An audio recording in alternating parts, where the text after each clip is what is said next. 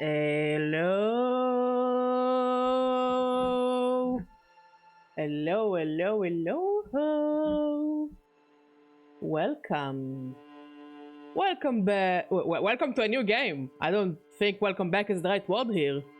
We're starting a brand new game of Disco Elysium. As you know, I did a poll. As an hour before the stream, we reached a three-way between Disco Elysium, Witcher 3. So the game that a good friend of mine wrote the paper on one. Ooh. I know that I played the game a bit. I'll say it like that. Wait, I'll finish the opening. And then I will tell you my experience with the game that I played when it only came out, even before the director's cut. So there was a three-way between this, Witcher 3 and Clair Obscur. All got the same amount of votes. By the way, the poll is still open because it will probably also decide the game we'll play after it, since Disco Elysium is only as long as you make it. So yeah, hey Zina. So yeah, we rolled the die and Disco Elysium won. And I feel like lots of people wanted to watch me play this game. That one game that no political streamer is willing to play it, because we know the reasons why. My experience with this game, I turned the main character into very hyper-aware, cynical person. And my character just gave up on playing the game, and he just quit. And I was stuck in a loop of him just wanting to quit over and over and over again. That's my experience with Disco Elysium. Now, if you're on Twitch, there is supposed to be a stream integration that you can help me decide on my choices and penalties and basically fuck with me. So you can still watch from YouTube and Twitch if you want. It's not working because I think I didn't start the game yet. And you can watch, you're supposed to be able to see the journal and all these things. We will, so, you know, it would be fun to play together in a way. Let's just start. I think last time I took a thinker, and it kind of fucked me over.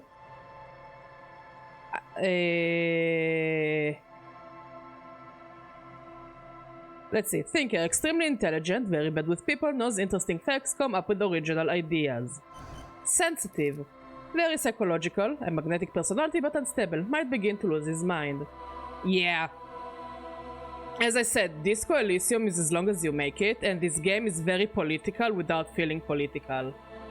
Which I think is one of its strengths, and I think that's why many people don't really play it on stream, because, you know, it will know how to show, you know, how they think and what they think. It's just like, you know. And hey, if Twitch chat wants to abuse me, who am I to say no? Oh, we have encyclopedia. Inland Empire. Physical. Extremely physical. Interacts with the world through his body. Gets things done, but dumb as a rock. Honestly, I think this time I want to play as an idiot. And yeah, as I said, this game is what you make out of it. Let's play as a dumbass. Wait, didn't you play a dumbass the last time you played? Or did you play sensitive? You played sensitive? I played as a thinker, and I feel like I got softlock because of it. Let's play physical. Let's be idiots. I actually know Jack all about it, other than that it has amazing writing and something class struggle. Yeah, pretty much. Also, you guys, chat moved. Chat moved to this area, because all the text is here. So if you want to read along, you guys are here. Yes, you guys have moved to a different apartment. Also, this should also read to us. The Furies are at home in the mirror. It is their address. Even the clearest water, if deep enough, can drown. There is nothing. Only warm, primordial blackness. Your conscience ferments in it. No larger than a single grain of malt. You don't have to do anything anymore.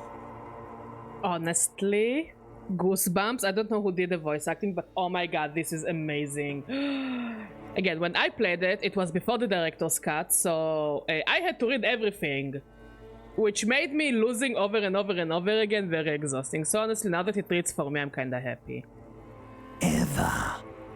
Never, ever.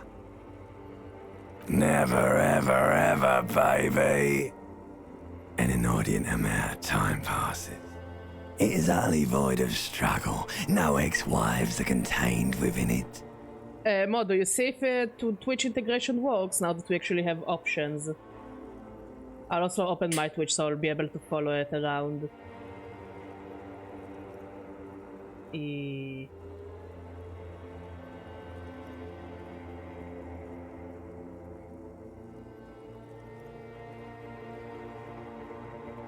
Let's see. It's visible. Wait, try now.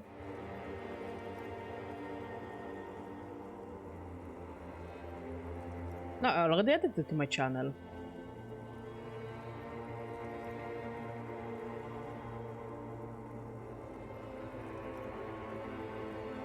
But let's hope for the best. You know, I will enter the options later. Okay, what was that about X something? An awareness creeps up on you. A mass lies hidden in your dead angle, soaking in some lurid acidic sauce. It's bloated and shameful, a ball of meat surrounding you.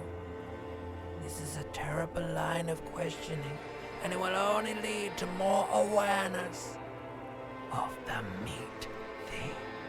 No, I wanted to know about the X something. Ex-love. Ex-tenderness. It is foolish of you to resurface to the loss. Not after all the damage you've suffered to get here.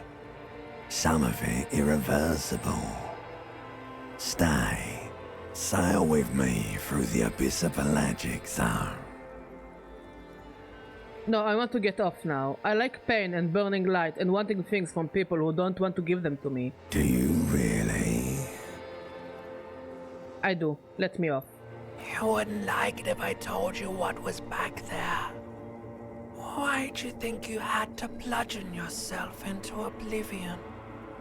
Or did you not sense yourself marinating? Poured so much on yourself, got a bit carried away, did we, Chef? Honestly, the voice acting so far is amazing. Fear and apprehension. You should ask what's out there first.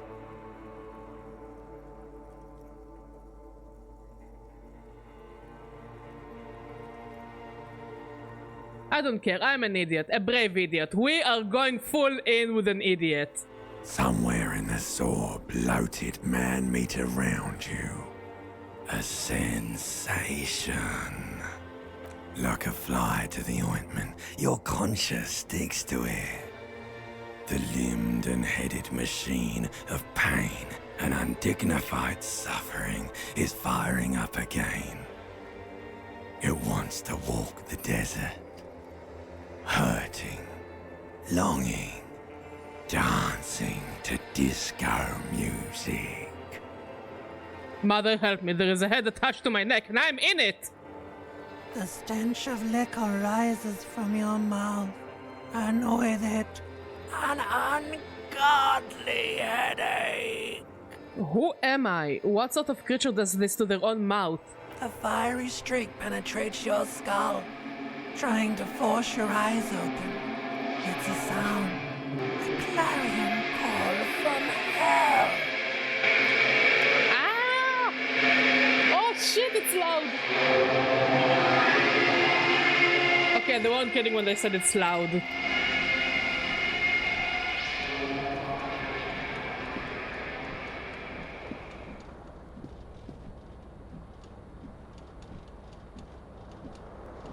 Okay, first of all, let's go to options. It's still connecting to server. So, I think it's mostly on their side if it doesn't work.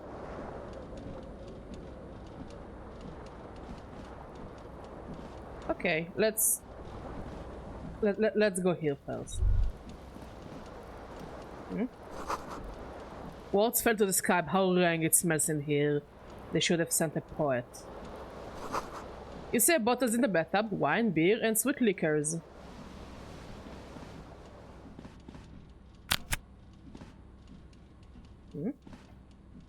Oh, that's actually really convenient. Can I dress him? Okay, he's technically dressed. Yeah, this is a badger Puran with plain stupidity. A mirror hangs above a bent and broken sink. In a fierce discharge of masculine energy, someone has ripped half the faucet off. Hot water sprays from the base and steam covers the mirror. You cannot see yourself, just the outline of a man. Suddenly, you realize you have no memory of the face that awaits you there, underneath the soft vapor. Wipe the mirror. As you slowly reach your hand towards the surface of the mirror. Abort. You clearly have not thought this through. You won't like what you see there, and you will never unbecome it.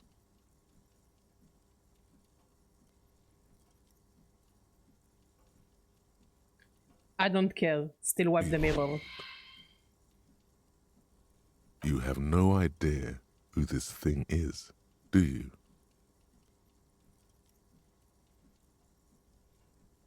Dear Lord, help me! What is this? Whatever it is, at least it's dead now. There's clearly rigor mortis on your face. Oh wait, is that an expression? Are you trying to make an expression with that face? I'm not making it. The face is making it itself. Please stop. It's horrible. You're scaring yourself. No, keep making the face. You can't, can you? It's like it's not even voluntary anymore. You have worn that grin into your face, and now it won't come off. What does it even mean? What is the emotion you're trying to convey?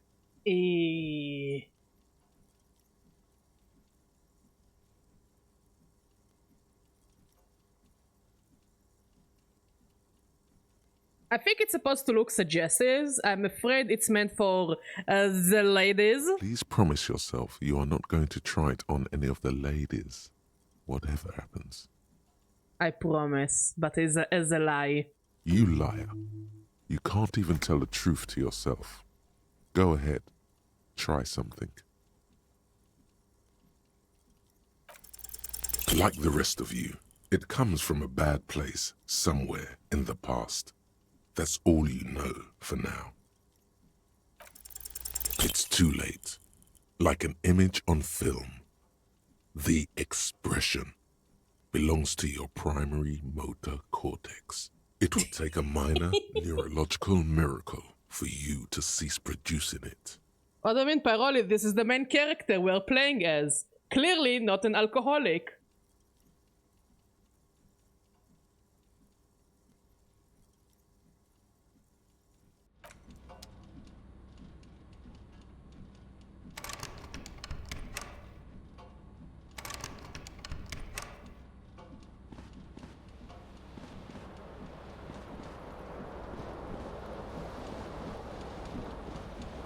This fan has two chain pull switches. One ends in a tiny fan. He looks like a politician pull after of a serial A truly void. horrific necktie is somehow Honestly, attached yeah, I itself see it. to one of the blades.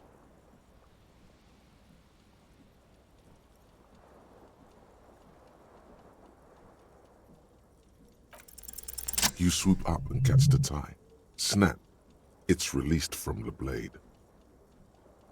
What you have in your hand is a truly hideous necktie with 4 or 5 different patterns. The knot reminds you of a noose. A terrible mistake. Turn the lights off immediately.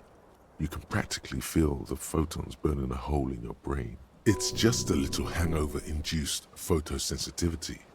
Don't overreact. Little black spots dance on your retinas. It's almost pleasurable. Oh, have an easy day, Pyroli. The blades come squeaking to a halt. Thank you, my friend.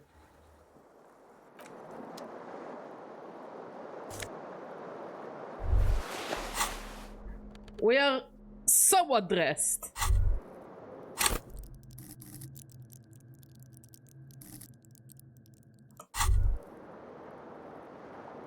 You hear a jingle. Keys are clinking in the pocket of your flare-cut pants. It says, whirling in rags, on the aluminium keyring. There is a single key on the ring. The number 1 is etched on it. It should open the door.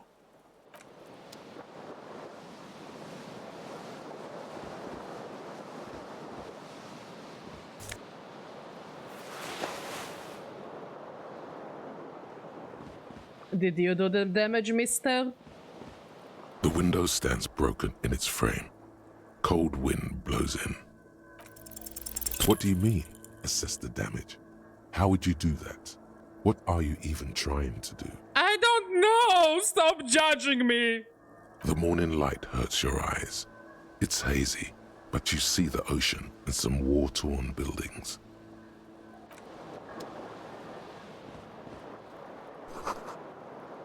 The magnum-sized bottle of Commodore Red is empty.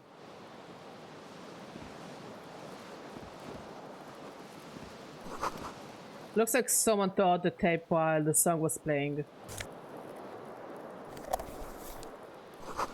The reel-to-reel tape player is still on, rolling empty.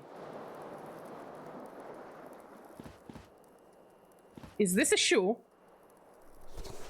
Left foot. Where is my other shoe?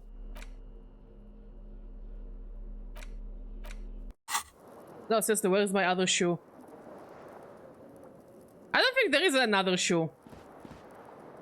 But we will manage.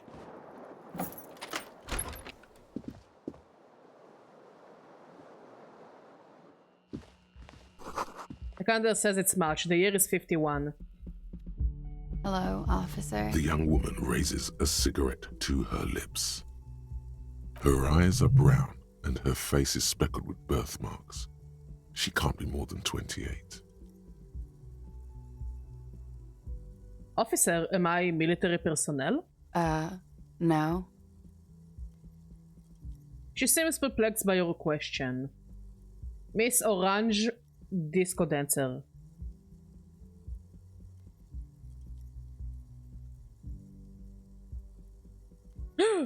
Truly the biggest plot twist ever, Skybreak. How are you doing, my friend?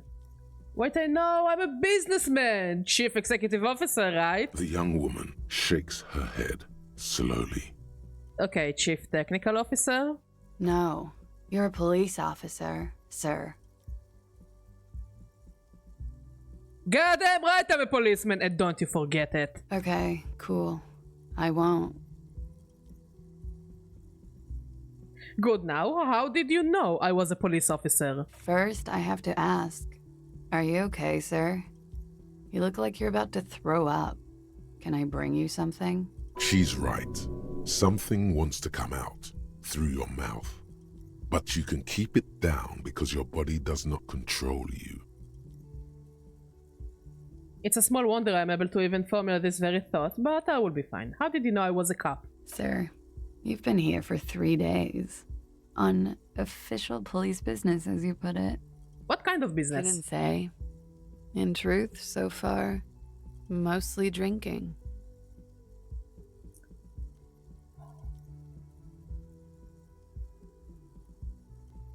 Fuck it. The words have already left your mouth. I want to have fuck with you, milady. What was that? That's not even how words are used. What did you say? Come on. Say it again. No, I don't want to. Come on, man. Freddy, please. One more time. I said I want to have fuck with you. Goddamn right you did. You crazy asshole, you. What kind of cop are you?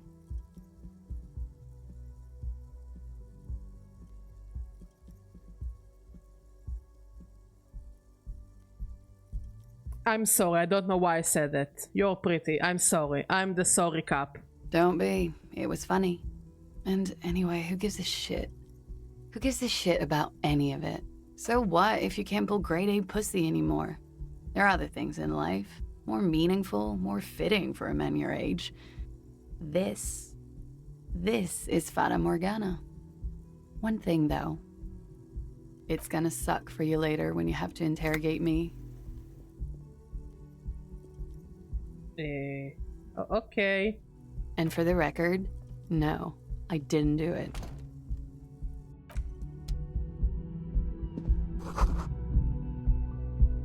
Looks like she left a nice long stab in the ashtray. It's still smoking.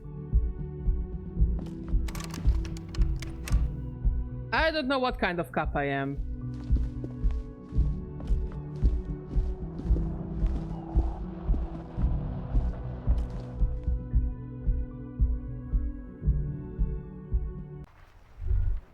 Oh, I found my other shoe.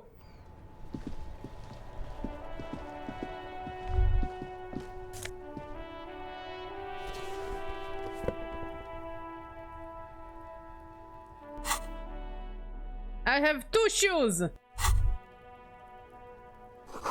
Gust of briny wind washes over you. There they both are. 2 identical shoes. Both copiously green and indiscriminately snakeskin. Reunited on your feet. Well, these do not look like normal cop shoes. It's pretty clear a normal cop is not what you are. You may be what they call a big dick cop. How do they fit? Good. They're balanced. Comfy. Feels like the only good thing about you right now, truth be told. I'll take whatever compliment I can get.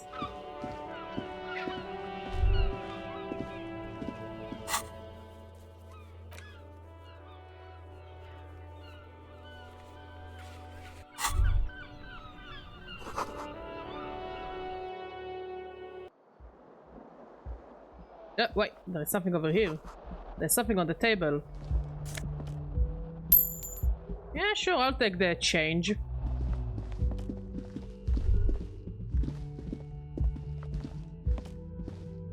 The door is closed. Knock. There is no answer.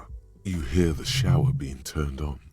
Somewhere inside, a tremendous loneliness comes over you. Everybody in the world is doing something without you. Swallow the emotion. The door is closed. This door can only be opened with a key or from the inside. As you hold the metal, you sense the warmth left there by her hand. Knock again. Still no answer. Knock again, much harder. Still nothing. You should punch a fucking hole in it. Suppress the urge. The murmur in your ears recedes slowly. Your breathing normalizes. I'm clicking That's the one blobs. lucky door. I'm doing the blobs. I'm doing the things. I am learning. I didn't miss anything. I touched everything in the end.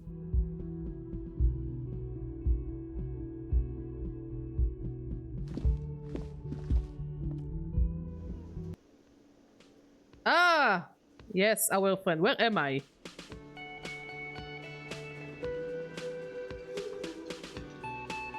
Yes, I know. I touched the random thoughts.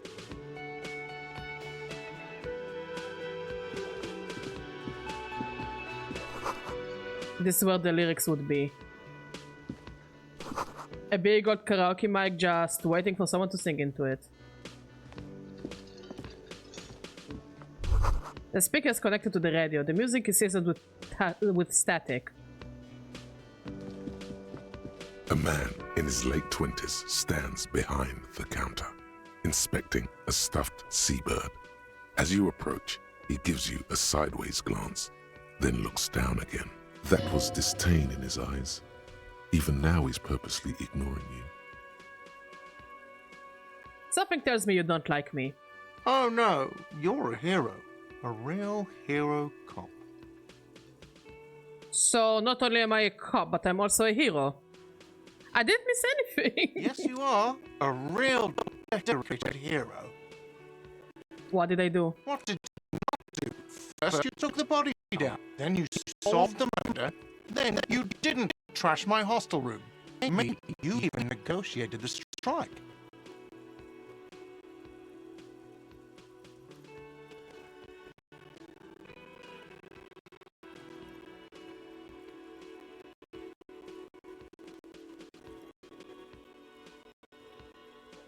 Is the music weird for anyone else? Like, I don't know if it's the headphones, but it was a bit choppy. It's in the game? Okay.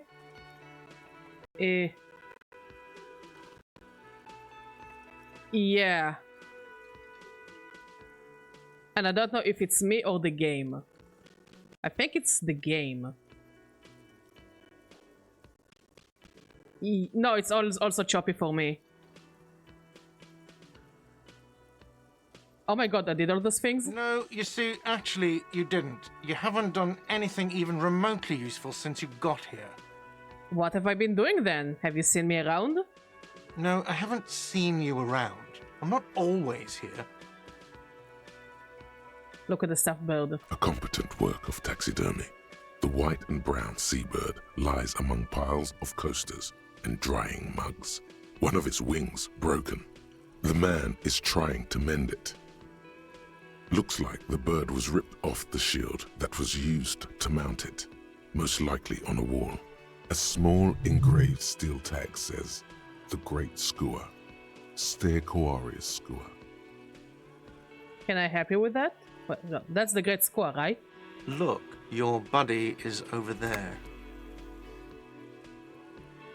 Why don't you go and talk to him, okay? What do you mean by my buddy? He pretends not to hear you, concentrating on the bird instead. Are you the bartender? No, I'm not the bartender. I'm the cafeteria manager. He's the bartender. He's very animated all of a sudden. This seems like a touchy subject. You look like a bartender. That period of my life is over. Not everyone who stands behind a counter is a bartender, okay? I'm the cafeteria manager. What's the difference? I have 3 cafeterias to manage. 3. Sylvie tends the bar here, not me. I'm only standing in. Where did Sylvie go? She just, you know. Okay. You should totally sing karaoke here, the first chance you get. Your emotions need to be expressed. People need to know your vast, oceanic soul.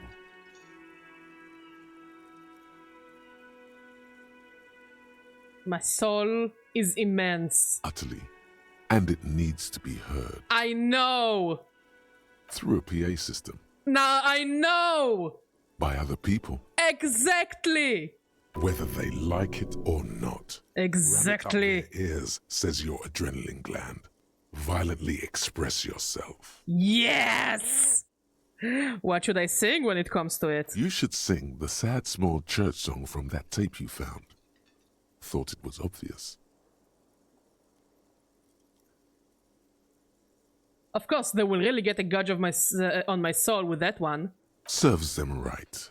Wipe that smirk off their face with your sad, tragic song. Who's laughing now? No one. Exactly. You would need another copy of the tape first, though. The one upstairs is destroyed. I have a mission. I am on a mission to sing.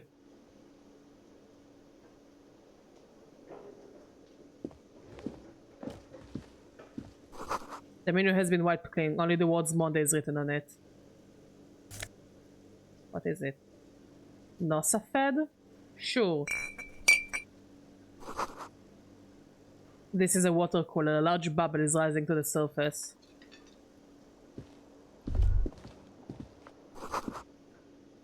The soft puff and electric juicer comes from the kitchen. Someone is working.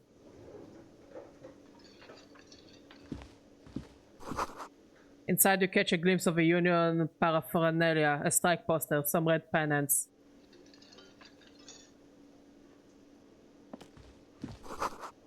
A sign reads, Mess hall reserved for union members. Doors open 4.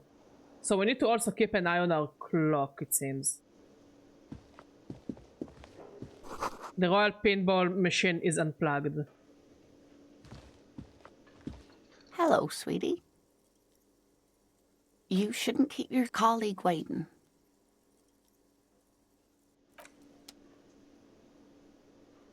Hello, colleague! A speckled man in an orange bomber jacket is tapping his foot on the floor. Looks like he's waiting for someone. You, as you approach, He narrows his eyes and extends his hand in greeting. On the sleeve of his bomber jacket, as well as on its back, are the same enigmatic white rectangles as on your blazer. Shake his hand. Hello. I'm Kim Kitsuragi, Lieutenant, Precinct 57. You must be from the 41st. You realize he's waiting for your name. Invent a name for yourself. Raphael Ambrosius Cousteau.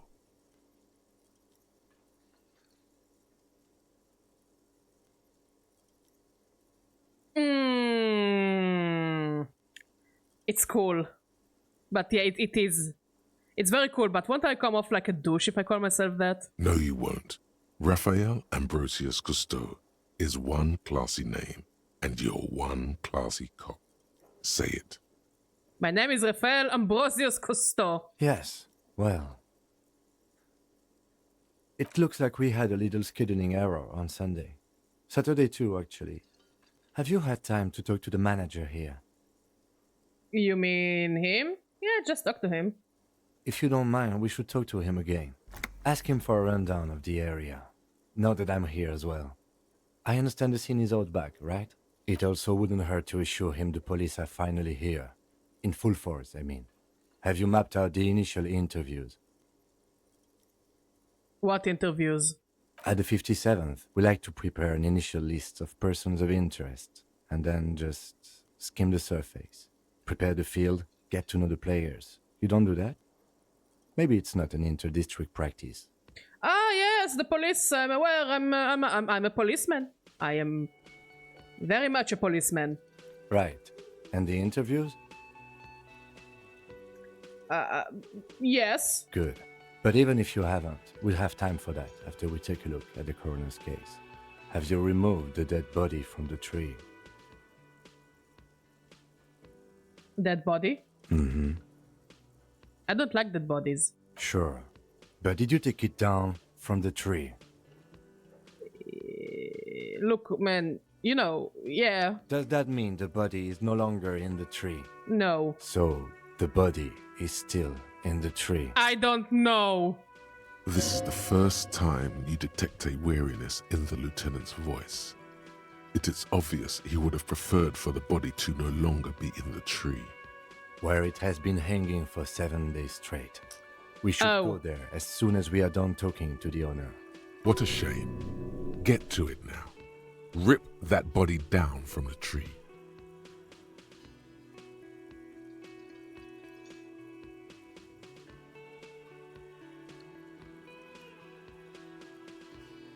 Oh, how can you be so sure I'm from the police? I was sent here to meet a detective from Precinct 41. You have the insignia of the Citizens Militia on your sleeve and on your back. I suppose you could be impersonating him. You could have gotten the insignia from the black market or forged it. But for now, I'm going to set those possibilities aside. I'm not from the Inspectorate General.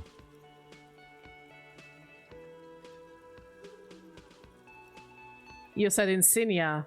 These white rectangles, you mean? Yes. But they're just white rectangles. They are not just white rectangles. They bear a halogen watermark with the letters RCM and a pattern resembling the street grid of Revachol West. I would ask you to step into the headlights of my motor carriage, but again, it's none of my concern. I just need you to do your job. But shouldn't I have a badge or something? You mean you don't have a badge? I have my badge! I am a policeman and I have my badge. Oh, if you didn't have your badge, then that would be very bad. You would need to report it on my shortwave. But since you do have it, we can go straight to the task at hand. Don't worry about the body. I will rip it down. After it's been up in a tree for that long, any kind of ripping is inadvisable. Oh. Delicate goods, filled with stinking horrors. What if I told you I'm not really a police officer? We all feel that way sometimes. There is no such thing as a police officer, I'm afraid. What remains is that there is a dead body in the tree. Someone has to figure out who put it there. If we don't, no one else will. But first, we have to take it down. But I can't remember anything. I can see you drank last night and the night before, that you are still drunk now, but I have seen officers go through worse. Much worse. If you need something for your headache, there is a general store nearby. But as I said, the dead body should be our #1 concern. A painkiller would be good about now. This thing is pulsating with discomfort. The best cure for a headache is, of course, morphine. They won't have that, so cigarettes will have to do.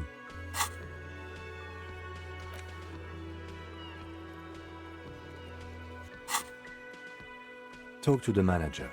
Then we go out back and take the body down. After you, officer. Lieutenant Kitsuragi is now in your party. You can talk to him whenever by interacting with him. Oh, that's lovely.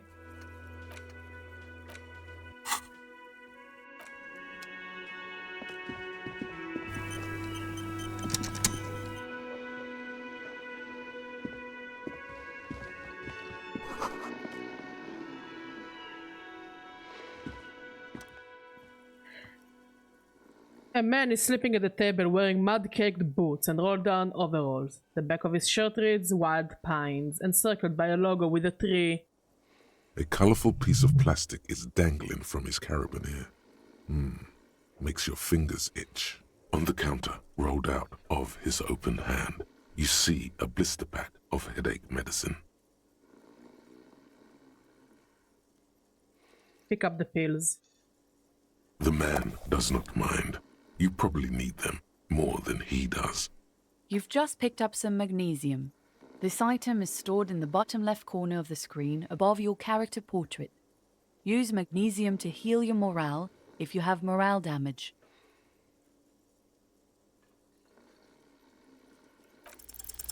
There is only one way to wake this bone idol from his slumber.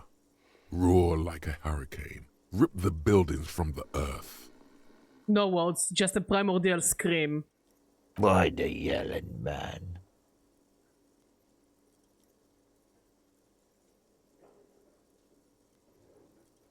I just wanted to see what would happen if I yelled. Congratulations. You've seen the future. Now, if you excuse me again, officer. Tell me about Wild Pines. That's the name of my employer. I work in logistics. He doesn't sound too enthusiastic about this. How's that going? How's it going?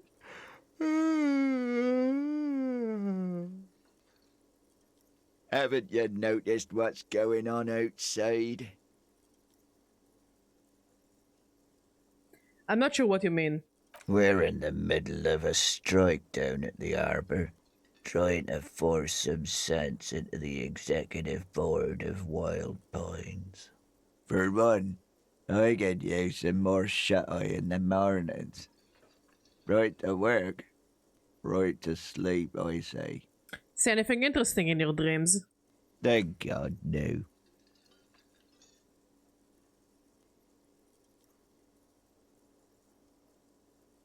Tell me, was it a bliss free of X something? The worker stares at you, his eyes dry from sleep. A web of wrinkles covers his tanned forehead.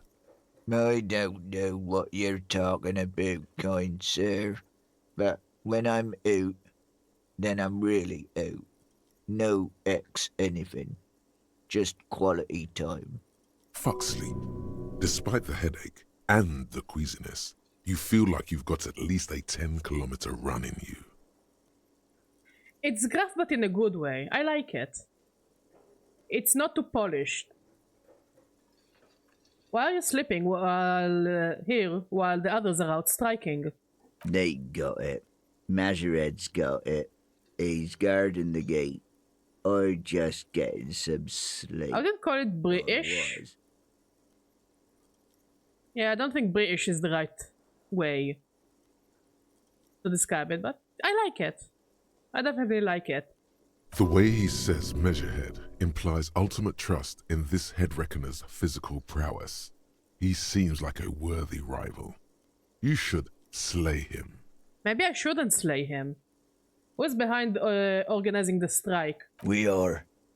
The workers. The union. We know what we need. what's right for us. You mean there is no leader? Okay, I guess there's also Everard. He's in charge of the Union. He's smart, knows how to negotiate. He's got our back. What about the dead body in the yard? Yeah, what about it? I'm just trying to find out what you know about it. You know, people die here every day. Someone's found in a ditch, another one falls in a manhole, a third one gets eaten by stray dogs. If someone has decided to die on top of a tree, then how is it my concern? Someone has to look into it. Looks like I'm that someone. Tell me what you know. I can tell you this. Trouble's ahead. You have a pretty solid feeling that the man's not just mouthing off. He's strong, but even he has reasons to be cautious here. What trouble? You heard what I said. Draw your own conclusions. That's all I know, and I prefer to keep it this way. The lieutenant gives you a little nod, then makes a note in his blue notebook. So Union people think he was a killer, he thinks. Even sleepy hair. This doesn't help a lot, but it's something. Good work, detective. Yours? Points at the bottle and the split rum. Indeed. Help yourself to some. Wait. No. Oh, it's empty. Sorry about that, pal. Alright, I will let you sleep. The dock worker doesn't answer. His head is already back down on the table, in sweet sleep.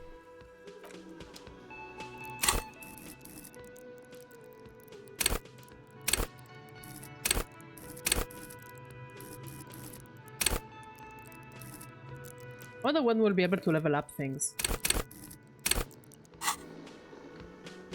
What? Let's go and talk to Mr. Guy. Mr. Person. The man with the unimpressive beard notices you approaching. He drops the ledger he was holding and turns to the lieutenant. Mr. Gart, right? You run this place. Yes. I am Kim Kitsuragi from Precinct 57. This is an inter-district investigation, so joining me from Precinct 41... I'm currently in between names. The Harbinger of Ruin. I'm currently in between names. Fantastic.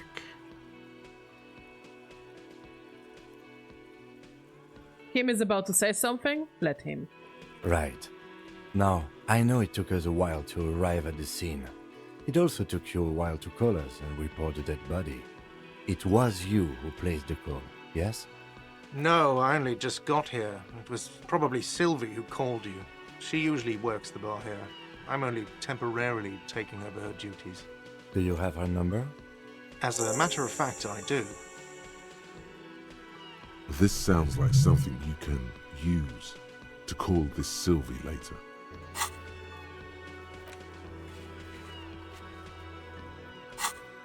You said you just got here. From where? Are you a local? What, of Martinez? No. I live in Jamrock.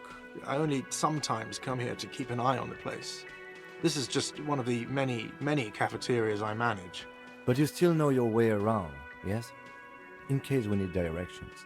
Yes, I know where some things are, but as I said, I don't live here. I just used to work here. And I'm not going to start working here again, if that's what you think. I didn't imply that. Detective. Who, me? Yes, Detective Cousteau. I have everything. You? Oh, you mean... do I have questions? Yes, yes. He means, do you have questions for me, like a police officer would? Define police officer. Where exactly is the body? Behind this building, there's a courtyard. They hoisted him up on a tree there. And how do we get there then? That's easy. See that door there? First you exit through that. Then, to your right, you should see a big hole in the fence. A really big one. You can get to the courtyard through there. No need for the keys. The hole is big enough for the Franco-Nigerian cavalry to fit through. Who killed him? I don't know who killed him. I'm not the police. That's your job.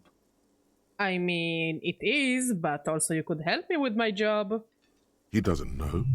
He just said they hoisted him up on a tree. Who is this they? Before you said they hoisted him up on a tree, who did you mean by they? People are saying it was the union dock workers, that it was a lynching. Who exactly is saying that? The locals, customers, the people who eat here. A lot of dock workers eat here. Sylvie told me everyone knows the dock workers did it. Did the debarders themselves tell her this, or is it a rumor? I don't really know. You'll have to ask her. Why would dock workers lynch this man? I would suppose it's because they have nothing better to do. Oof. You mean the strike? Yes, the strike. The man they hanged was a security guard for the harbour company, I hear. A mercenary. The unionistas probably thought they'd send a message. Did you kill him? What are you, crazy? Of course I didn't kill him. Suddenly you tense up. Blood is being pushed to your muscles. You should hound him on this. Hound him hard. The prey drive says. Okay, I'm not gonna hound you on this. Oh, thank you. I have another The question. lieutenant turns the page in the little notebook he's been scribbling in. Why did Sylvie go away? She went away because none of your business. This is the second time you've avoided the subject. Oh my god, what is your obsession with this Sylvie person? Get over it. That's all. Let's go. Not so fast. You owe me 130 real.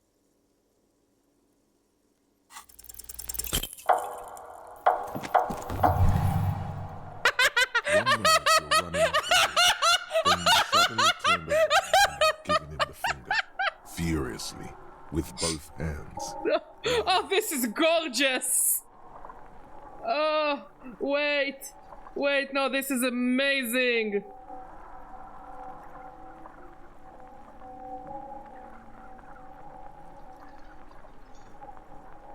No, I need to screenshot it.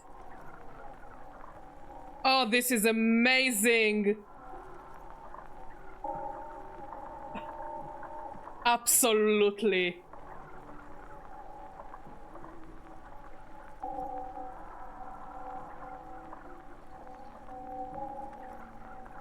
Why did I do this? Why did I have to use both my fingers to flip him off? Why both? Watch out! Do you understand how I die very easily in this game? Everything goes dark. Back so soon. So worth it. Admit it. You just missed the quarter light. The darkness on the edge of town. I was wrong to let you go. I should have kept you here. Is it bright where you are? Is it terrifying? Have you felt the love? I sure as hell haven't felt no love. That is too bad. We all need a little love. Are you okay? No, you have sustained a trauma to your lower neck. In addition, you have strained your left trapezius muscle. Pain surges down your back when you move. No, are you okay? The chair took the brunt of it. Don't worry. Are you sure, ma'am? Yes, yes. Check on him. Sir, I didn't mean for this to happen. I'm sorry. This has always been a cop-friendly place. The drinks are on the house, okay? Yeah, I don't have to pay, I On the win. tab. I still have to charge you for 3 nights and the broken window, though. That's 100 square. With your back against the cold mosaic floor, you feel the pain recede. You just need to get up and dust yourself off. Thank you for your cooperation. Don't thank me yet. You still owe me 100 real. If you don't have it by tonight, I just can't let you up there.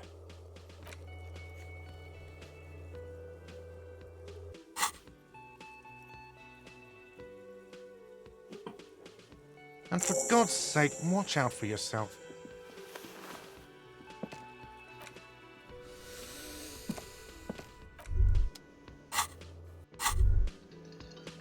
By the way, where is home?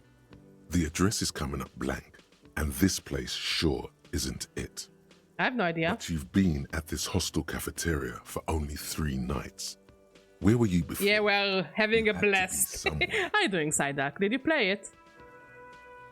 Planescape Torment sequel. Kinda.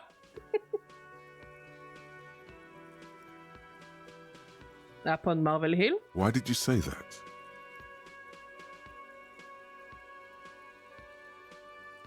Lieutenant Kitsuragi, do you know a place called Marvel Hill? No. Go for But it. isn't that an expression, not a place? An expression? A saying. Up on Marvel Hill, a great high place. One that is impossible to climb back to. Damn, Kitsuragi, you're so clever, I love you. You definitely make up for me being a dumbass. That doesn't sound like somewhere you can stay if you run out of money.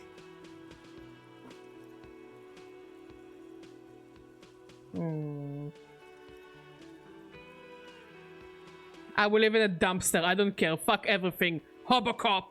Yay! Hobocop! Entertain the thought when you get the time. Maybe being a hobo and a cop has its advantages.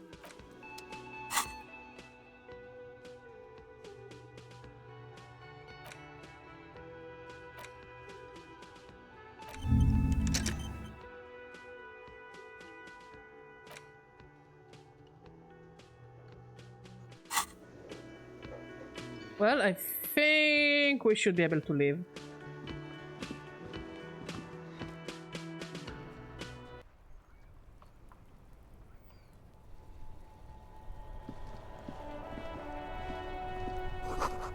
The snow melts in this wheelbarrow.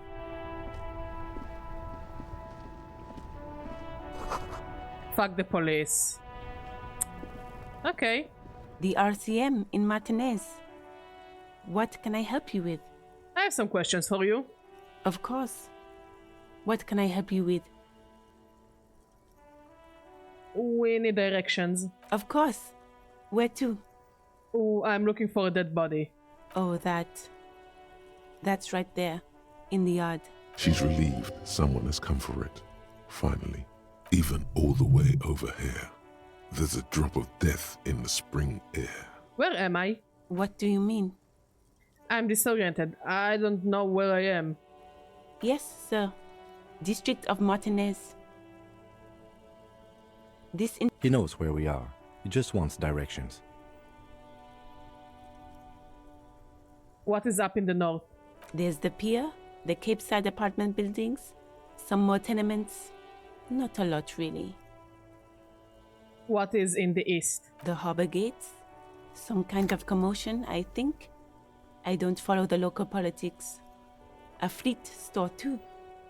What is in the south? Some shops and a bridge. The canal bridge leads to the coast, but it's broken, I think. Some kind of accident, probably. What is on the other side of the canal? Just coast. There's a little fishing village there, and a fish market. But that got closed down ages ago.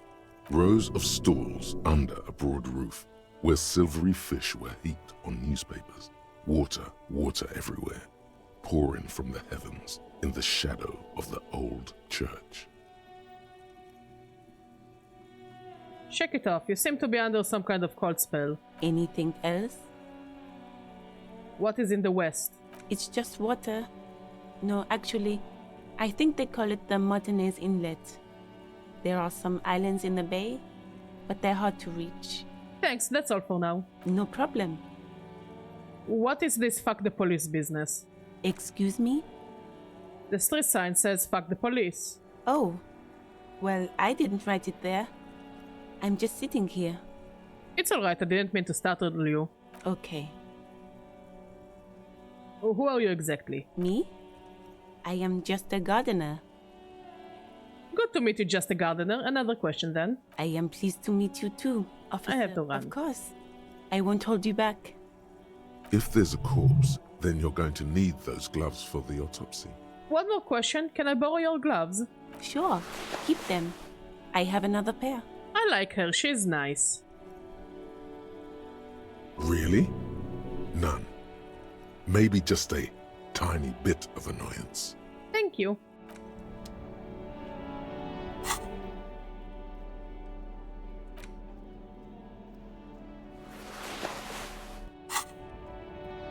Well, we'll talk with this guy later. Wait, we need... I think this is Kim's car, so... we can talk about with the guys about the badge. A motor carriage. The bodywork is covered in blue and white livery, bearing the number 57. Vapor emanates from the large engine on the back of the vehicle. It hasn't had time to cool off yet. In the cabin, you are welcomed by a set of steering levers, a radio microphone on a hook, a pull-out toolbox under the seat, and the soft glow of the fuel preheater gauge. A scent of leatherwork and heavy fuel oils washes over you. Pick up the radio. The frequency tableau lights up, and a green button labeled Prime Line glows like a feline eye. And then you hear something. The soft purr of electrical kittens. Radio waves cast far and wide over the metropolis. A woman's voice greets you through the static. This is Precinct 57. Hello, Lieutenant. How may I assist you? You're French! Hopefully it won't be an issue for us later on. Hello, Alice. Please assist our colleague from the 41st Precinct here. I'm putting him on. Operating the radio is easy. Just be confident. You've probably done it 1,000 times. Hi, Alice. This is the officer from the 41st Precinct. Speaking. Nice to meet you. This is Officer Alice Demetri. Yeah, they all have accents, but the problem starts with the French one. Hopefully it won't be an issue. Under the green Prime Line, a yellow saved button catches your eye. You wonder what the lieutenant's default radio station is. Could you connect me to the 41st Precinct? I have something I need to report. Just a second, officer. 10-2, 10-5. This is 41st. Come in. He's even more French. Ah, this is me. Here, I work at your station. 10-4, what's your status? Over. My status, 10-18, 10-20, over. Please just talk human to me. These numbers mean nothing to me. State your message, sir. Over. I need to report my badge missing. But you said... never mind. Kim, please. I have my badge. I just need another badge. 10-9, repeat message. Over. My badge, I can't find it anywhere. Basically, it's gone. 10-4, message received. This is a very serious situation. I need to 10-22 the captain. Over.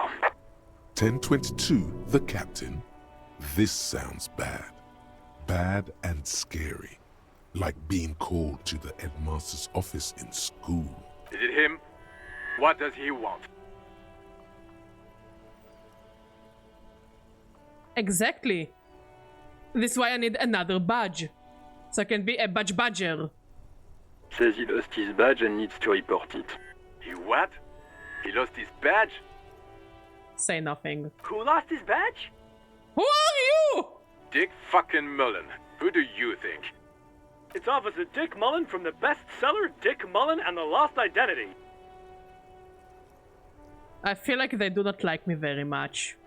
Dick Mullen is not your name. It's the name of a fictional detective who would not lose his badge. Gee, thanks, Encyclopedia. Defend yourself. Immediately. They're laughing at you.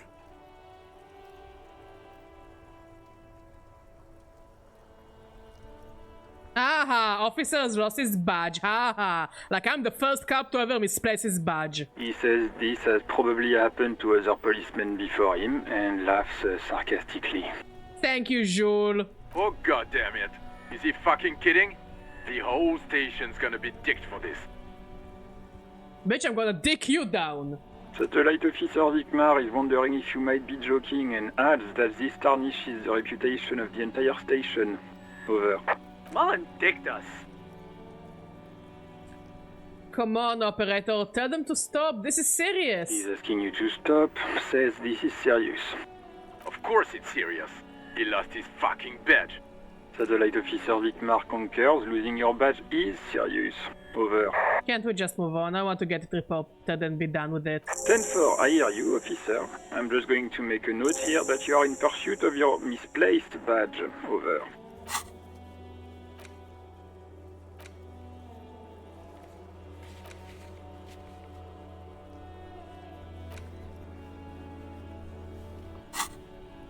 Fuck me. Mac, come here. You've got to hear this. Dick Mullen lost his badge. What's going on? Who are you? Super Cop here lost his badge. Who are these people? He lost his what now? I feel like that one scene in SpongeBob that Patrick is like, "Who are you people?" His badge. He lost his goddamn fucking badge. Could you all please just stop saying lost his badge for a moment? He asks you to please stop saying he lost his badge. Why? Did he find it? Sergeant Person was wondering if you found your badge yet. Over. You don't have a comeback. Sorry. It's hard to think like this. He's not replying. Looks like he's still looking for it. Enough with this now. I have other things to discuss. 10-9, come again. I didn't get that. Over. New heights even for Captain Sober. Ask him. Ask him if he's lost his gun, too. I hate them. I want to quit. I want a different job. Sergeant Orson wants to know if you lost your gun too. Over. Check your pockets. Check your... Holy fuck. You don't know where it is, do you? I don't have my gun? No. It's gone. It's not fucking on you. Oops. 10-9, come in, officer. Did you get my question? We were wondering about your gun. Over. Even before you can get the words out, everything gets scrambled in your brain. No, of course I didn't lose my gun. My fun, gun. Fuck it, I didn't lose my gun. He says he didn't lose his gun. Or his fun, whatever that means. Ask him to describe it. His gun, not his fun. Just the gun will do. Satellite Officer McLean requests a description of your weapon. Over. The fuck do you need a gun for? Look at the pythons on your arms. You are a gun. The biggest one in the world.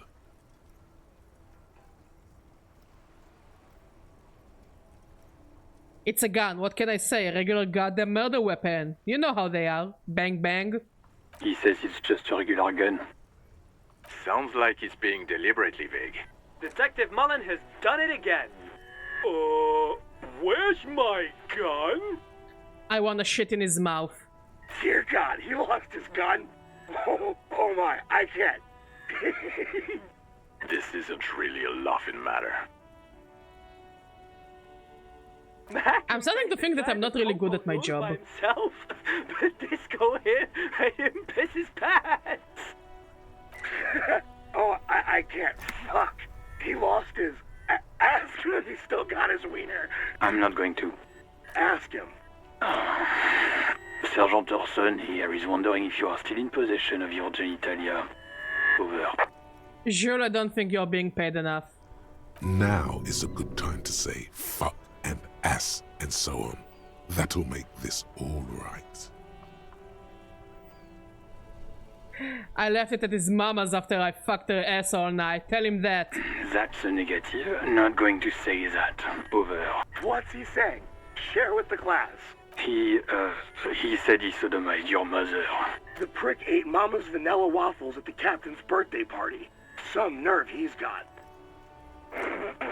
Sure her vanilla waffles were the only thing he ate? Shut up, Chester. This isn't funny. This is my mom we're talking about. Yeah, come and talk to me face to face.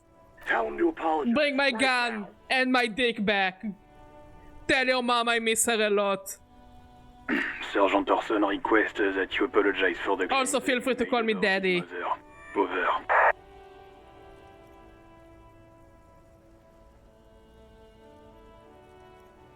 Hey, if you don't like the Fallout, maybe don't fuck with the Firewalker. Like he says you shouldn't have antagonized the Firewalker in the first place. Who? Satellite Officer V. Fire? Walker. I'm afraid he might be referring to himself as Firewater, sir. Firewater? He's lost it. Fuck it. Tell him to find his goddamn badge and gun. That's the only thing that matters. Satellite officer I heard him and I'm on it. 10-4, affirmative. Officer is in pursuit of his firearm.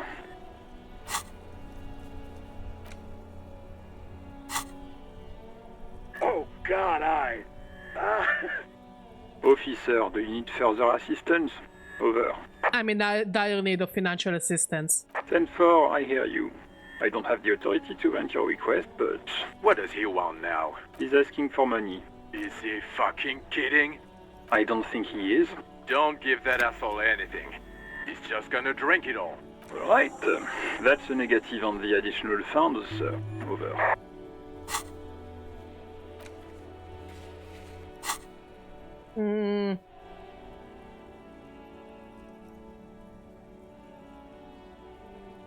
It is paramount to the investigation that you grant me more money. He says it's important to the case. He isn't getting a red cent. You can tell him that. Request denied, sir. Over. Nothing is working. Please, I'm begging you here. I don't even have a place to sleep tonight. He says he's in trouble. Doesn't have a place to sleep. Well, I guess he'd better crack the case before sundown then. Vigmar said... Okay, I heard you. No funds. Anything else, sir? Over. That might sound odd, but there is a personal detail I would like to discuss. Okay, 10-4, sir. I hear you. Relay your question. Over. Wait. Before you say anything stupid, think it through.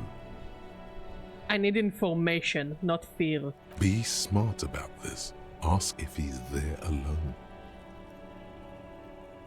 10-4, sir. I'm not hearing your question. Hold on, are you alone in the room? I need some confidential information about myself. That's a negative, sir. I got a 10-12 here. Over.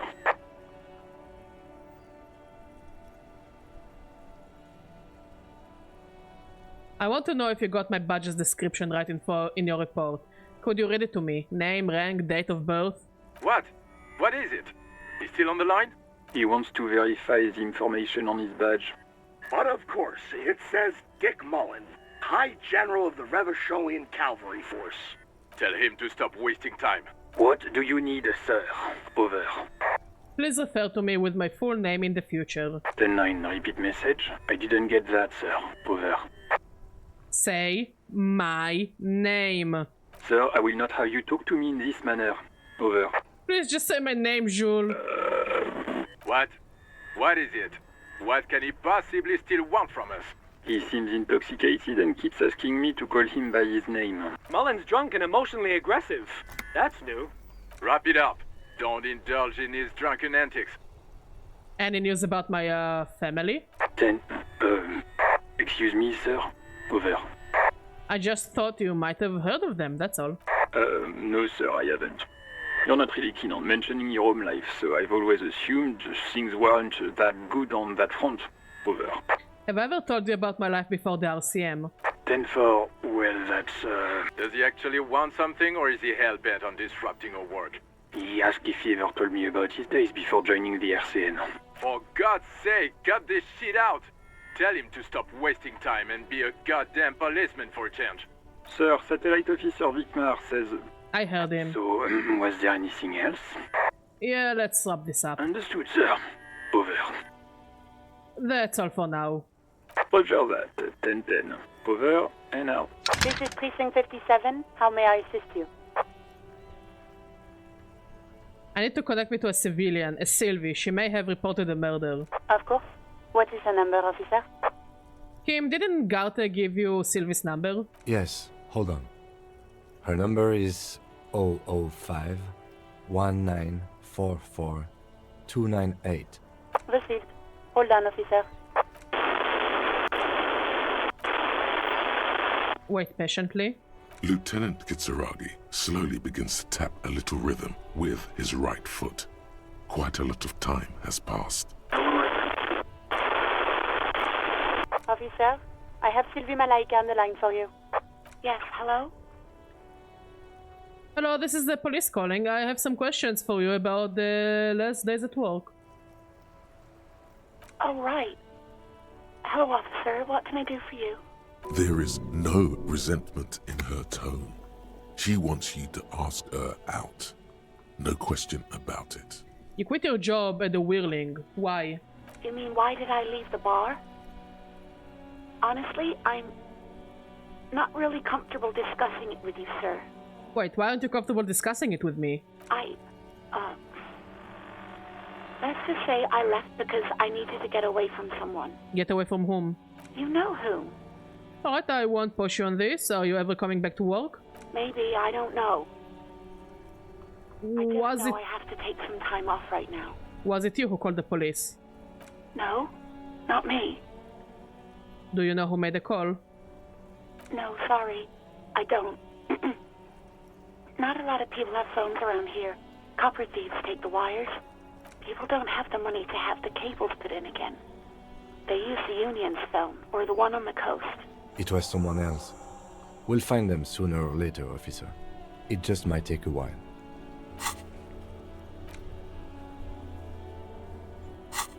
But why didn't you call? Didn't the cops behind your workplace bother you? What? Of course it bothered me.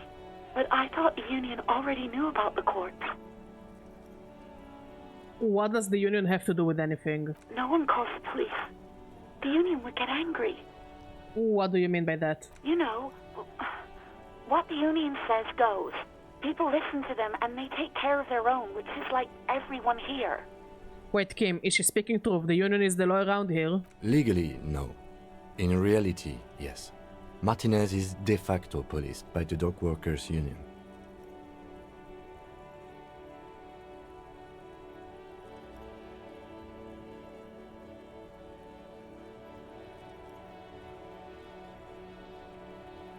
Tell me, why exactly did you let the cops hang in your own backyard for weeks instead of calling us? I didn't want to get in trouble with the others. Push her further. Show her the error of her ways. What others? The other people who live around here. Local people. I didn't want trouble. What trouble? You don't live here. You don't understand. Squealing is frowned upon here. Everything is dealt with, well, by the Union, internally. Please, I just didn't want any trouble. I see, don't worry about it, I understand. You do? What else can I do for you? Next question. Yeah, go on. Have you seen my badge? Yes, I know who you are. You're a police officer. The law. My badge is missing, have you seen it anywhere? Oh, no, I haven't, sorry. Real policemen have uniforms too, by the way. Where's yours? Him doesn't have a uniform and he seems real to me. He's in plain clothes, voluntarily. It's different from not knowing where your uniform is. Oh. Have you seen my gun? Please, no. Not this again. Everyone saw your cool gun, detective. I think she's talking about my dick. I showed you my gun. Where did it happen? You were trying to impress some people with it. Everyone was eating and... Sounds like it's going to be bad. Do you really want to know? And what? What did I do? You were waving it around in everyone's face, begging them to describe it. You said it calms you, and then you started making suicide jokes. It got pretty graphic. Again, I don't know if she's talking about a gun or a dick. People tried to back away from you, or even slip out of the door. But you screamed. I am the goddamned law, and you have to listen to me. You are all suspects in a murder investigation. Why would I threaten to kill myself? I mean, look at this one. I would love to stay. There is silence on the other end of the line. Okay, I don't know what to say. Me neither. Yes, but what happened to my gun? No idea. All I know is next you were waving around money instead, saying things like big bucks cannot lie and guns can't buy money, but money can always buy guns. It almost looked like you pawned it, but believe me, I did not ask. Oh. What should I level up? Ooh. Yeah, let's go for logic. Maybe something interesting will happen.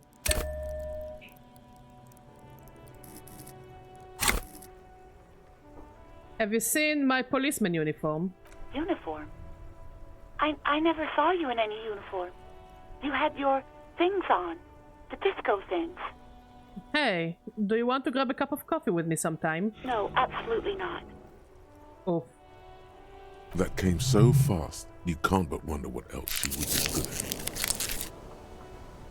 at. What would she be good at? Baseball, ring-a-bell quiz shows, catching keys in the air, petting an angry cat. I think I got everything I need, thanks. I do hope so. Please, don't call me again. Bye. Wait, why does she seem angry with you? No, she doesn't have a problem with you. It must be someone else she's angry about. Some other guy. Like Gart. Yeah, that's definitely some other guy. Like Gart. You know women and their constant problems. Yak, yak, nag, nag. How's one supposed to get the love going like that? That's where you step in. You're Lieutenant Love, matchmaker extraordinaire. Help the poor girl out, lest she turns into a spinster. I am happy to help, but maybe I could do so without all the internalized misogyny. What misogyny? I'm just telling you. I don't know, I have the option, why wouldn't I do that? Can't a man be honest in his own head anymore? Who knows, maybe something funny will happen. See, I made a funny option, then I did 2 middle fingers, and then I crashed into a wheelchair. That was funny. Easy now, you know, with me, comedy above everything. You have to act, Lieutenant Love. You have to calm that hysteric down. Tell it you've got everything under control. Then go and have a little boys' talk with God himself. Think you can do that, Lieutenant Love?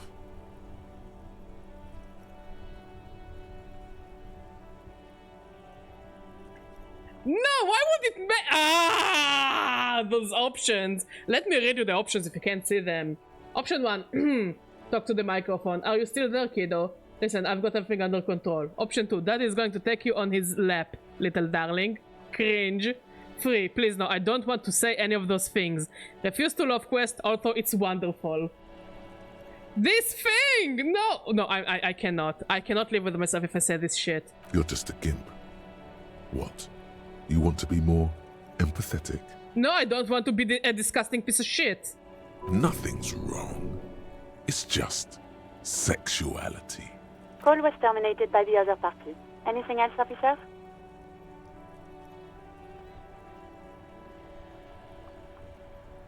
Ignore Alice and press the button labeled saved. As always, it's DJ Mesh and Fellatio, and you're listening to Street Freaks FM, bringing you the hottest, the nastiest, the most vulgar. A flock of seagulls takes Thank off you, love. nearby, startled by the roaring radio. Right away, the lieutenant reaches into the cabin and turns off the radio. He's not looking at you as he says, Someone must have been messing with the radio, or maybe picked up a random frequency. You wanted a prime line, right?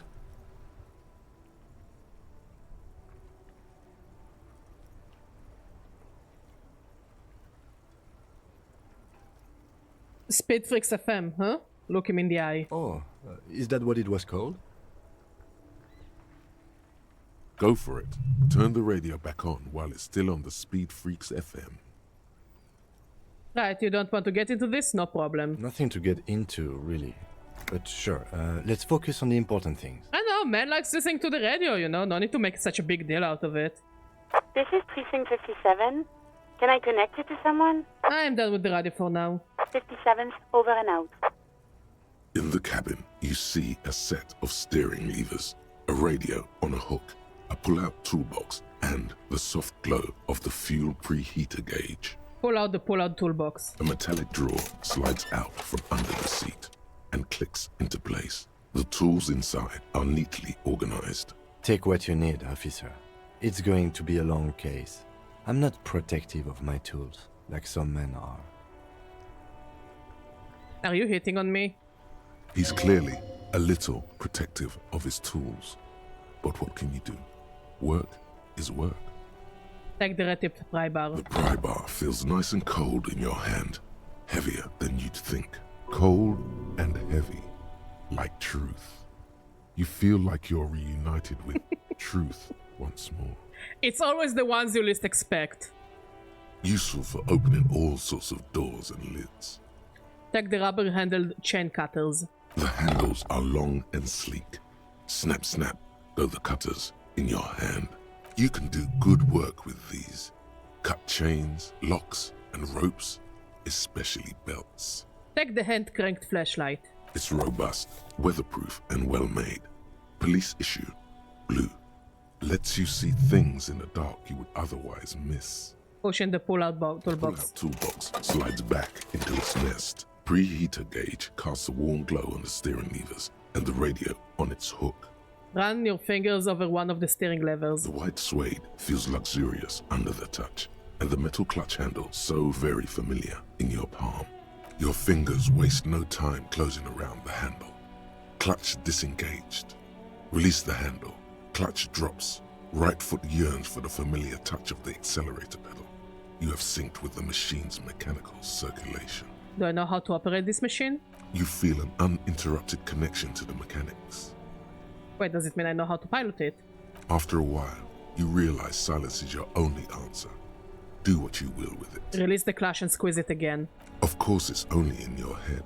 Of course it is. But it almost feels as if the clutch handle is gently squeezing back. How are you, my friend? The smell of freshly treated leather, the lack of dirt and dust on the dashboard, and a neat little brush in the cup holder, all seem to be whispering. I'm good, cherished and cared for, in the hands of a tending owner. Where have you been? At the bottom of the sea. Oh.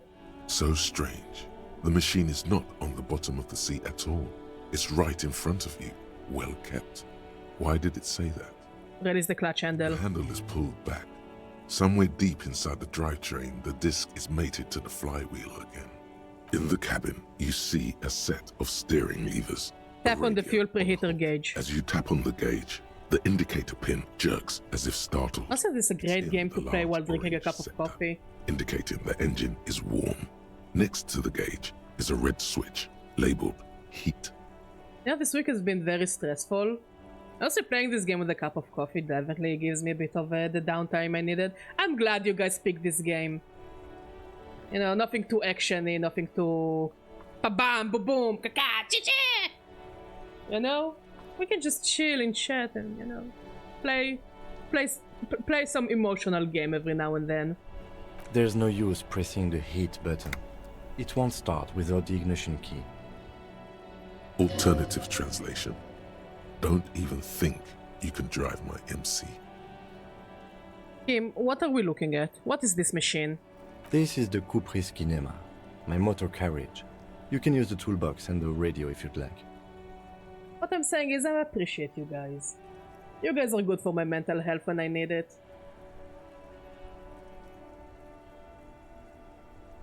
You know, every now and then.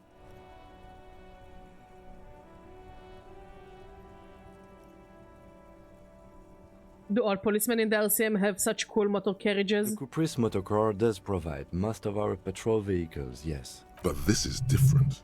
This is a sports model. I might be wrong, but this one is a sports model, right? You're right. I didn't take you for a motorcar enthusiast. Do you also like Tip Top, Detective? What's Tip Tops? An interrissolory racing series. You should definitely give it a go if you like motor carriages. It has fantastic competition. Can we turn it on and drive somewhere? No, I'm afraid not. We have a murder case on our hands, remember? Okay, but what is a motor carriage? A motorized vehicle, officer. I'm sure you are familiar with the concept. We've had these for nearly a century. In the cabin, you see a... Okay, let's go and take a look at the dead body. Yeah, we got a bunch of tools.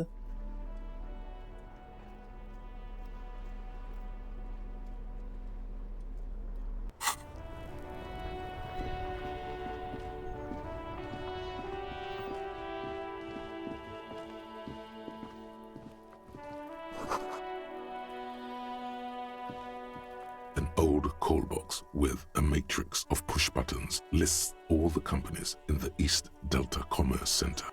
Okay, we will talk with this later. Let's deal with the murder because I think at 1 p.m. something should happen in the hotel. The brown slush that covers the plaza mosaic. No, these tracks are not interesting at all. Let the street sweeper just sweep them away. Why am I looking at this? Cop habit.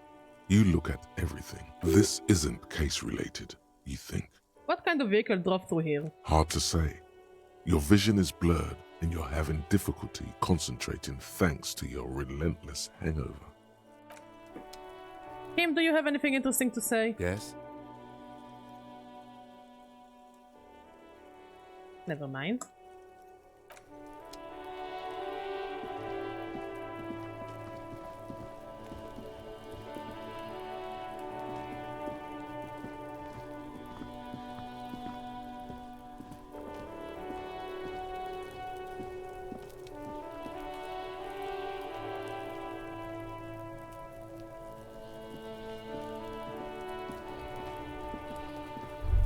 There are several footprints in the mud, left by work boots. Anywhere from 6 to 12 pairs have walked here.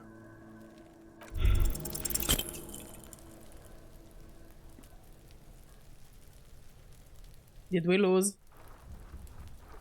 I hope so. Despair creeps into you, getting fat on your weakness. Whatever noble intentions you once had as a police officer, it's eaten them all up now. You're still coming up with sentences. That's a step up from total annihilation, right?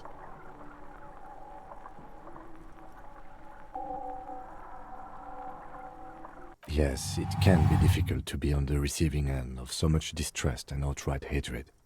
Nothing you can say would make you feel any better now. Cop gives up the detective genre for social realism. Another police officer resigned from the RCM. Yeah, this is usually the endings I got when I played the game.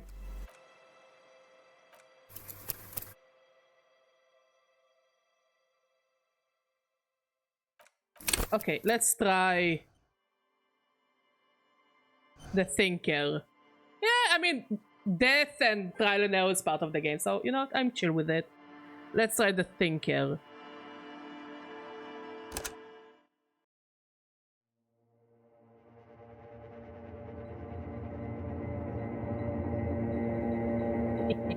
Oh no, because Badger is too cynical, Badger gets the cynical endings.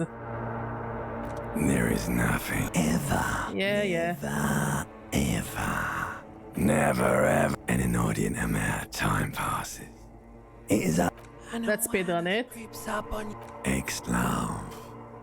Do you really? You wouldn't like it if I told you what was Don't back give her skeleton. I mean badgery. Also, where is the new hat for the game? I don't know what hat to give for this game. Like a fly to the ointment, your conscience sticks to it. The limbed and headed... The stench of liquor rises from your mouth. I know a fiery streak. Somehow, you know. There we go. Attempt number 2. Detective Aten a peep. A peep. We'll think of something.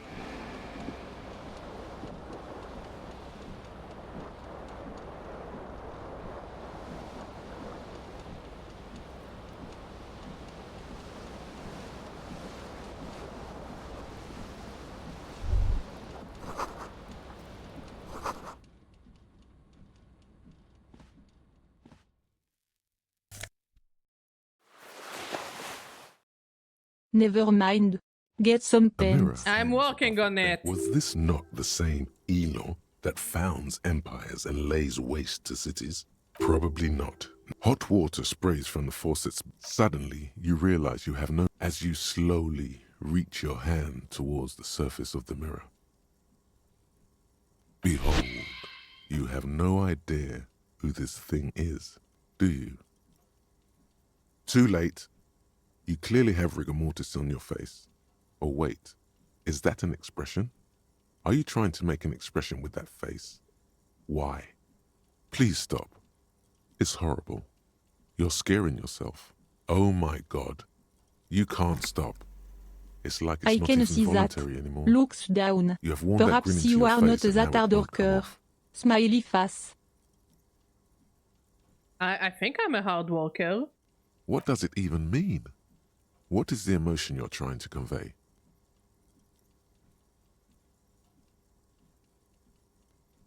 You should check yourself for a pulse, superstar. From here it looks like a cadaverous spasm. You find no sign of life on your swollen neck. However, putting your hand on your chest reveals an irregular heartbeat. You appear to be alive, for now. Like the rest of you, it comes from a bad place, somewhere in the past. That's all you know, for now. Like, it's not my first time playing it, I just never got far because Badger did stupid decisions. But I do like this game. It's just, you need a lot of patience. It's too late. Like an image on film. The expression belongs to the primary motor cortex. It would take... Well, we're still stuck with that ugly smile.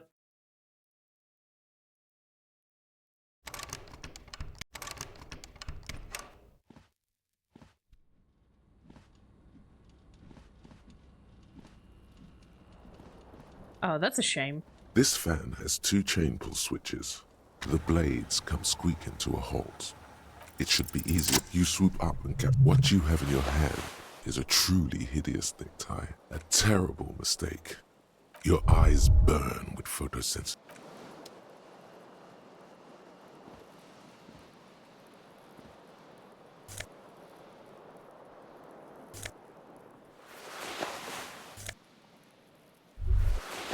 You hear a jingle.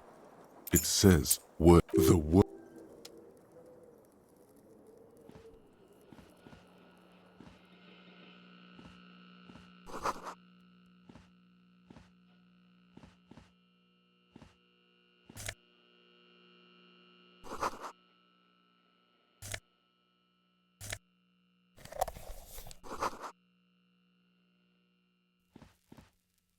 Oh, okay, Zina.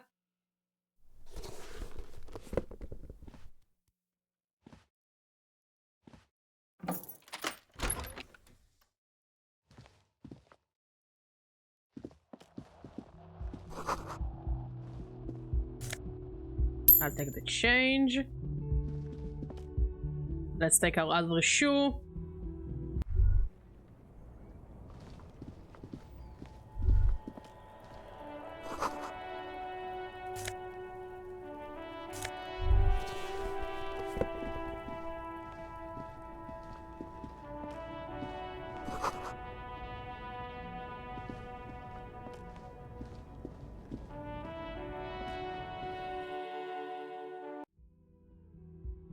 Okay, now let's be normal. Let's try to act normal with the lady.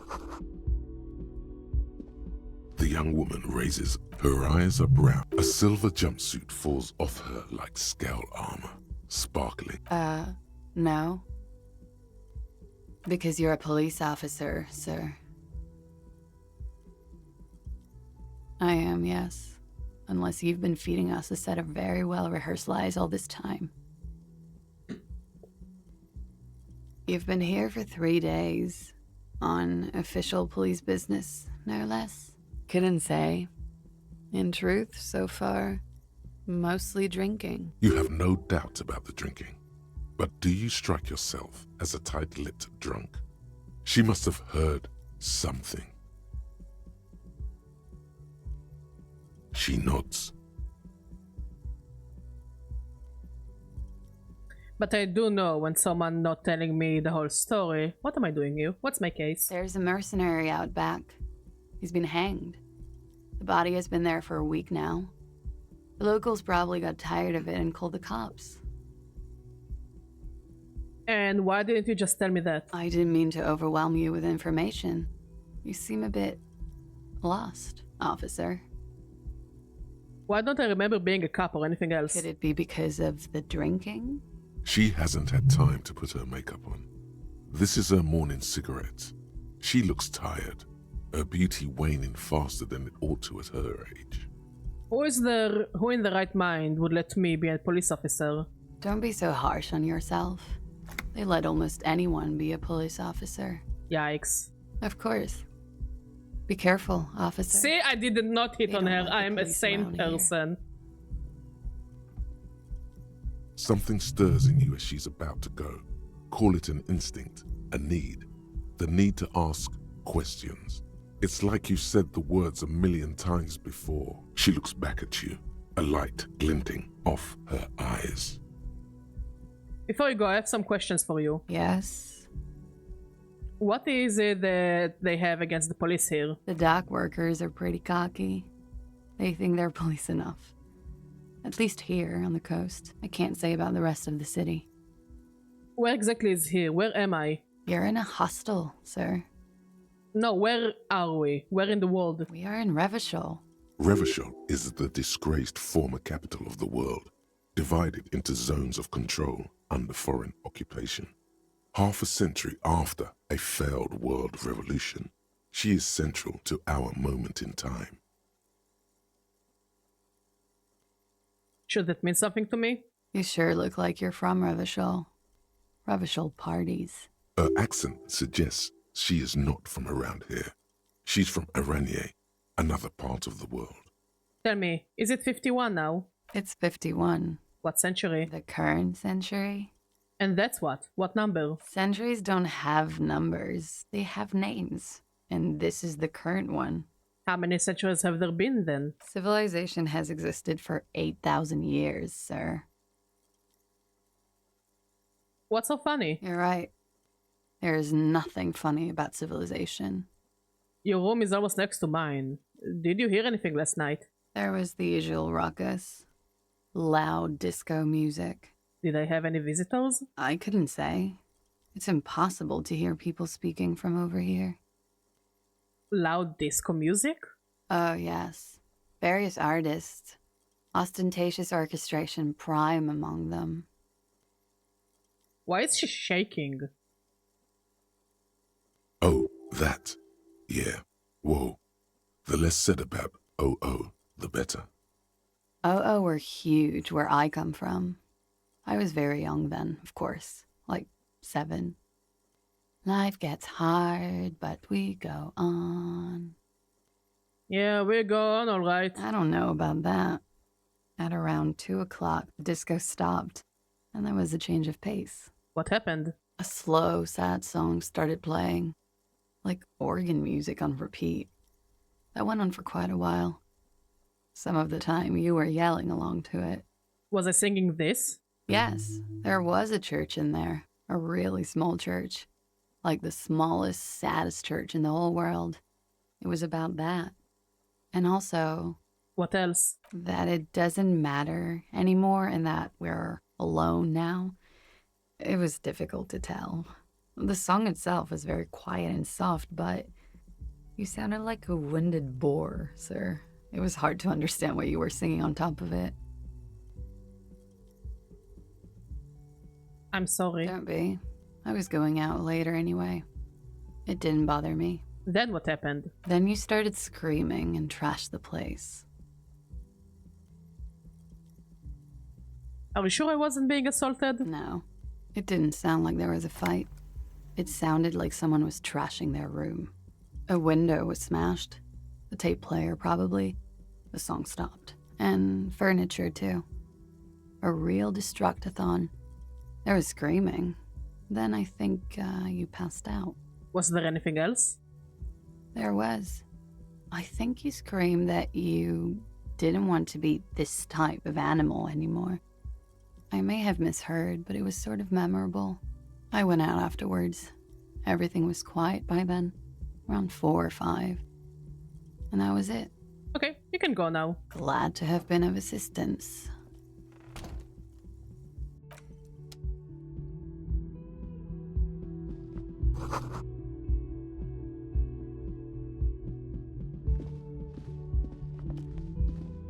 The door is closed. This door can only be opened with a key or from the inside. There is no answer. You hear the shower being turned on. Somewhere inside. Still no answer. Still nothing. Okay, we won't bother anymore. But we do seem to be less aggressive.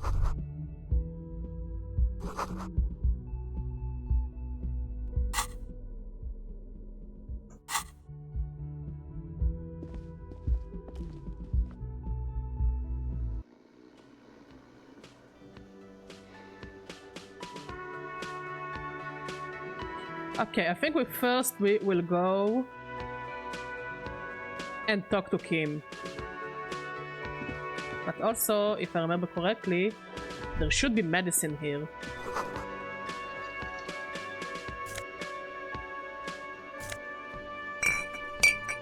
There we go.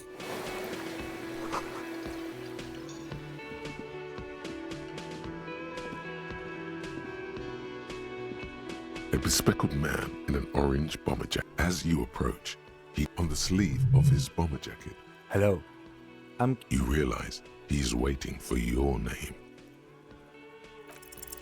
Concentration makes you squint your eyes. Your name should be deep gold and orange, like a forest fire looming on the horizon, but mixed with the stench of liquor rising from your breath. You're 2 steps closer to it, but there are still many to go. I don't really know my name. Okay then. It looks like we had a little scheduling error on Sunday. Saturday too, actually. Have you had time to talk to the manager here? What he means is, he has been trying to meet up with you for 2 days, but you have been otherwise occupied. No, I haven't. Then we should ask him for a rundown of the area. Get me up to speed. I understand the scene is out back, right? It also wouldn't hurt to assure him the police are finally here. In full force, I mean. Have you mapped out the police, I'm aware, I'm a policeman. Right. And the interviews? I haven't. Okay. We'll have time for that after we take a look at the coroner's case. Have you removed the dead body from the tree? No. So, the body is still in the tree, where it has been hanging for 7 days straight. We should go there as soon as we are done talking to the owner. We all feel that. And then... But first, we have... I was sent... I suppose you... Inspectorate General means internal affairs. What he's saying is, he's not from the rat squad and isn't supposed to suspect such things. No need for derogatory terms. They're only doing their job.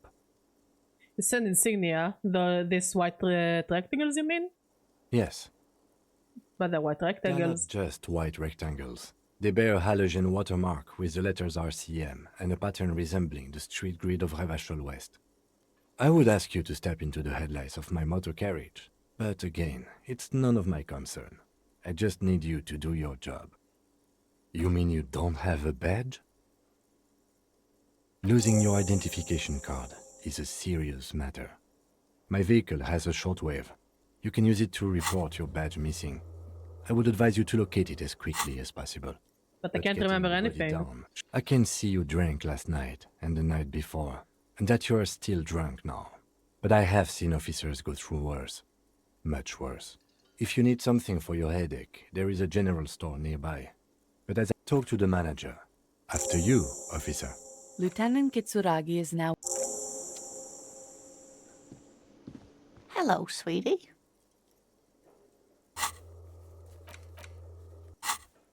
Wait, who's Sweetie? Who is Sweetie? Why, you are, officer. Maybe I am. And have you found anyone to be sweet to?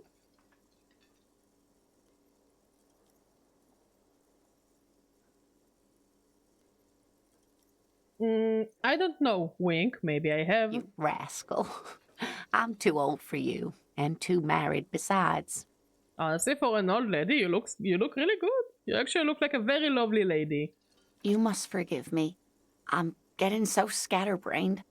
I completely forgot to introduce myself. I'm Lena. My husband Morel and I are staying with our friend Gary just down the street, but I come here for tea when they're away. This Lena is wacky enough for the motley crew. Hire her on the spot.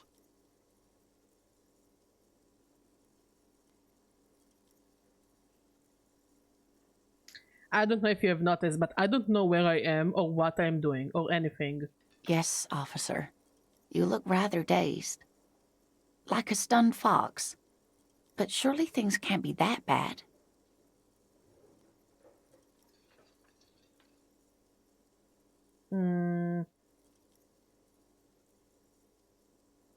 I drank so hard I forgot literally everything. Oh my.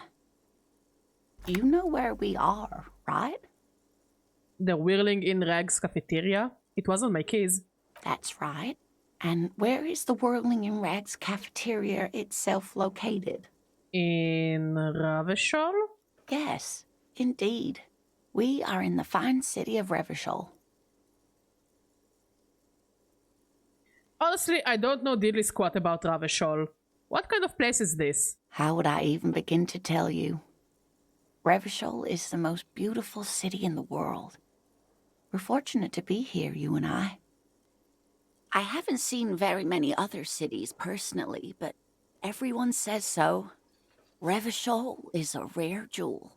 This city used to rule the world, though it has seen better days. Speaking of history, you know what year it is, yes? It's the spring of 51. That's right, dear. How splendid. Here, take this pen. Knowledge should always be rewarded. Oh, that's nice of you. Her relief is palpable. She was getting pretty worried about you there, but now she relaxes her shoulders. I can tell that this is taxing for you, so I'll just ask one more question. What regime are we living under? What mode of government? Some kind of democracy, maybe? Nope. Sadly not. Revachol is what's called a zone of control, under an alliance of foreign powers called the Coalition. We have no government of our own, and what democracy we have is market-driven. Meaning, buying is voting. If there is no government, how come there are cops? Oh dear. And you were doing so well. There aren't any cops in Revachol, not in the traditional sense. The status of law enforcement has been a complicated matter since the revolution. But we should stop for today, sweetie. You look like you need a break. Besides, I'm not the best person to explain the big things to anyone. She's scared now. She's realized you really are brain damaged. So, how did they do? You were doing quite well up until the end there. It does look like you're having trouble remembering things. History and places. Remembering reality in a word. It's very odd. A sigh. The lieutenant buries his nose in his notebook.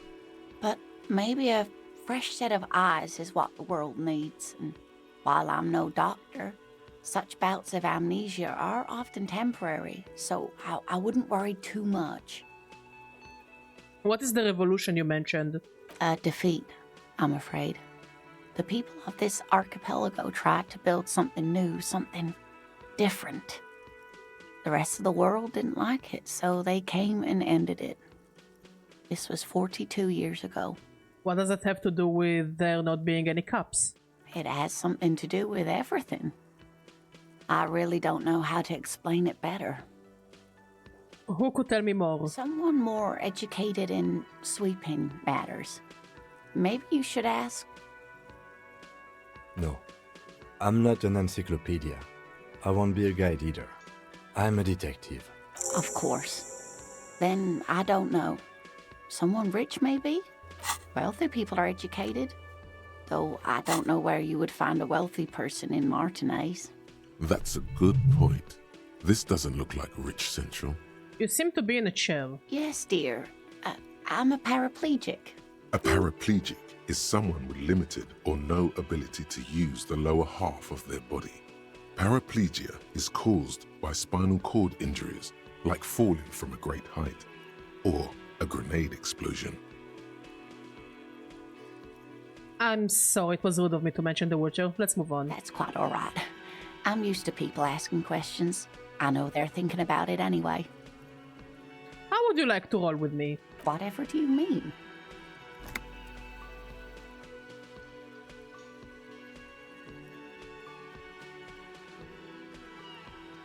I want you to be my wheelchair partner in fighting crime, raiding backyards of corpses, catching sequence killers. Sequence killers? Oh my.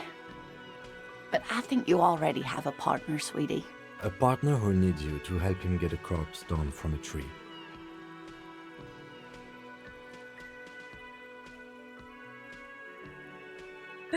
I know, but there are also side mysteries. Sequence killers and forwards into the supernatural. You want me to drink? I'm drinking. I'm doing as I'm being told.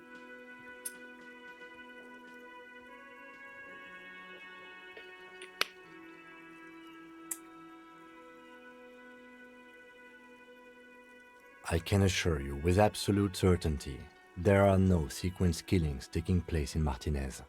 Now, gentlemen, no need to squabble. I wouldn't be of much use to you anyway, sweetie. Why? 3 heads are better than 2. Thank you, but Martinez isn't the most wheelchair-accessible place, you see. I'd slow you down. Perhaps another time. I've gotta get going now. Of course, dear. Good luck with your case.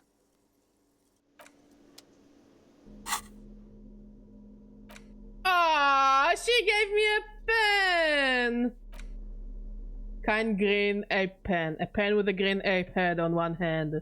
The ape has closed its eyes, a kind expression adorning its face. It seems to be meditating. I love it!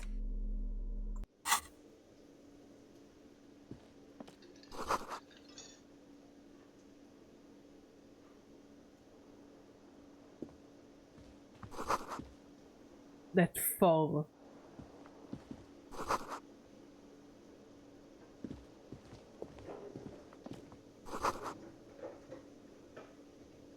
Until 1, so we can go there at 1 p.m. Maybe something interesting will happen. You are pen pal. Yes, we are.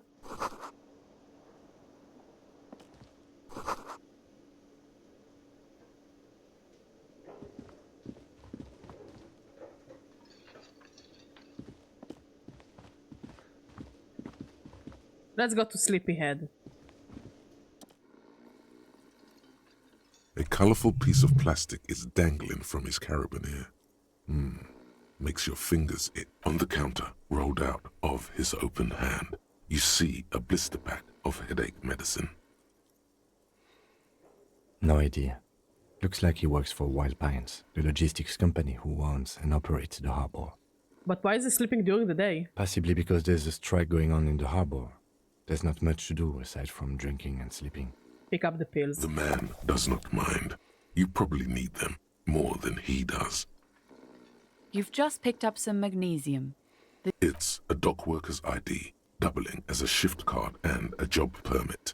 A young, able-bodied man stares back at you from the photo. Santiago S. John. You fumble with the spring-loaded date of the carabiner, but to no avail. The dangling items refuse to come loose. They just jingle in an ever louder manner. Like fucking sleigh bells. What are you doing? You're gonna get caught. Stop finger-fucking him, officer! I'm responsible for these oafs and their stuff. Even Sleepy there. Wait, no, I wasn't. I'm just checking if the man is feeling okay. Yeah, sure. I don't care. Just don't finger-bang his stuff, okay? To be honest, he's correct. Police officers generally don't go around appropriating possessions from people. Let's go. It was just an idea. Come on, relax everyone. It didn't turn out well. Doesn't mean it was a bad idea. Or that you shouldn't appropriate stuff.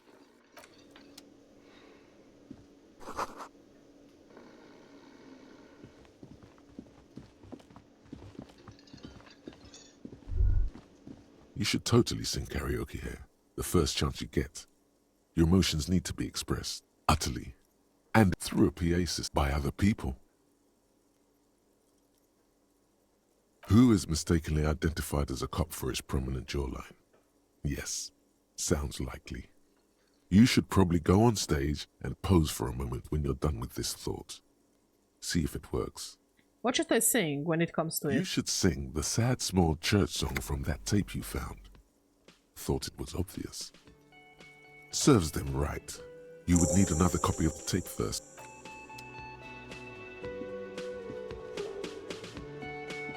A man in his late 20s. Mr. Gart, right? You run this place.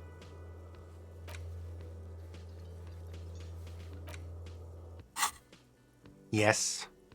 I am Kim Kitsuragi from Precinct 57. This is an inter-district investigation, so joining me from Precinct 41... Fantastic.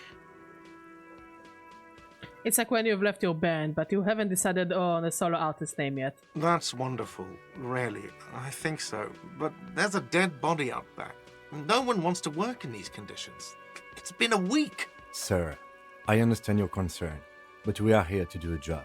And for us to do it, I need you to stay calm. Yes, of course. I know it took us a while to arrive at the scene, but it also took you a while to call us. It was you who placed the call, correct? No, I only just got here. It was probably Sylvie who called you. She usually works the bar here. I'm only temporarily taking over her duties. Do you have her number? As a matter of fact, I do.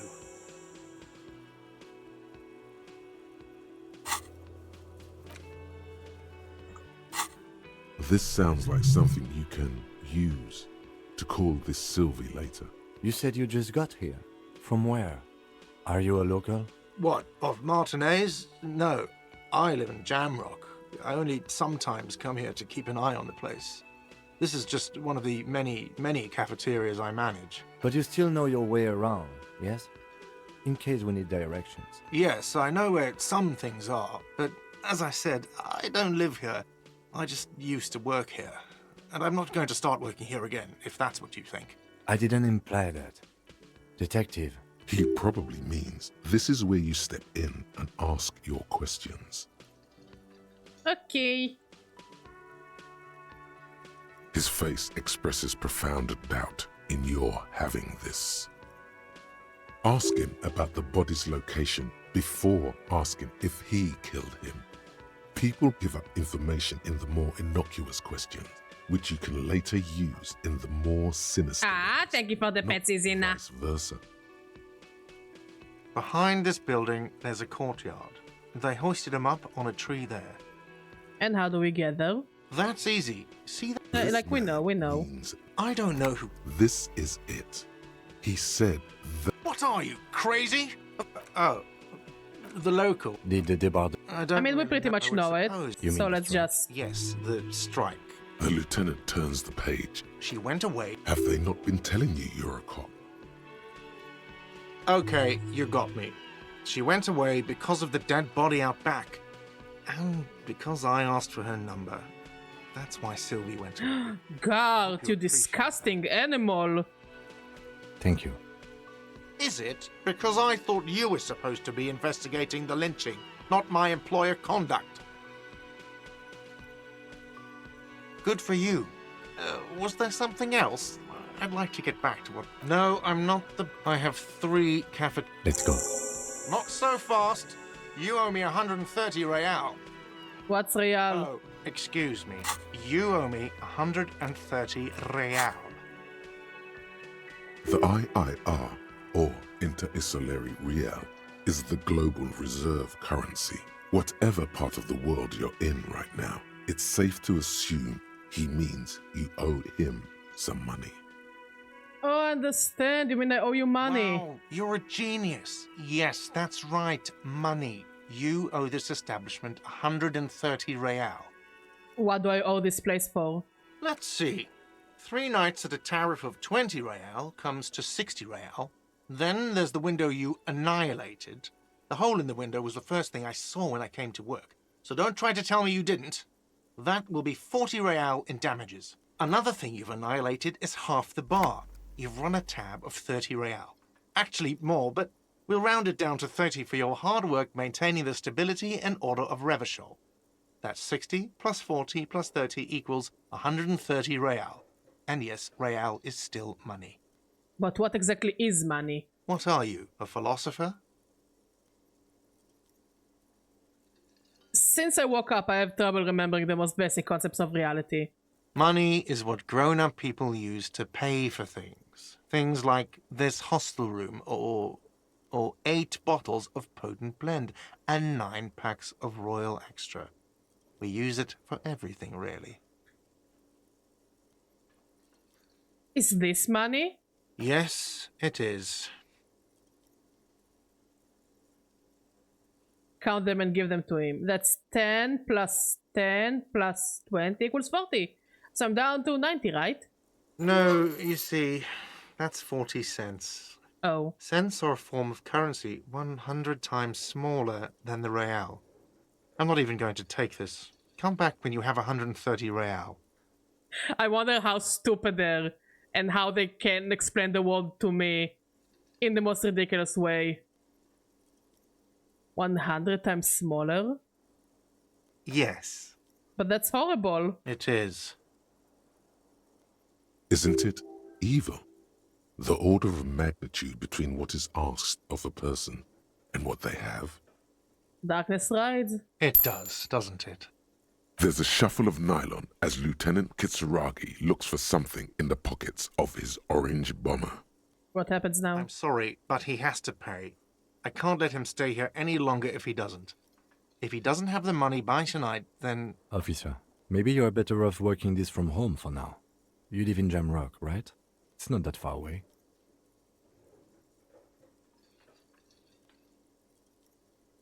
I don't remember where my home is. Officer, you really need to take this up with your station. I have a shortwave radio in my car. Call them, ask for assistance. We have to get this investigation started now. Good luck.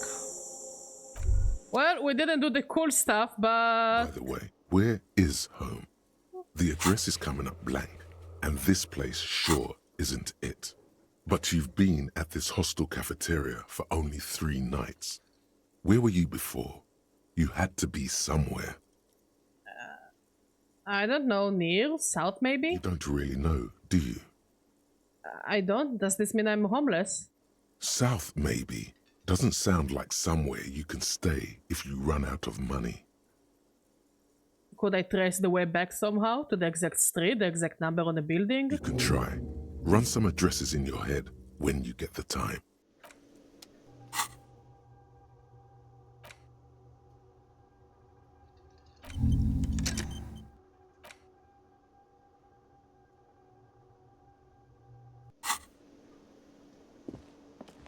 Okay, let's go and deal with the dead body.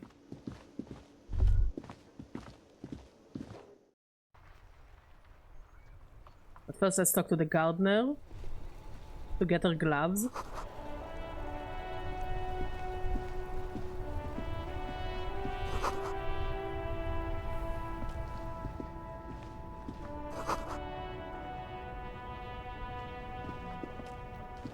The RCM in Martinez. We don't see a lot of Of course. Of course. Oh, that... Even all the way up. What do you mean? Yes, sir. He knows where we are. He just wants direct. There's the pier, the harbor gates, some shops, just coast. It's just water. No problem. She's very well composed. Back straight. Excuse me? Oh. Well, I didn't write it there. I don't know anything about that either. Pig is a widely used... No need to worry. We are not saying you did. Okay. Me? She hides it well, but behind the sweat and dirt there is something. Is there? The quickness of the reply certainly does not prove you wrong. I am pleased to meet you too, officer. Of course. If there's a corpse, then you're going to need... Sure. There we go, we got the gloves. Let's go to the car. Yeah, we're speedrunning this.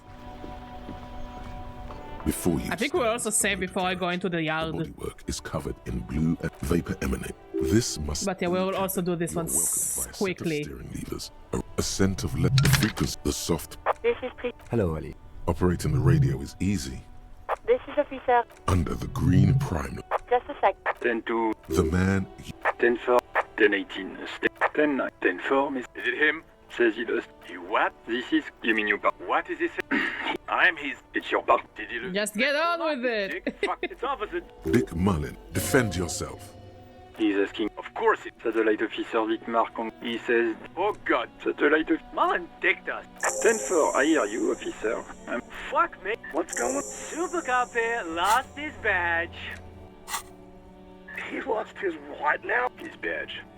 He asks you... Why? Sergeant Ors... He's not replying. 10-9. New Ask him. Sergeant Ors... Check your pockets.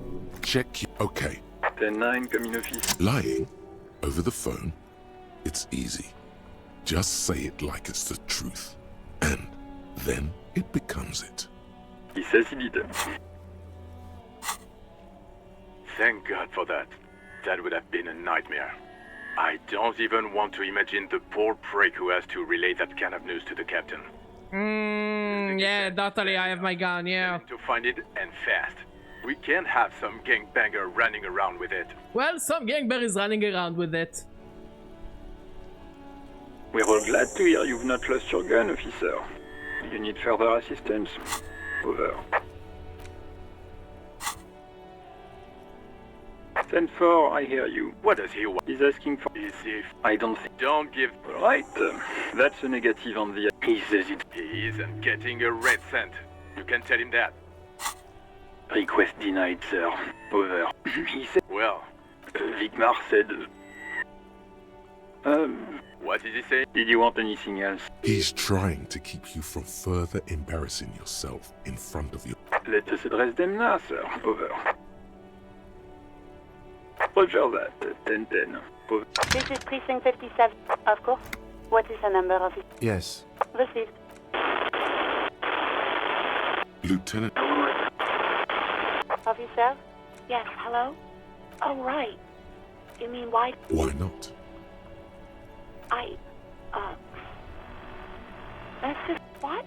No, why would you even think that? Please, don't... God, why can't you just mind your own... I already said I don't want to... No, not me. No, some people don't have... So do you... It was someone else. We'll find them. What? Of course it bothered me.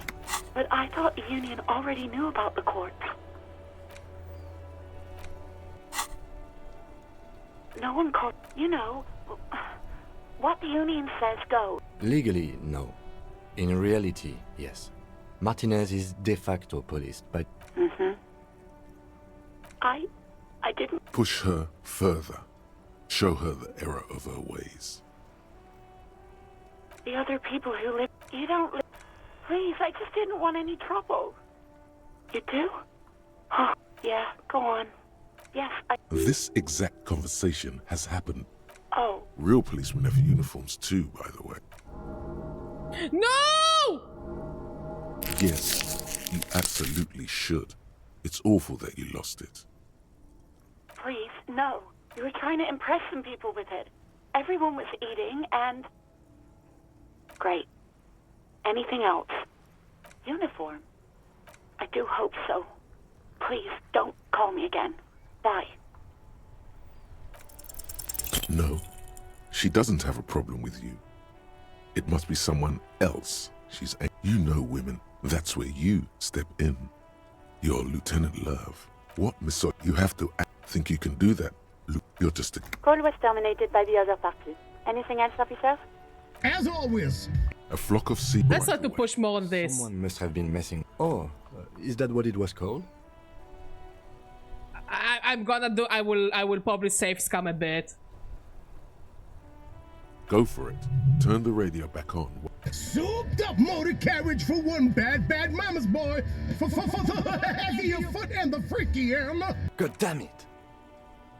Look, it helps me to stay alert on long nights, okay? It's a method.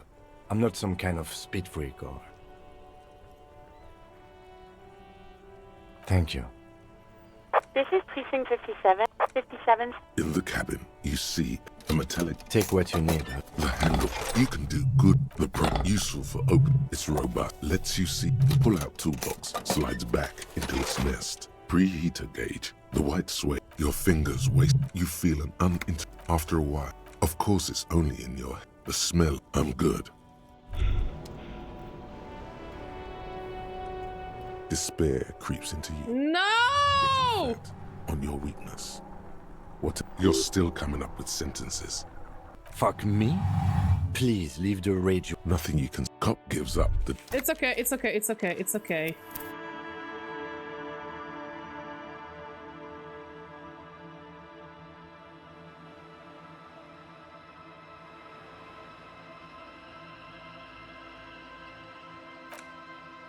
It's okay. Oh, we're the ones when we are complete idiots. Okay, fuck it, we'll walk with it. Hello, sweetie. Wait, who's sweetie? Why, you are, officer. And have you found anyone to be sweet to? You rat. You must. I'm Lena. This Lena is wacky enough for the motley crew. Hire her on the spot.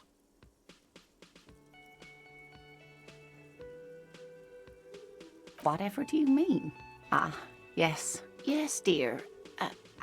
It means I can't use my legs. I was in an accident some year. Nothing, so I was a You'd think it. I was lucky. I hope not. Towering over her in your insignia, you make her feel safe. But not you. So you volunteered sometime in the... That's quite all right. I'm used to people asking questions. Yes, officer. You look... Oh, my. That's right. And where is the Whirling in Rags cafeteria itself located? We're in the city of Revshol. How would I even... I haven't seen... Speaking of history, that's right. Her relief is palpable. Outside. I can tell that this is taxing for okay, you, so now... I'll just ask one more question. What regime are we living under? What mode of government? It's like not really any of those options, what we do know.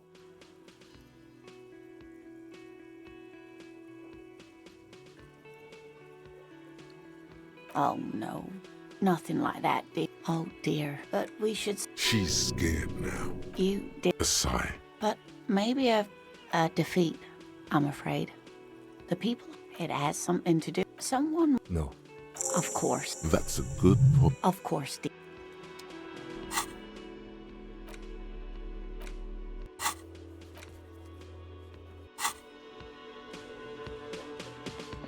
Okay, I didn't talk to him in the end, I think. That sugary black rum stain on the counter makes you teary-eyed with joy. It's almost touching how syrupy and sticky it is. How long have you been up already? An hour? Sweet Lord, a whole hour. And you haven't thought about rum and lemonade in all that time? You've truly extinguished all trace of yourself. Maybe you haven't turned out well for your drinking. Have you thought about that? Get a goddamn rum and lemonade into yourself, boy. Or better yet, lick that stain off the counter. Don't lick it. What happened, man? You used to be cool. Go get your boring normal person drink then. Get your drink on and your act together.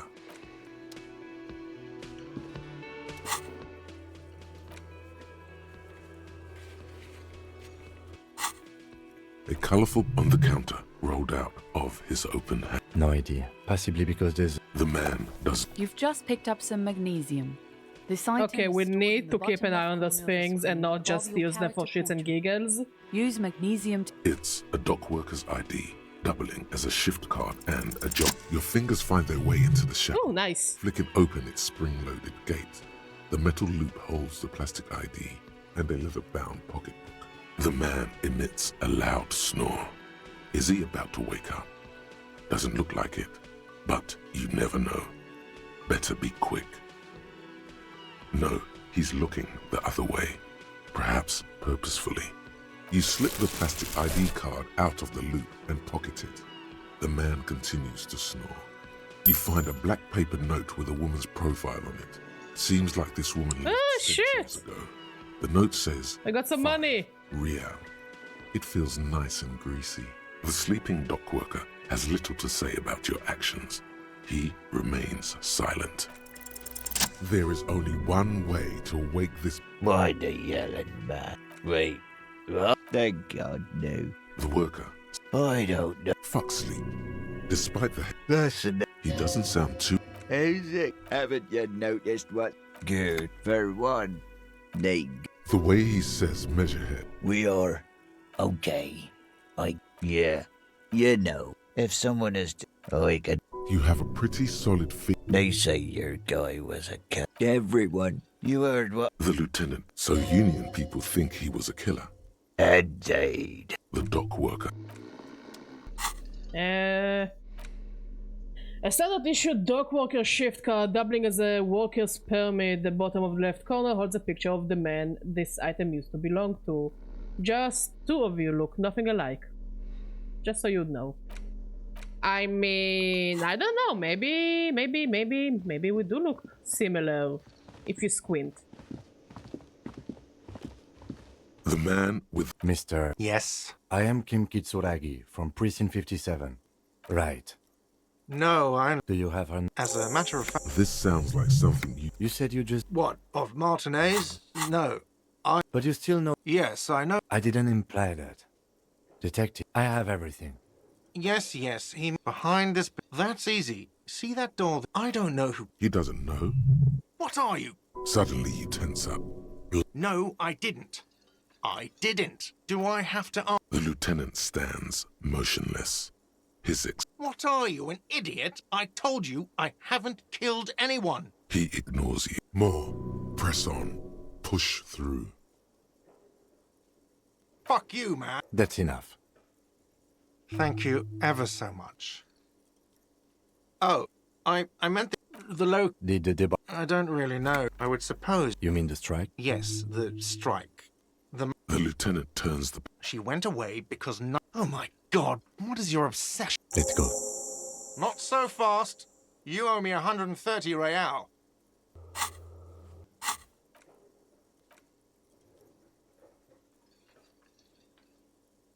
Oh, excuse. The IIR.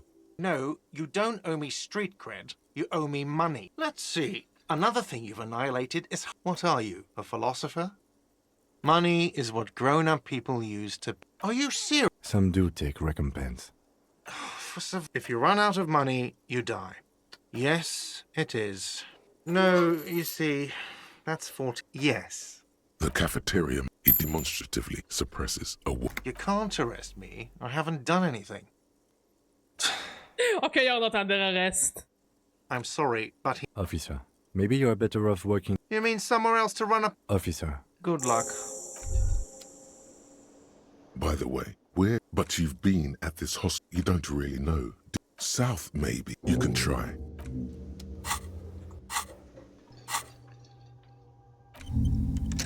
Okay, can we save?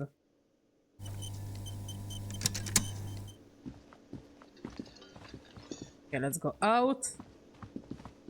Hopefully now I won't fuck things up. Cause I have good vibes towards this one.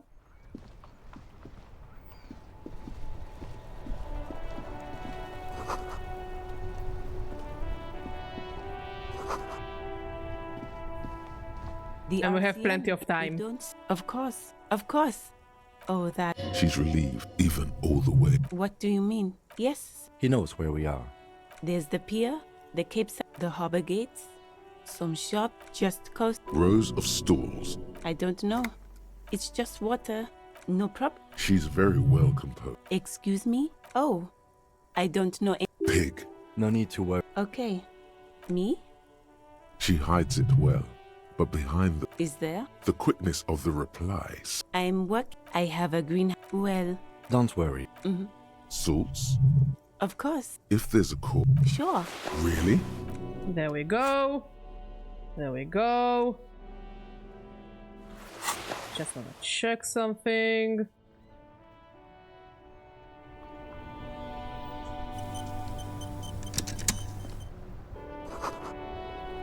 Now let's go to the car. Before you stands a motor carriage. The bodywork is... Vapor emanate. In the cabin, you are welcomed by a set of steering wheels, a scent of leatherwork and the frequency, the soft... This is... Hello, Ali. Operating the radio. This is officer. Under the green prime line. Just a sec. 10-2, 10-4, 10-18, 10-18. State your message, sir. But you say 10-9, 10-4, 10-22. Is it him? Says he lost it. You what? This is coming. You mean your partner? What is he saying? He's a... I'm his It's your partner, c'est a... Did he lose his memory? Who lost his bag? Dick fucking... It's Officer Dick. Dick Mull, defend yourself. Immediately. 10-4, I hear you, officer. Fuck me. What's going on? Super Cop. He lost his what now? His badge. He lost his goddamn fucking badge. He asks you to... Why? Sergeant Orson. He's not replying. 10-9. New heights? Ask him.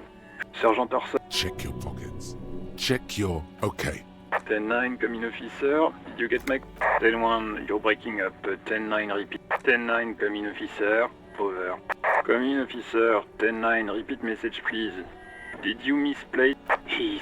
Dear God. This is a... Malcolm. I'm not... Okay. Yeah. Now Funny, is haha. the time to say fuck and ass and so on. That'll make this all... That's what's he... The prick... Shut up. Tell him to... Sergeant Orson requests that you apologize for the claims that you made about his mother. But he said... Okay. Tell him to find his... Satellite officer... 10-4 at... Oh. Officer, do you need... 10... What does he... He's asking... Is if... I don't... Don't give... Right. That's a negative on the... He says... He's... Request denied, sir. Nothing is working. He said... Well... Vicmar said... What did he say? Did you want anything else? He The radio falls silent and... What was that? It's okay, detective. We should get on with our tasks. Work always helps me center myself. Now, anything else you need from my vehicle, or...? This is Precinct 57. How may I assist you? Okay, we will wait before we take a new skill. Of course. What is the number, officer? Yes. Received. Give it a minute. She might be busy at the moment. Takes a bit to get to the phone. Officer? Yes, hello? Oh, right. There is no... You mean, why did I leave the... Maybe, I don't know. No? Not me. No, some people don't... It was someone else. Yeah, go on. Yes, I know who you are. Oh. Real policemen have uniforms too, by the way. Where's your... Right. It's better to... Please, you were trying to... Sounds like it's going to be... Great. Anything else? I do hope so. You hear the... Anything else I can help you with, officer? As always, it's DJ Mesh and we are not going to press on things that we know we're gonna fail on. Someone must have been messing with the radio, or maybe picked up a Oh, go for it. God damn it! Look, it helped me. You would be too if you had this motor carriage. But seriously, let's... This is Precinct 57. In the white suede, your fingers waste no time closing around the handle. Clutch disengage. You feel an uninterrupted... After a while, of course it's only the smell of I'm good, cherished and cared for, in the hands of attending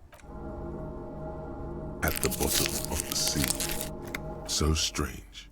The handle is pulled, but in the cabin, you see a set of steering wheels, a metallic... Take what? He's clearly the cold, useful for opening the handle. You can do good. Its rope lets you see the pull-out toolbox slides back into its nest. Preheater gauge casts a warm glow on the steering levers and the radio as you tap on... There's no use. Alternative translate. This is the Caprice Kinema, my motor carriage. No, I'm afraid not. A motorized vehicle. The Caprice... But this is different. You're right. An interrissolory... In the cabin. Okay. We survived this ordeal. Now we can focus on the new stuff we didn't do for reason. Wait. Let's see if we can pass this check. You see a set of tire tracks in the No, we brown cannot. slush, the cop habit. Hard to say.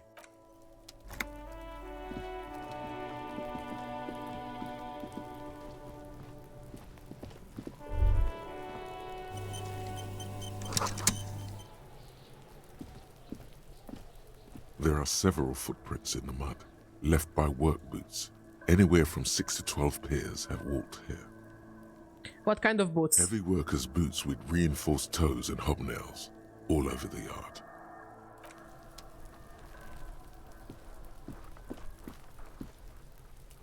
Hmm?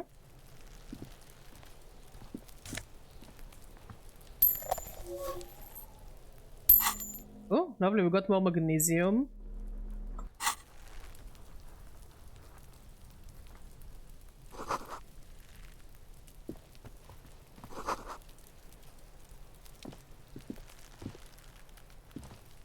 The corpse looks at you with bulging white eyes. The face around them does not look human. It's swollen and ready to burst. His lips are fish-like and his tongue like a ball gag in his mouth. You seem to be holding your breath. A cargo belt twists his neck at an unnatural angle. The body below appears stiff. It's letting out an ungodly rot. The smell seeps in even through your clenched nostrils. God, what is that? Why is it so bad? Active decay. It's okay to throw up, officer. No one is judging. He's about to blow! Cock's gonna blow, Kuno!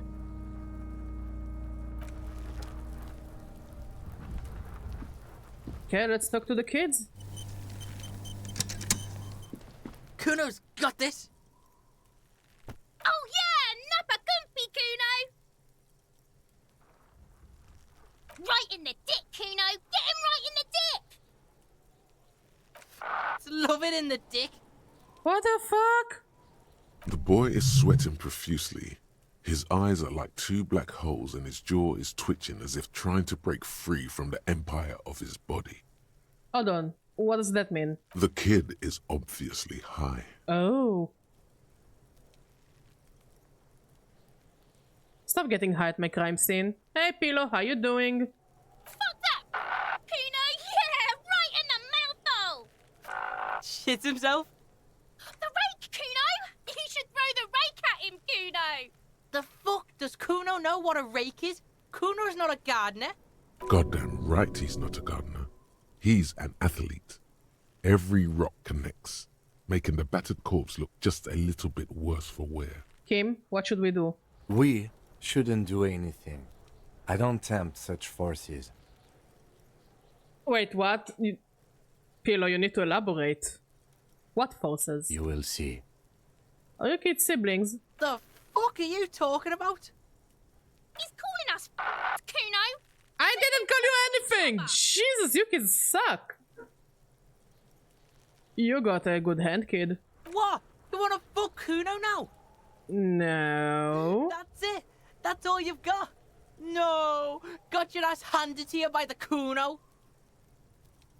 Who's the man now, huh? Kuno's the man? You wouldn't believe the pussy Kuno tears up. You're a child.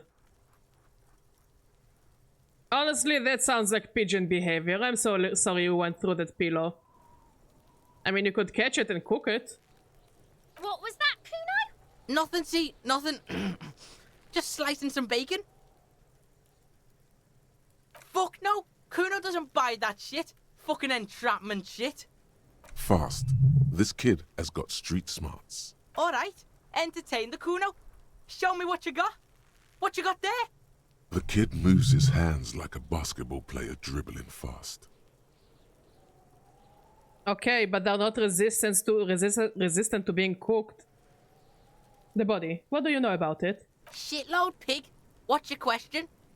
Don't tell the pig shit, Kuno! This is where you quickly ask him questions. Real cop questions. Like a cop. Do you know who he was? Kuno's fuck imp. Kuno uses the fuck imp for target practice. Can you stop referring to yourself as Kuno? We get it, your name is Kuno. Speak like a normal person, please, sir.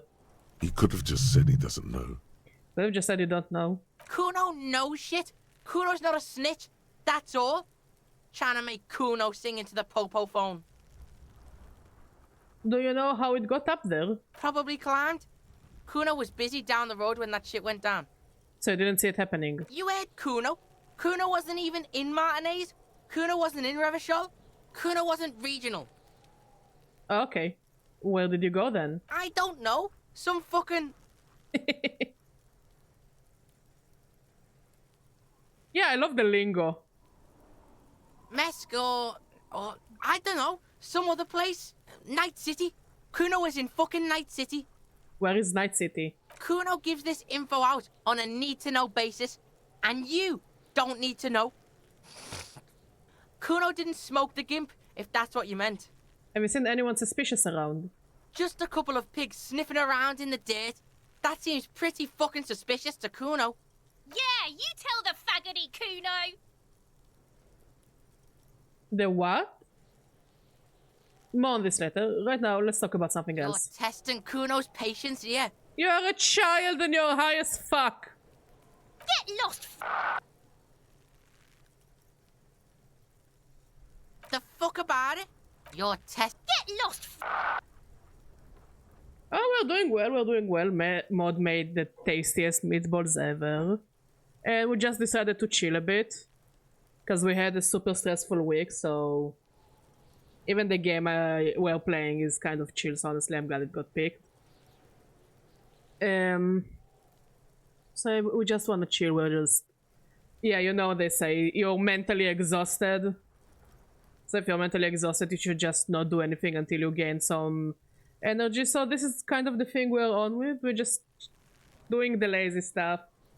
Maybe tomorrow we'll go to a second-hand store just to see if they have anything interesting, like books or games or maybe something cute to wear or just some kind of pitch case for the house. I need to teach you guys some Yiddish lingo, some Hebrew lingo. Yeah, just, you know, do something fun. Maybe then we'll go get a cup of coffee somewhere. We will see.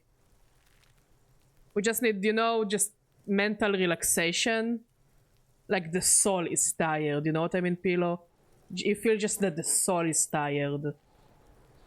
Not the body. I mean, my soul is so tired that I can barely sleep at night. I sometimes catch some shut-eye in front of the television, but like, sleeping at night is so difficult. I can't describe why. It's just overall exhaustion, so... Yeah. It's not that bad as I make it sound. We just need to rest a bit. Like, next week is Mod's birthday, so we just decided to... And it's Independence Day, so instead of inviting people, we'll just probably have Independence Day junk food. You know, hot dogs and maybe French fries. And maybe we will make those Artikim that we made last year. We used their ball ice things and we put some juice in and let it freeze. And we had flavored ice balls. That was fun. Yeah, and maybe I will bake Mod a cake if he wants. We can do it as an activity for us both. I bake.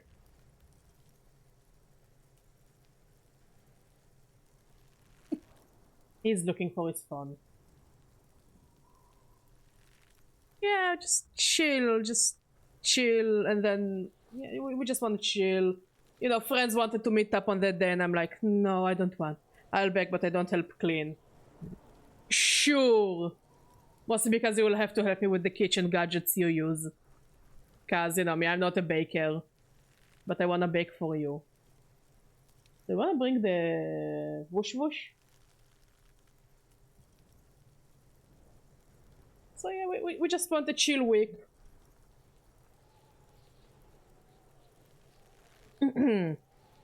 About the crime scene, you kids often play in this yard? Right, Pig. This is where Kuno plays with his little wooden choo-choo. Fuck do you want with it? The tether yours? No, it's not fucking Kuno's. It's ancient. Look at it. He thinks you're fucking fool, Kuno. He says you climb the ladder up to your magic tree house. I'm listening, Pilo. Get the fuck out of here, Pig. Kuno doesn't have a magic tree house. What's in the greenhouse over there? Dunno. Kipta's gardener used to work there. Hold on, the gardener used to work here? Yeah, that's what Kuno said. She couldn't handle the heat, so she took off. Kuno can take it. Shit's nothing to Kuno. Wait, what did you mean by kipped? Look it up in the library. Kuno's not a fucking dictionary. Fucking small brain. Kuno means the gardener, alright? Wait, what do you mean he shipped people to Rome? Thank you, Mod. Let me know if you hear the fan in the microphone, okay? If it disturbs you or anything. Even though you're not supposed to hear it. How? Wait, why? What? How? I mean, I understand it is as you say, but I feel like there is missing like a big chunk of context that I'm not sure exists. I mean, the young woman by whirling in rags, the gardener. Look, Kuno doesn't explain shit. Kuno just says shit. I might have questions later. For now, let's talk about something else. Yeah, whatever. Kuno doesn't give a shit. Who is Kuno? Kuno's Kuno, pig? Kuno. Primal. Violent. So you refer to yourself in the third person. The fuck are you calling a third person? Kuno's the fucking first person? And does the Polish legal system do anything about it? Or like...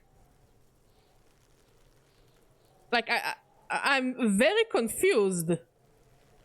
Like, is he shipping immigrants? Or is he shipping his own people?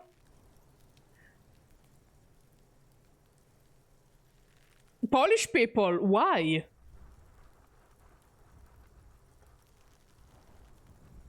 Watch out, Kuno! He's trying to fiddle you! He's gonna put his hands on you! Oh my god, I'm gonna punch this kid in the nose! Help! Pig's got Kuno! Help! Rape! What?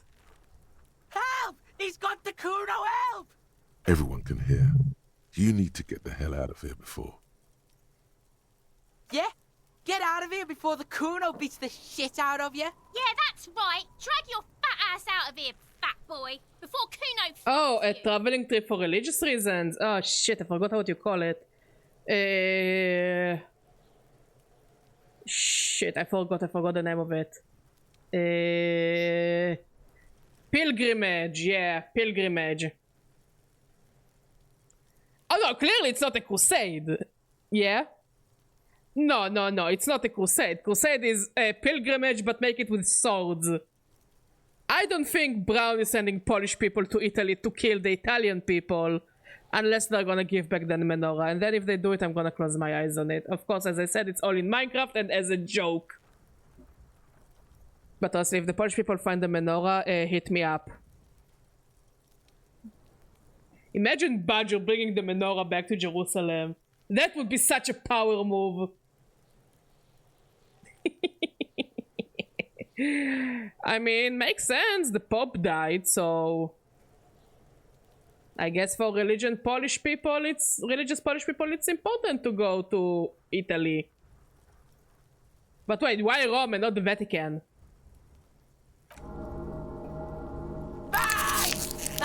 Got fucked by the Kuno. We alright? You wanna get fucked again? Come back. God, we need to get more magnesium.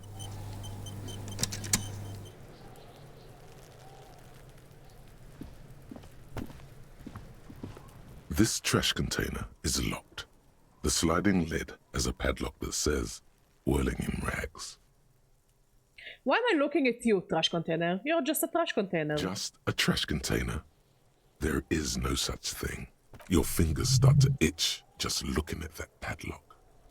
We could try using a pry bar, the one you took from my motor carriage, or... Did someone say pry bar? Fuck yeah, pry bar! Pry bar, pry bar. Your palms yearn its cold touch, to grasp it once more, as you've done so many times. No, or pry bar. We might want to ask for a key from the manager of the Whirling in Rags. He probably has one. And he also has information. Ask the manager? Bullshit. Go straight for the pry bar and pry this bait. No, we're not going straight. Let's do it elegantly. The letter R wears a crown. On the ribbon below, a light above descending. Kuno, the pig's getting pretty close to me. Come to snuff my shit out, I think. Looks like it's time for me to go, Kuno. Pig's come to take me in. She means it. The fear is real. I'm going away for a long, long time, Kuno. Going away for life. What's going on there? Fuck are you trying to pull, pig? What are those strange words you use, girl? I come from the woods, Kuttavitu. You don't want to go there with me. You don't want to see what I've seen. Don't be traumatizing her. Get the fuck out of here.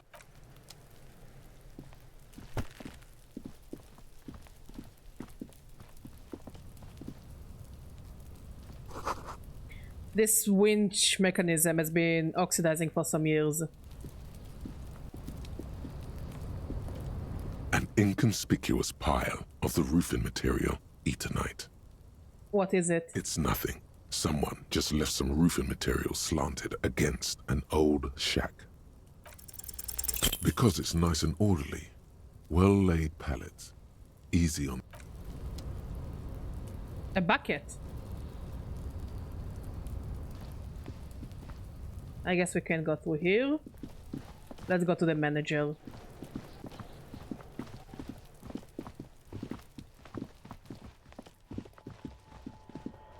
But also let's talk to her. Since it looks like we do have more information. Hello again, officer? Or not.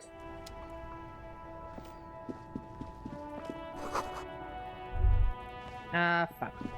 Walk around, walk around, walk around, walk around.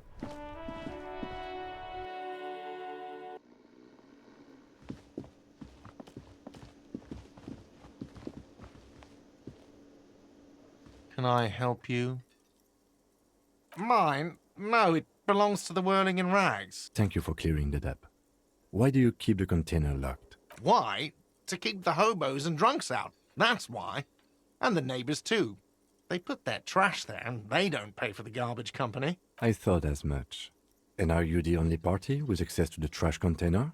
Well, yes. Us and the garbage disposal company. It seems a little callous, doesn't it? Something stirs in you.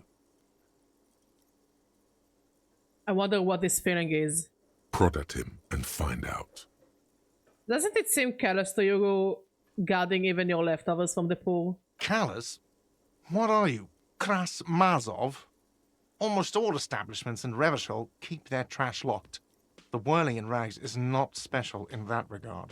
We need those keys. What do you need them for? It concerns the case. Please cooperate. Just bring them back once you're done, please. How much money do we have? We don't know yet. I need a drink. Can you pour me one? Do I have a shaker in my hand? Is this a shaker? No, there is nothing there. Am I wearing a little bow tie? Am I wearing a bow tie and doing this?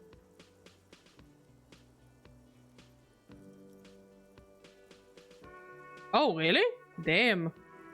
Am I smiling? Do you see me smiling and shaking my little shaker? Is Poland a really religious country? Because you're not a bartender? That's right. I'm the cafeteria manager. And I guess now it's less? Is there anything else? What you want is a goddamn drink. How is that so hard to understand? Like what? What thing? I saw a sign that said the mess hall is reserved for the Union. Yes, not the whole damn Union, thank God. Just the nastiest and loudest faction. Sorry if you've already told me about that and I forgot, but what kind of no-no? Have fun, Izina. Oh, I remember. I remember that pillow. I remember. Okay. They come here in the evening. And it made people less religious in a way? Types. Think they're big shit. But they're good customers. They place big orders and always pay on time. We should find out who this Lord faction is, occupying the booth. Loudness means talkative, and we need info. We don't. We have to wait. They'll show up sooner or later. Men get hungry, even striking men. If not today, then they'll be here tomorrow. Oof, sorry about that, Izina. Yeah. I guess you have a point, Pilo. Gaute, I saw a sign that said I couldn't go into the kitchen. Why can't I go into the kitchen? What are you, a cook now? That's none of your business. Maybe I am a cook. You're not. You're a menace. Fine, okay. The kitchen is closed until 1 p.m.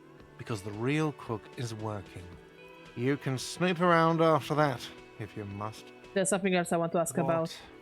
By the way, you should come back to this thing-based questionnaire if you see anything interesting in the whirling later. Another thing. Great. Yes?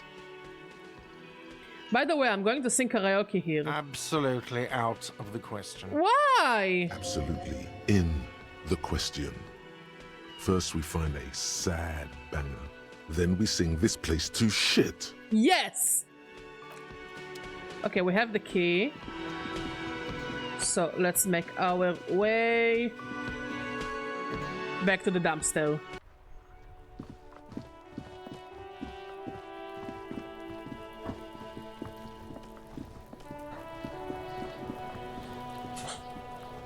This trash container is locked.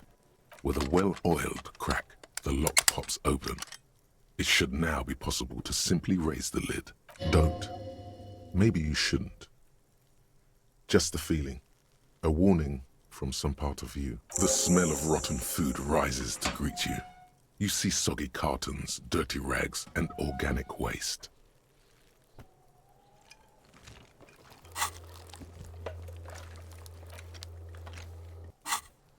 We're just in time. This hasn't been emptied for over a week. Look under the boxes of carton. You see milk and egg rest with one broken egg in it. Some pasta wrapper. Picking up the soggy packages somehow feels familiar. You've done this before. The movements are recorded in your elbows. The methodology in your fingers. You're used to this. Used to what? Dumpster diving? No. Searching for evidence in the trash. Dive further. A box falls into pieces in your hands. Batiste Soleil cereal. There are plastic pasta packages below. And turbo noodles. Nothing of note, however. Pick at the rugs. Among the threadbare kitchen towels, something catches your eye. A pair of denim trousers.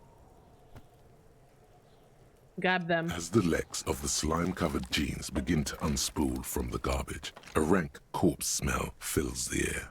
The victim's clothes? Cadaverine odor is faint.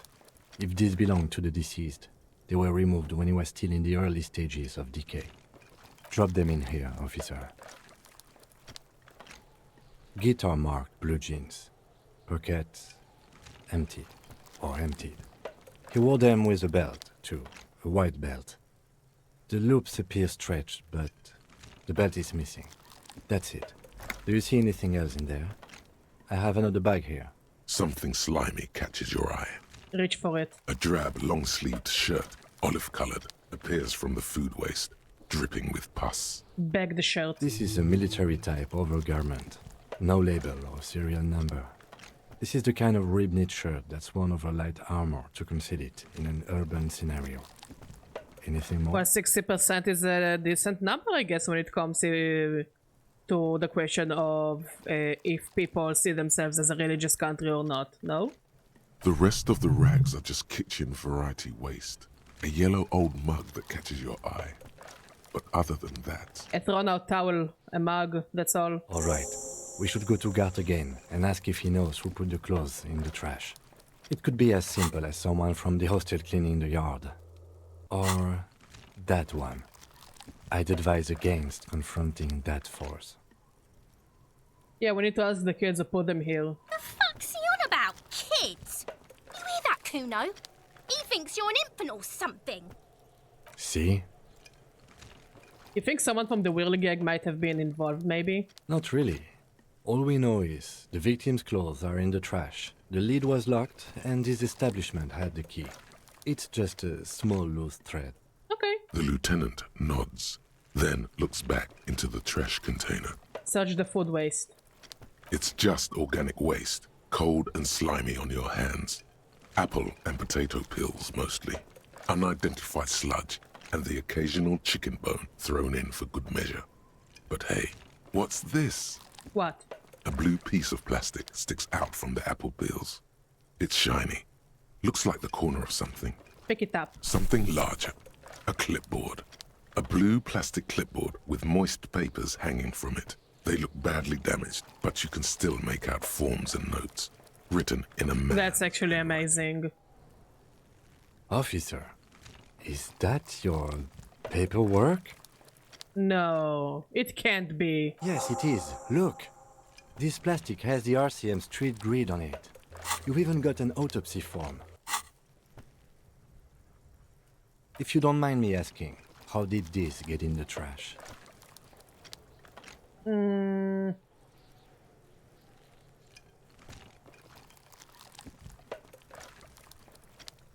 rather not talk about it right now. Understood. The mug. I'm getting that mug too. You pick out a broken mug with an oddly racist depiction of the yellow man frolicking in saffron. I mean, it's better than it coming from the taxes, no? An antique? Only in its social sensibility. Take the mug. You've acquired an interactable item. Investigate this item further by going to the Interact tab in your inventory. The container sounds a muffled gong. That's one thing off the list. I think you said you didn't want to talk about the ledger. However, now that you have it back, it would not hurt to start taking notes on the case. Officially. Okay, let's look at the mug. Interact. It's the ledger you found in the trash. A pitiful cabbage of white and yellow papers hanging from plastic board, barely held together by a metal really? clip. Didn't know that. This sad display is made complete by the faint smell of urine. Like, do they tax you more or less if you're religious? There's a piece of toilet paper, or is it cleaning tissue? Oh! No, it's toilet paper. Honestly, I would say it's fair. Sticking to the back of the I actually find it fair. Board. It's a metaphor for you. It's actually very fair in my eyes. Inspect the toilet paper. It's just toilet paper sticking to the back of the plastic clipboard. You can take it off if you want. Take it off. Still wet, the toilet paper peels off the plastic easily. All you have to do is shake it off with your finger and voila. Also, I still find it fair. Marginally, you know? Better.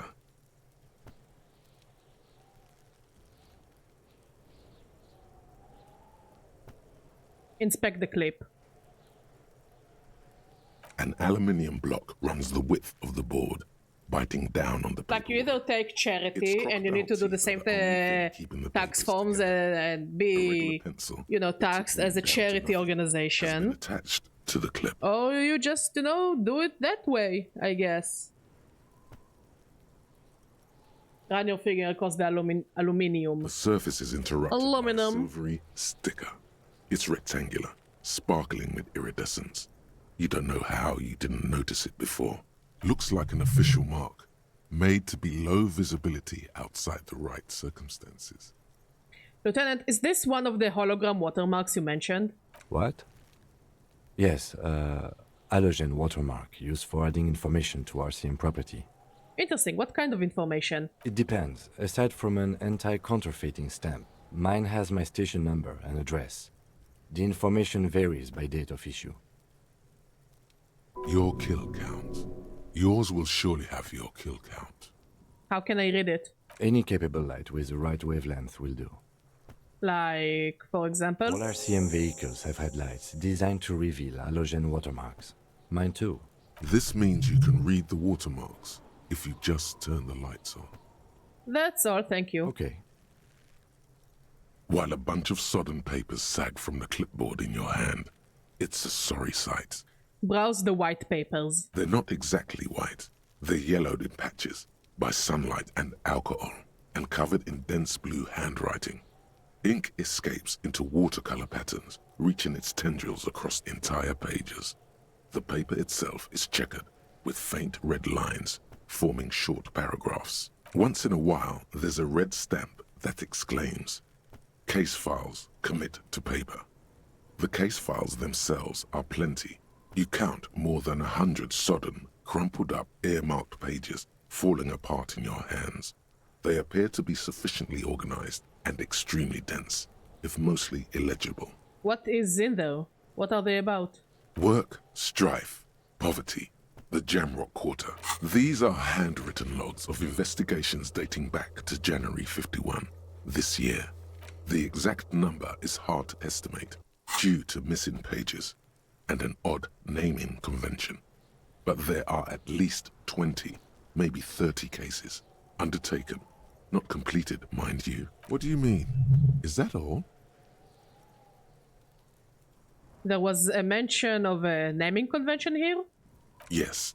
It appears you employ a, shall we say, robust yet literary system. Each investigation has its case number written on the margins. As well. Yet, still more tellingly, most are accompanied by a name. Actually, we do have wine. Well, do you want some wine? Maybe? Or later? You know what? We will... Nah, why not? Why not? It's with the weekend. What? It's wine o'clock? What? Wine shot? Talk? Clock? Talk? Not? Why not? Sure. Let's do one for the Shabbat. What do you say, Pilo? For the weekend. Oh my, they're written in capital letters too. Yes, all caps. One is called The Next World Mural. Sure. Another, The Square Bullet Hole. Ask away. Another yet, The Unsolvable Case. Others appear more light-hearted. The guys on a couch in an unexpected location, and the murder at the Ukar parlor. Even the rare article-free collapsing tenement. Murder features prominently throughout. You like this grimy murdering, don't you? Wish there was one in there about a drug den. You love those. Gets the blood pumping. It's going to take an effort to piece these case files together, but it can be done. Once you're done inspecting them up close. Honestly, it depends on what you are eating by those wines. But I say you can never go wrong with a Cabernet Sauvignon. For the Shabbat mod, I love you. For rest and relaxation. Ooh, it's sweet! So you can never go wrong with a Cabernet Sauvignon. Like, I think you still need something by Merlot. Cheers to you, Pilo. And same goes with Chardonnay. Like, I don't want to drink those wines by themselves.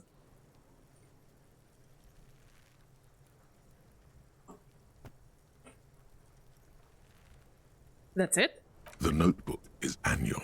It says 51 on what remains of its cover. A molten strap of cardboard. Everything yeah, I know. Must have belonged to a previous And volume. Still. In short, there was more. Judging by the creases on your forehead and the lines on your cheeks, too much more. Going back years, decades even. Kim, my cases appear to employ some kind of a naming convention. You mean the alphanumeric? Officer, precinct, time of arrival at the scene? No, I mean a non-numeric one, with titles. Oh, you mean the titular? Yes, well, so do I. In our defense, almost everyone in the RCM does. Why is that? It's a holdover from the early days of the RCM, right after the revolution, when the organization had little idea how to do things. It persists in an unofficial capacity. Officers use these titles to refer to their work among themselves. Again, I don't know the wineries. I'm just talking, you know, in general.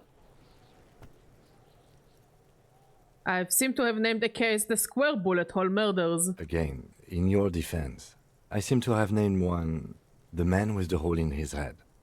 That was a real person. His death was real. Still, I named it that, to amuse myself. I pray his loved ones never find out. What happened to him? Rail spiked through the head. Ooh! It was worth workplace accident. Ooh, that's nasty. If you're religious, then you don't really use computers and televisions, and you usually, you know, read and rest. We usually, we just chill, watch a movie, you know, eat some fancier food that we don't have time to make during the weekend, the weekdays. Maybe visit some family, you know. It's all about relaxation and rest. Some places are open, so sometimes we go there, you know, to drink a cup of coffee, eat something. If the weather is good, then sit at the park. Nothing different than other people do on the weekend. Again, we're not religious, so it's no different than any other secular person's weekend. You know, just resting, relaxing. Many people go and go to a cabin and rest for the weekend. You know, fair, what is fair is fair.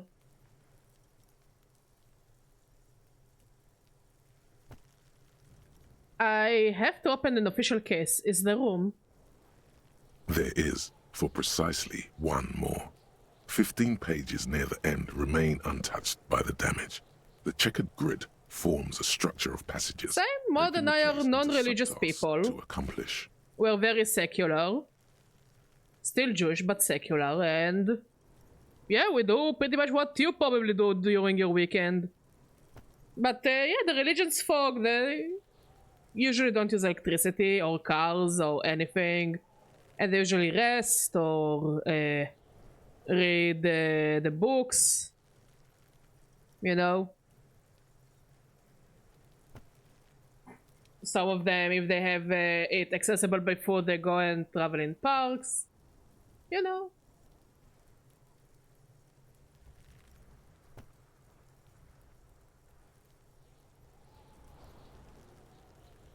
The task commit to the paper using the pen Lena gave you, yes! In a brash freehand similar to the rest of the letters.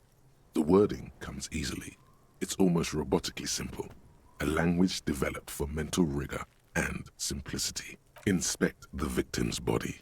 Interview the cafeteria manager. Cross out the ones you've already finished. A satisfying slash sounds across the paper. You're done, it seems to say. And you, and you. And a fuck you to you too. That last one cuts a slash right through the paper. You're a swashbuckler with that pen, Harry, and it feels good. Feels like completion. Things to be done and things already done. The composition of reality. This is an extremely useful tool for a detective of the Citizens Militia. Now all that remains is to name the case. Lieutenant, have you by any chance named our case? Oh yeah. Oh yeah. Well, I used to live in the south where I had two guys that were Jehovah's Witnesses, and they tried to convince me about, you know, the things Jehovah's Witnesses believe in, and I'm like, I'm not interested. And then they gave me a bunch of books, and I'm like, what the fuck do I need them? And they're like, read it, we will come next week. And I was like, what? And I got their books, and I just shoved them in the fridge because they annoyed me and I didn't want to see them. So I put them in the fridge, because this is where you put things that offend you, in the fridge. Don't question me, by the way. And the next time they came, I was sitting with my ex, and we were high as fuck. It was back in my high days. And not because I was in a high mental place or high place in society. No, I was just getting high almost every day. And then they came. And I'm like, no. So we just had to sit in my living room. We turned off the lights and just hope for them to leave. And I must say, Jehovah's Witnesses, they have some conviction. They just kept knocking on the door for like 30 minutes. Okay? I will give them that they have conviction. Too bad for them that first of all, I didn't give a shit. Secondly, I was high as fuck. Thirdly, I didn't wanna have a conversation with them. So they eventually left. The books stayed in the fridge. And I don't think I ever heard from them again.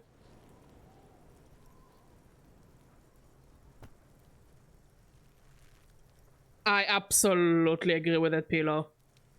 Just fucking leave me alone, mate. Oh no, weed high. I never went higher than weed.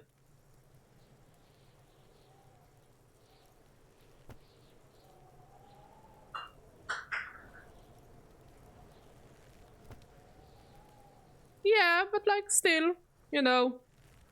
Like now, I think ever since I met Mod, I just stopped because I didn't want anymore. Because being with Mod was funner. And also, he wouldn't kiss me because my mouth would stink, so his kisses are better than weed, I think. Yeah, his kisses are better than weed. Yeah. Look, we all were young. You know, we're talking about like something that happened 10 years ago, so... I mean, less than 10 years ago, but no, almost 10 years ago. It was before I met Mod, and we're almost 8 years together. We're 8 years this summer.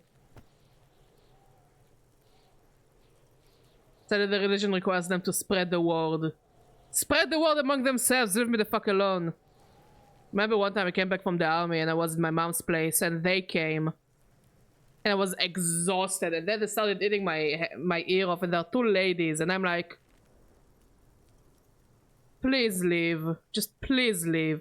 Those people can't take no for an answer. Honestly, they should be salespeople. I really think they're wasted potential on being Jehovah's Witnesses. They need to be salespeople.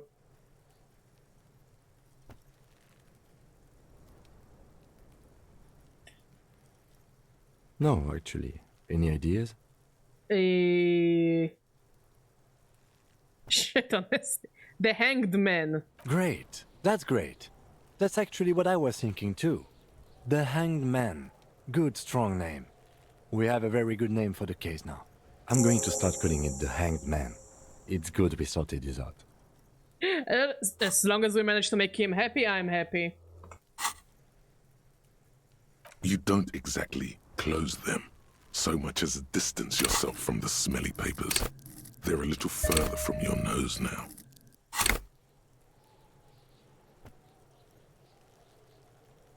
What's the case files again? Arson. Petty. You don't exactly close them, so Nah. much as distance yourself from the smelly papers. They're a little further from your nose now. Browse the yellow papers. In the back, you see thin, translucent copier paper. Some neon yellow. Oh, I know the cartoons the Jehovah Witnesses produce.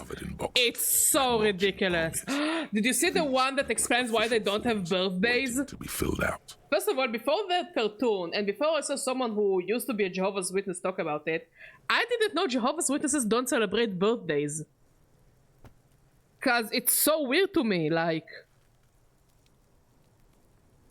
Why shouldn't you? It's a kid. And it's like, they're going to regular schools. And they see other kids having birthdays, and you don't have birthday. God, it must be suck as a child. Of course you can't be a gamer. What if they will show you, things that, like a cup of coffee? Oh no, those are Mormons. What if they will show you a birthday in a video game? What are you gonna do then? Celebrate the birthday in the video game? You cannot do that. Imagine like we say here, oh yeah, go KYS in Minecraft. Do you think they also say, have a birthday in the holy test in the holy Bible or some shit like that?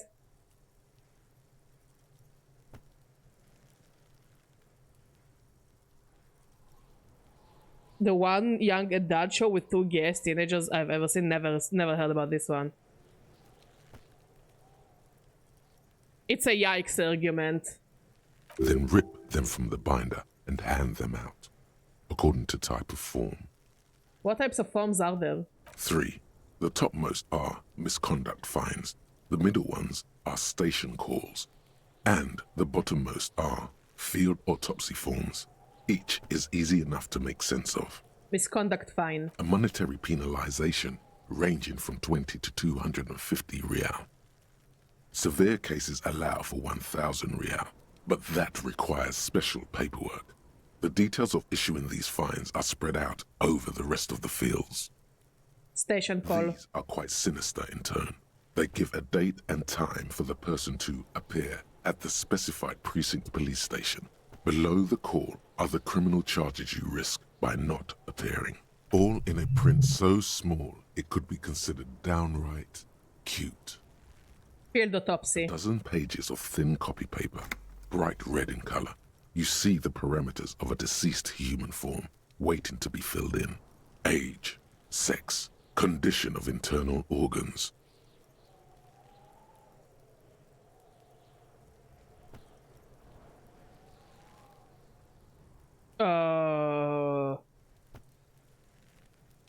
Okay. Color of the irises, predation marks, condition of sexual organs. Enough of this. Yes. All that remains now is to fill those forms and hand them to people. Oh, Fines for okay. wrongdoers, interview requests for bad guys, and field autopsies to dead guys. The rest of the stinking cellulose is much worse for wear.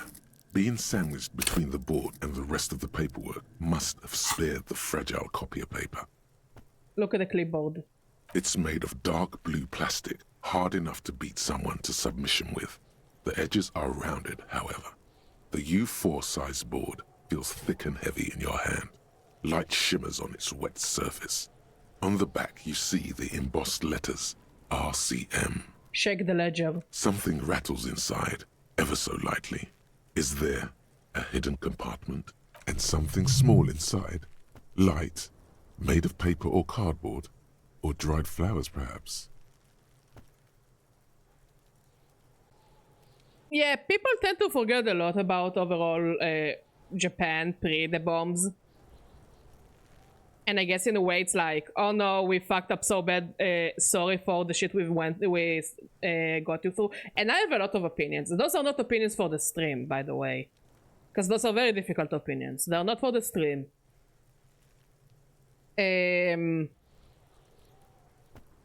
But yeah, all I will say is Japan did a lot of fucked up stuff and we tend to forget, to maybe forgive by forgetting. But it also, first of all, removes a lot of context of everything that happened in East Asia. Mostly due to them. But also it helps them to live in this blissful ignorance. Because they're not being taught that. Because if nobody thinks it's wrong, why teach that? I wasn't in many Asian countries, I won't lie. Maybe, but I don't know. Again, it's if we talk about it, it's a very harsh conversation.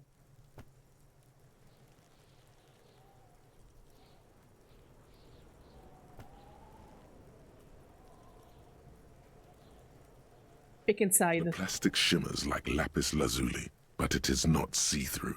You cannot see to its center. How do you know? There's pain in there, if you want some. That much you know. How would they open it? With your hands. U4-sized pages hang from the clip, screwed to the top of the board. Open the hidden compartment in the clipboard. The two sides of the board appear slightly misaligned, like a drawer that's come off its slides. If you bend the plastic on your knee slowly.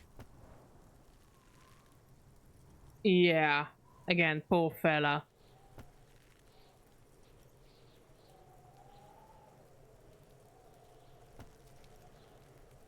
The slides snap back into place. It should be possible to just, you know, slide the drawer open. Without resistance or sound, the two panels move against each other. The compartment is now open. What's inside? 2 ticket stubs and a handmade postcard. Pick up the ticket stubs. 2 octopuses are smiling, reaching their tentacles toward each other in the colored pencil drawings. The tickets permit access to the zoo in Revachol East. The aquarium costs extra. These let you go there too. Pick up the card. Thin wax paper has been glued to a piece of cardboard. Sounds like leaves rustling when you pick it up. You see violet flowers, floral patterns, patches of glue. Smell it first. It smells of chewing gum, apricot flavored. A touch of cinnamon, the end of summer. You think the label says tutti frutti. Open it. Familiar handwriting lines the inside of the card. Looped, round letters in a woman's hand. Harry, it begins. You're already reading. I wanted to write you a letter so you can read it when you wake up. Maybe it will make you happy. Throw it away, please. But it will make me happy. A merciful wind blows in from the bay of Revachol, dusting the ground at your feet and raising newspapers far away. You feel the card slipping into it. Jesus. Let go. What was that? Frisson covers your entire body. A feeling of cold, a persistent chill. Hold on to it, read the card. Your hands shake, holding on to it. Every morning when I step out and you're asleep behind me, it says, I find a little piece of sadness in me. I carry it in my chest, down Voyager Road. Every step I take, it grows. By the time I reach the fuel station, it has filled me entirely. I step onto the light rail and look back. Sparks fall from the bow collector.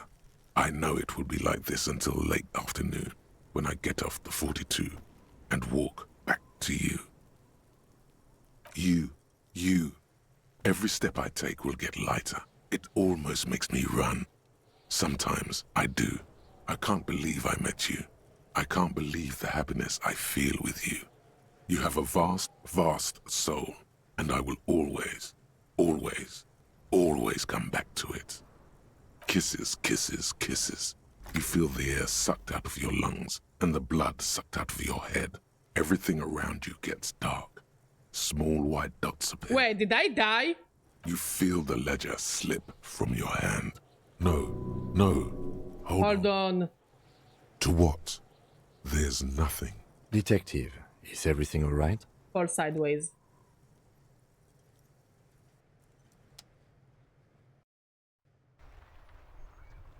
Wait, what? What happened?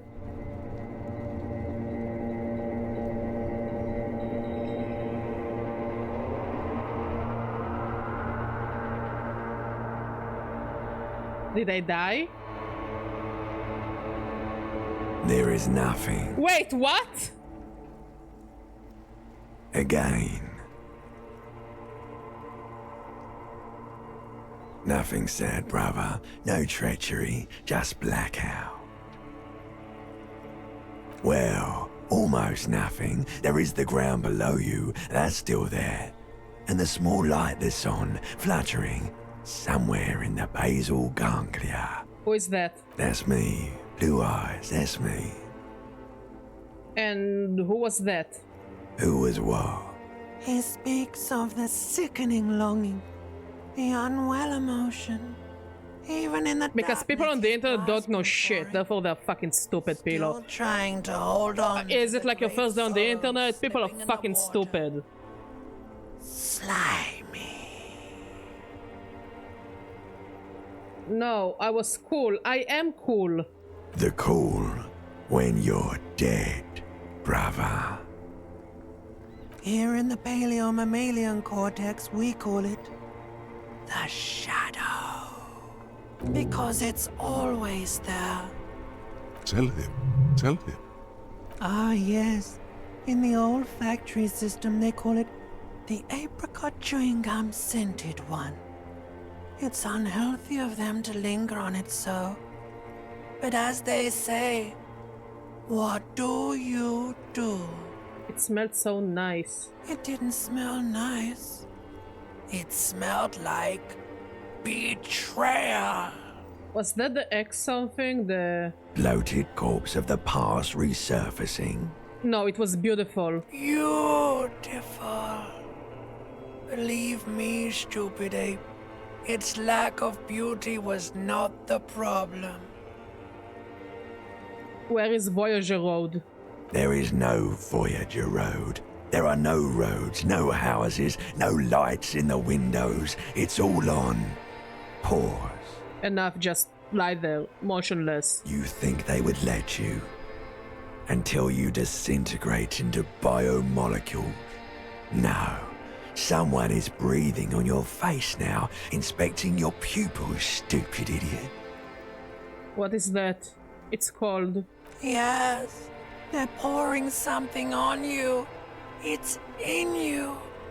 And It's delicious. Glowing lights on a dashboard emerge out of nothingness. Where am I? In the upholstered cabin of Lieutenant Kitsuragi's motor carriage, seated in the driver's basket. The air is thick with leatherworks and heavy fuel oil. Cold water runs down your chin. Drink. Water. Drink. The water is cold, silvery, the stuff of life itself, as it pours down your parched throat. The pounding in your head recedes. The darkness parts. Drink. You haven't drunk water in 2 days. Did you know the human body is not made to survive on alcohol alone? You need a secondary form of hydration. Well said, Kim. Oh, tell me about that. Nah, it's allergy season now, so sometimes I wake up and it's like I feel like it's hard to open my eyes. Because, you know, when you have allergy and then all your face is super sticky. There was one day where, back when I was in college, that allergy season was at its peak and I really couldn't open my eyes in the morning. So I just stayed home because of how painful my eyes were. With greedy gulps, you down half a liter of cold water. Some of it spills on the driver's seat. The lieutenant pays no heed to it. What happened?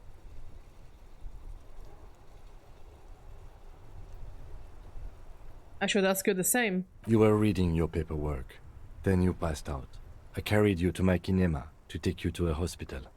Then you came to. How long was I out? 10 minutes, maybe. I mean, there is nothing wrong with being bald. I came in contact with the burnt-out ruins of the past. No. I was dehydrated. Fuck it. Nah. I came out in the contact ruins. This thing. Does sometimes happen. You dropped these. Are you okay to proceed? Let's solve this case.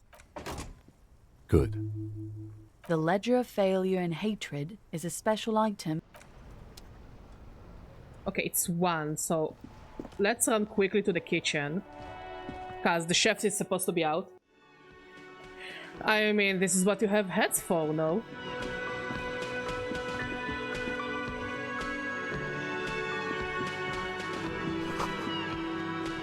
The dishes are drying, they smell of chemicals and pine trees.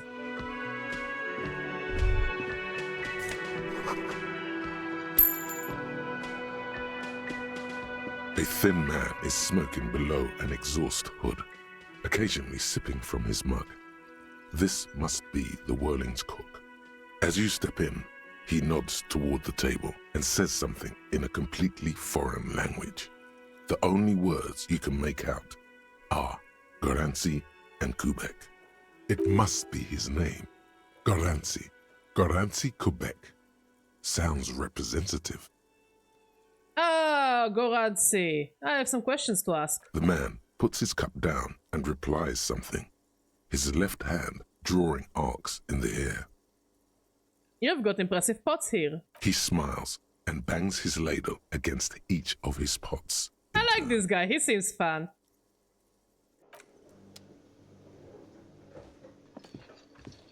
You see a heavy steel door with a prominent dimple lock. It's painted blue. Touch the door. The cobalt blue surface feels rough to touch. The stainless steel door is flush with its frame on every side. Old cobalt paint, rough on the fingers. 40, 50 years since this was painted, maybe. Try to push on the door. The door does not budge. I wonder where this door leads. You do? It's a door in the back of the kitchen. Why do you care where it leads? The winch. Outside. In the backyard. Remember? No? Your fingers do. there was a winch outside on the roof, like that of a small elevator. Well, if there was a winch, I suppose we could look into it. As a side investigation.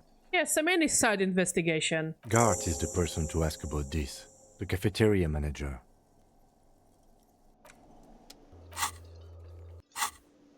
Okay, let's save. Honestly, we've been doing decent progress without dying like an idiot.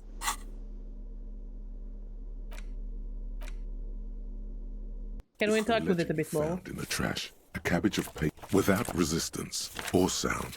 The two panels moved against each other. Fucking kill yourself, you asshole. The words just crossed your mind somehow. Who were they for? Who do you think?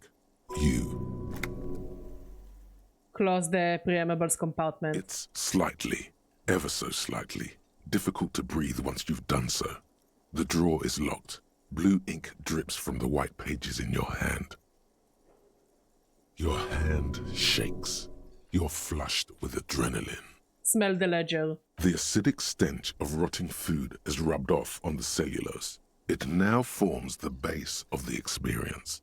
This base surrounded by a faint air of spoiled meat. Honestly, no, not really. Not really. I'm good without knowing this info. The citrus zest of toilet cleaner. You know, like the bits they put into public piss bowls. Probably called Fermi Discrete, or Axel, or something. At some point in its journey, the ledger has seen the inside of a public toilet. Which toilet would that be? Remember when I said the smell of the upstairs bathroom was so rank they should have sent a poet to describe it? Is sprinkled liberally with the citrus zest of toilet cleaner a line this poet might have used? Why, yes it is. Among many other things. This cleaning tablet is used by the whirling in rags. Perhaps that's where the ledger was dropped in the toilet. By you. I think I've seen. It looked cool. The lieutenant observes you, raising and lowering the toilet waterlogged mass under your nose, trying to get a good whiff. A good, analytical whiff. I like him. Honestly, he's a good guy. Excuse me, I just have to ask again. How did it get in the trash?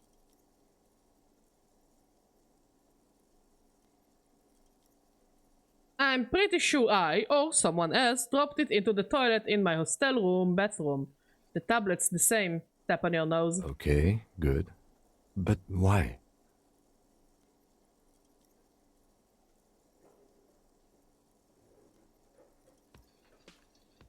I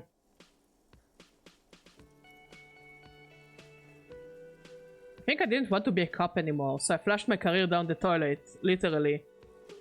I'm sad to hear that. Like, I don't know if fun is the right word, but he's a decent guy, very empathetic. You know? Down-to-earth kind of person. Like, he's a guy, I guess. In a good way, of course. In any case, we are lucky you found it. Make sure it's all in there. Official notes are... well, they are dangerous. They contain confidentialities. Oh god, that sounds dangerous. Make sure you don't throw it out again. Now, if you'll excuse me, that thing has filled me with the sudden urge to make sure mine is in perfect order. Needless, it looks great.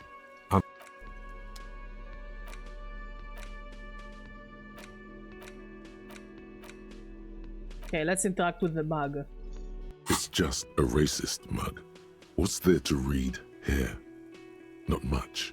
There is quite a lot to read into here, actually. Look at all the content. Oh boy, here we go. What are you going to say about a broken, tossed-away mug that you dug out of the garbage? The mug is an example of prejudice. I'm going to use it as an example of what not to do. But it was in the trash. Why not just call it out when you see it? Or do some volunteering work. Just finish your case, detective. It's just a but. It will not. Okay, fine.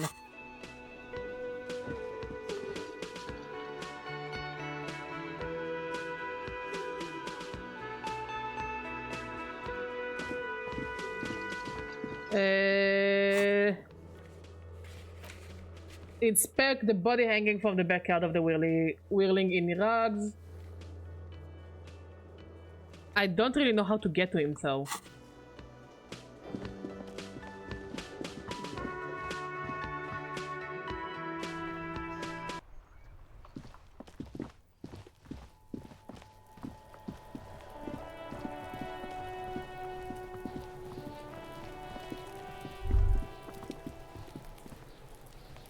There he still is, looking right through you with his white eyes. The body below is entirely dedicated. Guess I need to find either a ladder or a different way to get there. What other do I have? Sing karaoke. We need to get a hold of a set song.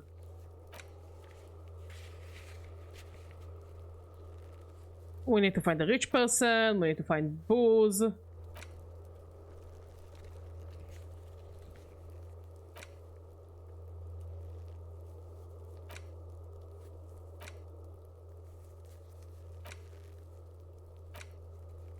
Ask Kuno if you don't know anything about the... Okay, let's talk with Kuno. Kuno!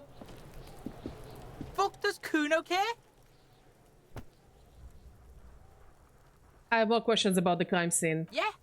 The kingdom of Kuno? The fuck do you want with it? The dead man's clothes were in the trash container. How did they get there? Yeah, Kuno doesn't know shit about that. That shit is beneath Kuno. I need to know. It could be a lead in the investigation. Someone may have tampered with the murder scene. Listen, listen. Kuno doesn't care about this small-time shit. Just listen. Kuno saw what you did there, dumpster diving. Sad shit. Kuno could hook you up with some sweet rags. Shit like Kuno's wearing. Your size, good price. 500 real. You'd have to be blind not to notice the giant white letters F-A-L-N running down his trouser leg. Wait, I asked you what happened to his clothes. You must have seen them lying around. Look, Kuno ain't seen shit lying around, except for that up there. Now, you want performance gear or not, Grandpa? The lieutenant remains silent, but his expression couldn't say, "I told you so," any louder. Alright, entertain me. What's so great about these pants? Pig, these are found modulars. Liquid fit, performance crotch, urban survival shit. Made in Mirova by scientists. Pants scientists. Holy shit, pants scientists! Believe it, you need this shit. These could drastically improve your chances of survival in the urban wilderness. Coach Physical Instrument endorses these pants. They are tartan ready. I might be interested in the pants. Let's talk about this later. Alright, Pico. Shit's rolling. Don't do business with the pig, Kuno. He's gonna steal all your money, Kuno. As you can see, Kuno and C don't trust you. Can't do business without trust. There's more to his distrust than being a pig. He feels threatened by something obscure in you. What that is, however, remains a puzzle for now. There was also this mug in the trash. The fuck? A mug in the trash? Is this about the fucking clothes again?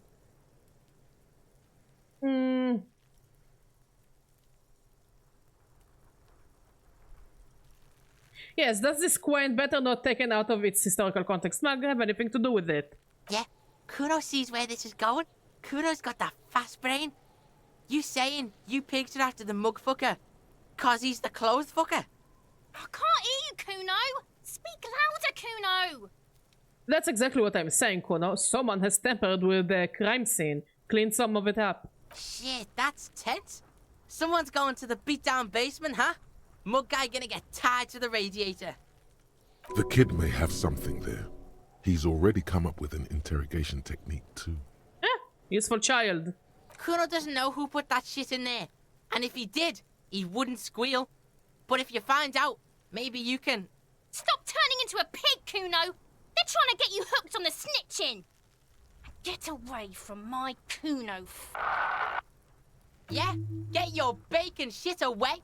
Kuno doesn't like to be seen with the popo. Get your shit done and out of Kuno's face. The ladder, ever climb it? Look at that fucking shit. You're trying to get Kuno killed. So you would say that the ladder is unclimbable? Fuck does Kuno know? Kuno's not a fucking acrobat. The lieutenant takes a quick note in his notebook. It's a trap, Kuno! Don't climb it, Kuno! Kuno, there's a stack of Ethernet back there. That's just some shit roofing gimps left behind. Lazy dinks. Yeah, whatever. Kuno doesn't give a shit. Okay, I'm off. Kuno doesn't fucking care. Let's talk to Garte. But first, let's save. My god, we need to save all the fucking time because we died from stupid garbage. Mostly depression, I guess.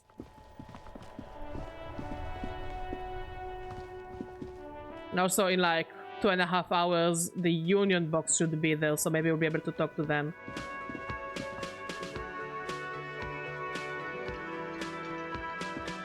Can I help you?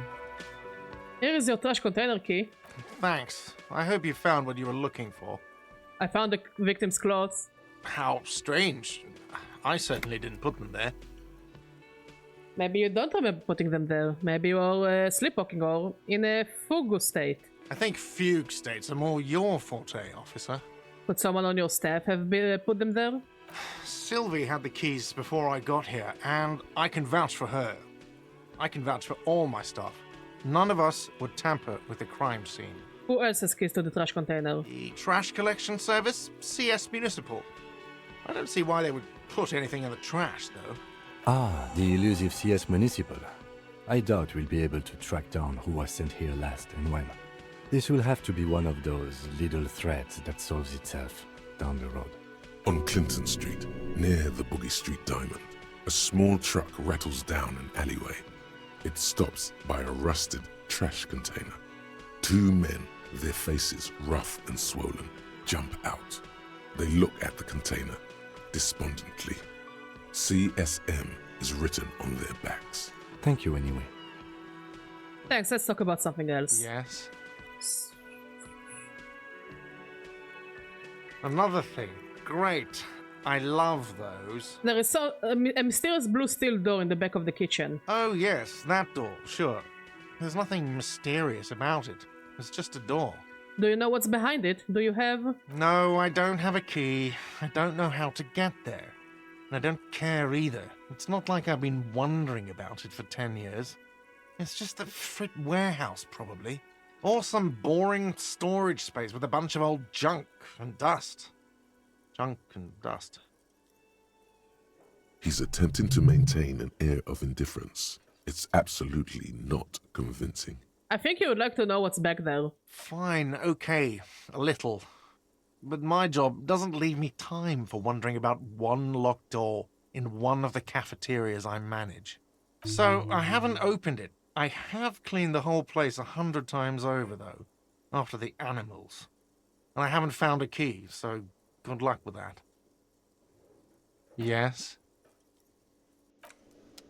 How much money do we have?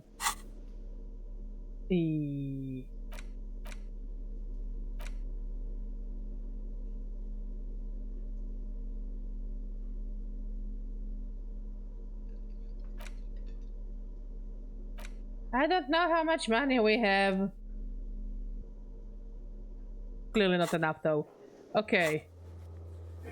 Where says after the whirligig crash, find a person and you will know the temper with the scene.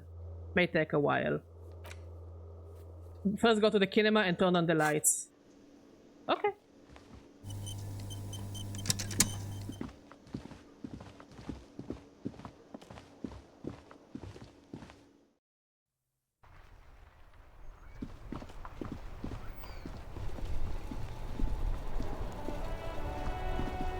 Inside, you see a set of steering levers, a radio microphone. Kim, how do I turn on the headlights? All right. Ready? I turn, you press start. It's next to the preheater. Press engine start. The dashboard lights up with orange glow. The rails permitting gauge jumps. Oh shit, that's loud! A police commander comes to life with a whiny growl. Like a leopard waking from its sleep, yawning and roaring at the same time. Press the button labeled headlights. The lights unfold with a little click, casting electrical light onto the ground before the vehicle. There you go. I'll turn them off from the remote once you're done. We just need to stand in front of the machine now.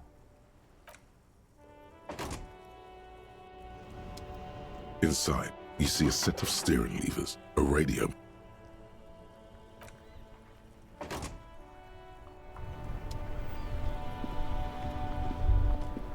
As you hold your ledger's clip under the headlamp, an iridescent hologram appears. A street grid and the veins of a great river. A familiar sensation washes over you. There she is, Revachol West. Around the borders of the watermark are dozens, no, hundreds of micro-perforations. Look at the shimmering street grid. The rectangular watermark is overlaid with the logo of the RCM, and yet the major arteries of Revachol are all recognizable. They shimmer in the Kanema's headlights. Wait, look around you. A rat brazenly darts past you and disappears amongst the stopped lorries. In the distance, a child somewhere shrieks. A woman reprimands her in a voice no quieter than the child's cry. In the middle of a broken plaza, in a cone of light, barely visible in the daytime, two men, one slim, the other sturdy. They are on the city stage, but only one of them knows his lines. Ah, Martinez. Where are we on this? Let me see. Right here. Seems nice. No, it does not. Look at the perforations. There are many of them, and they are divided into 3 separate rows. Tally up the different rows. The first row has 18 dots. Not bad. Not bad for what? You don't even know what it means yet. What about the next one? The next is the longest. It runs all the way around the border, and then some. Count them individually. There are so many, it's hard to count. More than 150, at least. Maybe even 200. What about the last row? The last row has 3 perforations. As you look at them, you feel your index finger reflexively contract 3 times.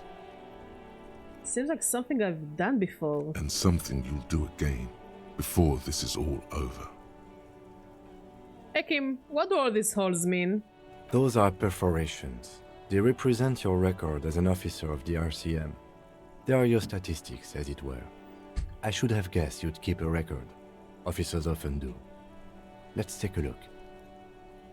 Son, here is where we score your life performance. You better hope it's good. I think it's good. There were many points. The first row represents your years of service. 18 years. Okay, not bad at all. What did you do before you volunteered?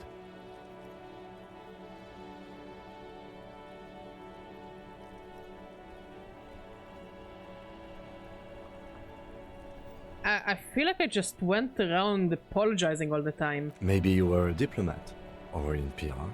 Doesn't matter, I suppose. Let's move on, shall we? This next row, the one that wraps all the way around, is your number of closed cases. Closed is good. It means finished.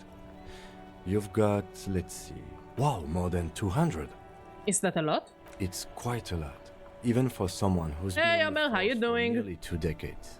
Usually, clearing more than 10 cases a year puts you in the 90th percentile of all RCM officers. So you're saying I used to be a super cop? Call it what you want. You were a valuable member of your precinct. Now, let's look at the last row. You know the answer already. The tingle in your index finger gave it away. Those are my confirmed kills. 3 of them. That's right. How did you know? Because I felt a twitch in my index finger. Ah, right. Sometimes the brain's able to preserve certain responses even when conscious memory has been, let's say, misplaced. For an RCM officer, especially Precinct 41, which is in the Jamrock quarter, it's rather tame. I mean that in a good way. There are certain officers who treat their kills like some kind of ghoulish game. If they do happen to solve a case, it's usually by accident. But it seems as though you are, or at least were, one of the good ones. So we have that to be thankful for. He's sincerely glad you're not a scary predator.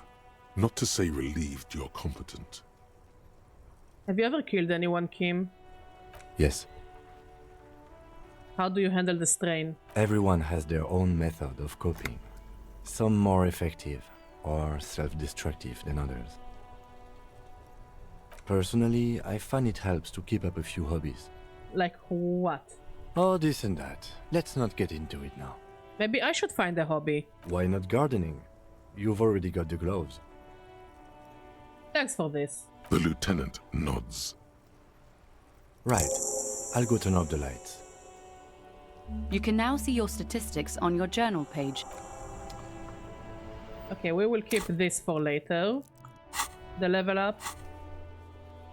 Journal. Do you have a map? We do not have a map yet. Yeah,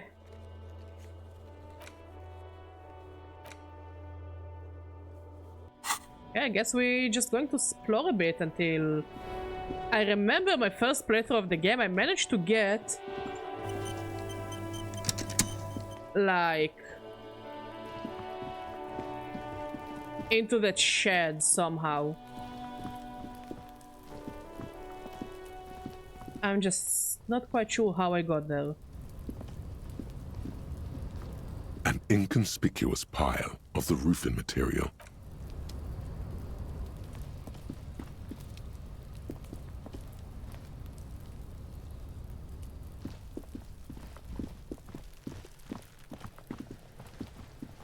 Well, I guess we're just gonna get exploring. Let's talk to the people in this building. Maybe we'll be able to get inside.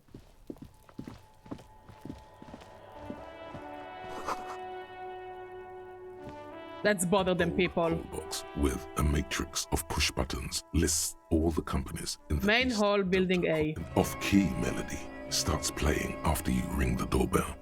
Then a woman picks up the receiver. Kuno, please stop calling here. Grown-ups don't have time for your stupid games.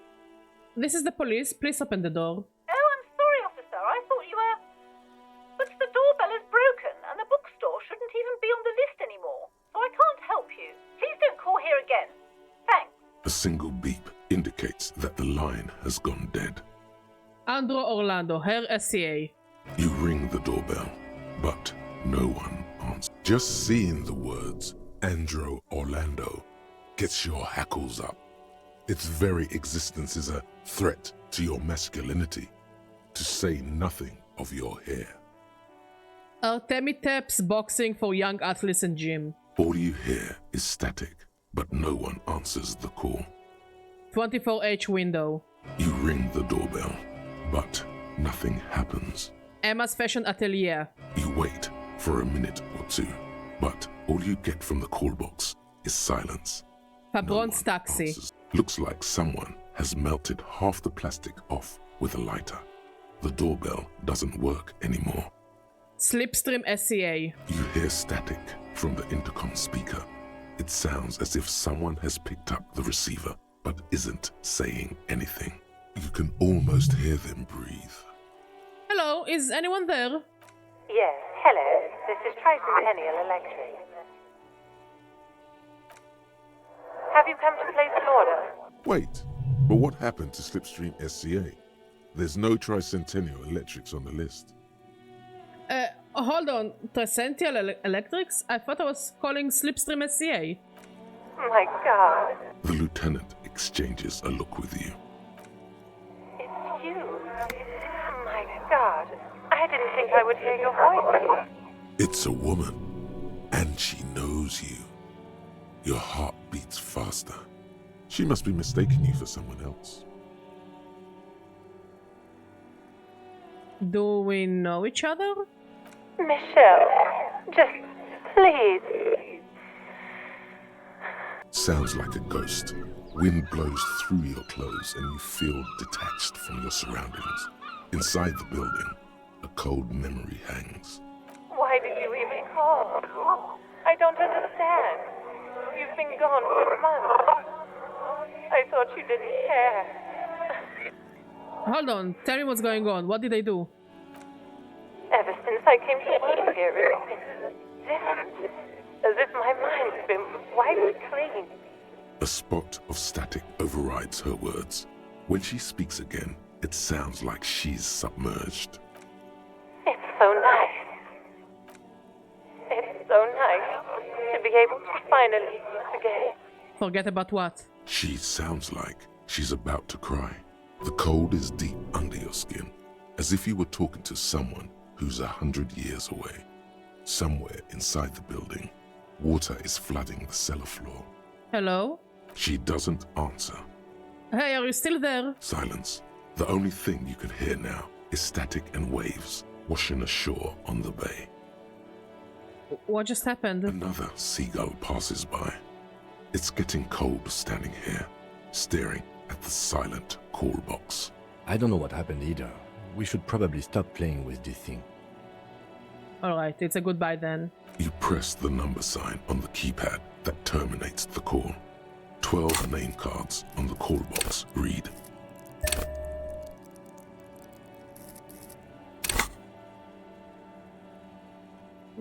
Not high enough, but we'll maybe do it later. Fortress Accident, SCA. Silence. No one's home at Fortress Accident. Ravishol Ice City. Silence. No one answers the doorbell. Main hall, Building B. Whirling in rags. Nothing happens after you ring the doorbell. They don't want to talk to you. East Delta Pinball, entrance from Building B. Silence. No one answers your call. Empty card. This button looks new, but someone has removed the name card.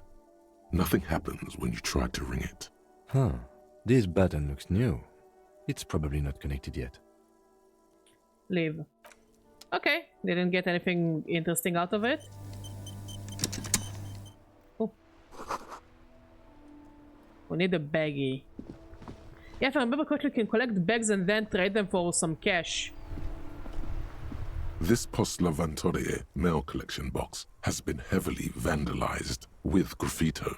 A closer inspection reveals 2 bullet holes in the front. Oof. A faint sticker on the side reads, RCM Emergencies Desk number 8102, with a slogan, Mankind, be vigilant. Good mail delivery box. Pet the box. See, I told you can pet the delivery boxes, Omer. The box seems happy. Ah, if the box is happy, I'm happy.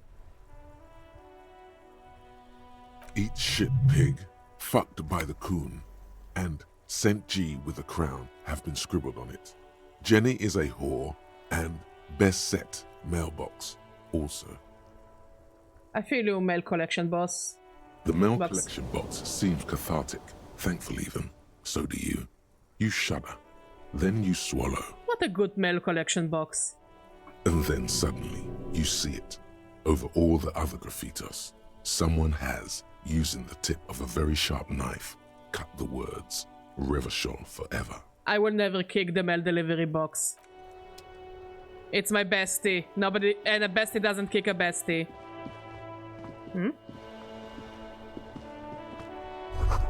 The book has a rose pistol and half-naked dame on its cover. The book appears to be erotica, but without actual erotica. On the cover stands a very muscular man surrounded by flames. Hello, sir. Step right in. The store is open. Hello. Are you interested in a new and exciting book? What kind of store is this anyway? It's a bookstore, sir. We sell books, postcards, and some board games. It's called Crime, Romance, and Biographies of Famous People. Whoa, whoa, whoa, whoa. Hold your horses, little girl. What is a book? That is a book. They have stories inside them. It's like someone told you a story in a really long letter. What's a postcard? A postcard is a small cardboard picture. You can write a few words on the other side and send it to your friend or beloved. I love how she explained it to us without making fun of us. I guess that's the beauty of, in a way, of kids, their naivety. It's like, oh yeah, what is this very obvious thing? And they're like, yeah, that's a thing. That's the thing.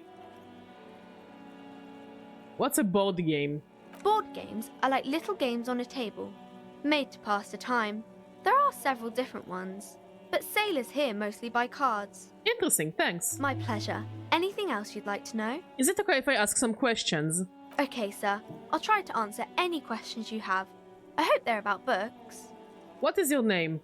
My name is Annette, sir. My mum, her name is Plaisance. She owns the store. She's inside minding the register or organising the stock.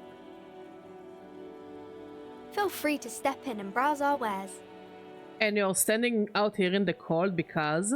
I'm signalling that the store is open. Otherwise people might not know. They'd miss out on the crime, romance and biographies of famous people. Such a good trooper you are. Already learning the value of hard work. Thank you, sir. I'm happy to help Mum out with the store. Shouldn't you be at school or something? I do my studies at home at the moment. I have to help Mum keep this place running. What is school anyway? School? Well, mine is a big yellow building on Boogie Street, and the people there run it. They say it's a charity. The gale wind blows in from the coast, a wind of needles. It wraps itself around a building of brick and mortar. Somewhere, a clamour rings through the honeycomb of classrooms. What is this feeling? Remorse. The parquet of assembly halls. The rows of stall bars are growing cold. The corridors stand empty. A girl's voice somehow finds its way through this strange feeling. You haven't heard a word of what she's been saying these past few moments. You only hear... Mum says it's necessary to do both because it builds character. Mum says a proper worker is dutiful. That's how you get ahead in life. You succeed. There is stress and unease behind these words. She's reciting etiquette. And how is the business doing? Mum says it's peachy. She was a little afraid at first. There's talk about this house being cursed. Cursed in what way? Cursed in the way that makes them say that no business has ever really thrived here, sir. That they all go... bankrupt? Exactly. But we've been doing fine so far. That sounds rather serious. I should probably look into that. We can go into the bookstore and ask about the case. But I don't see much more to look into here. Yes, please do look at our wares inside. The postcards and board games you asked about are also there, sir. What do you know about the other failed businesses? Nothing really, sir. Mum doesn't allow me to sneak around in the back rooms or the cellar. I don't really know what's there. How does this curse manifest itself? It does not manifest itself in any way. It does not exist. I liked it better when we were talking about whether it's appropriate to stand out in the freezing weather. But Kim, the plasmic manifestations! No such thing. Aww. Anything else you wanted to talk about, sir? About the curse for now. Enough about the curse for now. Maybe I can tell you about some of our books instead. What is this crime business? Crime fiction is about murders or burglaries or things like that, and the work of a policeman or a private detective who's trying to solve a crime and catch the criminals. Wait, not crime fiction. I need to know what crime is. It's that bad. Crime is what we were solving before this conversation began. Why would anyone want to read about crime? It's exciting to people, I guess. They get to imagine dangerous things. And it's kind of like a puzzle, where you can guess who the criminal is, or how the good guys are going to catch him. I'm a policeman myself, by the way. You don't look much like a policeman. Ouch. Well, what does a cop look like then? Didn't mean to offend, sir. Sorry, sir. It's just that you don't look like... She's a good kid. I can feel it. She's a good kid.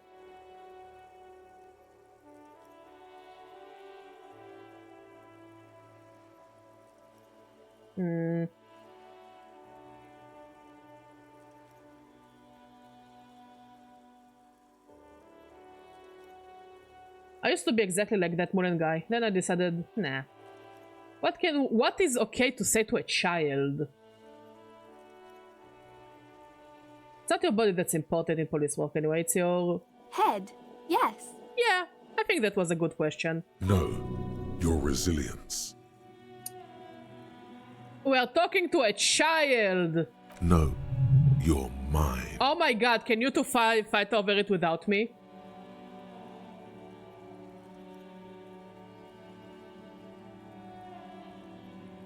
A Quicksilver mine. This smaller guy looks like he needs 4 hours just to come up with a single idea. No, he's wicked smart in the stories. Sure, when the author does all the thinking for him, real policemen have to think and act on their own. Like you, sir. Of course. He's just a fictional character. He's no match for you. Maybe you I could like show this us some kid. real police work, sir. Like in the books. What is romance? It's the type of book where there's a rich lady and she has to choose between the good man and the bad man. Or there could be a story about a poor lady getting a rich man. It's about man and lady business, sir. What about when both the men are bad? These are not very common. You can't have a choice between bad and bad. Nobody wants to read a story like that. What if it's written really well? Well, maybe then it's fine. Maybe if the lady then decides not to pick either, because she doesn't need a bad man. Yes, that would be interesting. What about a poor man getting a rich lady? It happens, but usually the guy gets rich in the process. Or should actually be rich himself, but has lost his family property unjustly, like during the revolution or something. I mean, technically Twilight is the romance. It's just a garbage one. I see. Those are unhappy books, for most of the pages. People sad about what they have lost, but then it all turns out just fine in the end. What about when everyone is poor? That's really not a proper romance story. That's more like everyday life. Sometimes you have to write about real life things. Not in romance books, sir. These are about nice and pretty people, and everyone is happy in the end. What about a book where the man and lady business doesn't work out at all? I haven't read many of those. Maybe you should ask Mum. Maybe I will. I'm sure she can help out. Maybe some about other books? Who are these famous people? I think I've been there. I'm pretty sure I've been there. Oh, kings and queens and generals of old, or artists and writers, or musicians, those kinds of people. There's usually something extraordinary about them. I think that's why people read them, to find the secrets of their fame. Seems like most people who read those books fail to get more famous from reading them.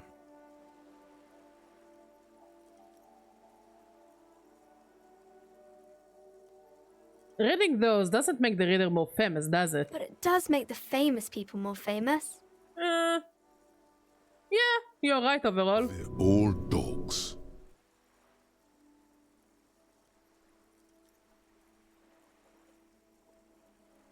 Those famous people sound like a bunch of dogs.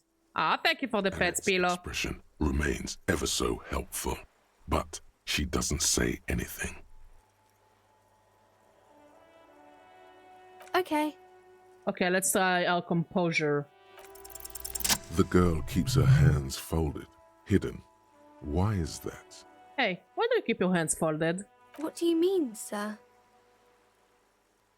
You don't need to be worried, I'm here to help. She looks around anxiously. Her hands remain folded in front of her. She doesn't want to show them. The lieutenant stands by, looking at the two of you with little interest. It's okay. She brings out her reddened hands, her nails frayed, nearly chewed down to the flesh. You bite your nails. And you knew this from me keeping my hands folded?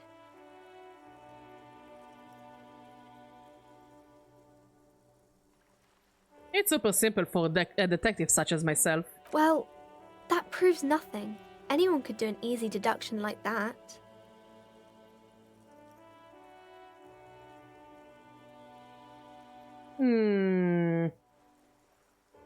Like, I don't want to pry. But I also don't want to take emotional damage.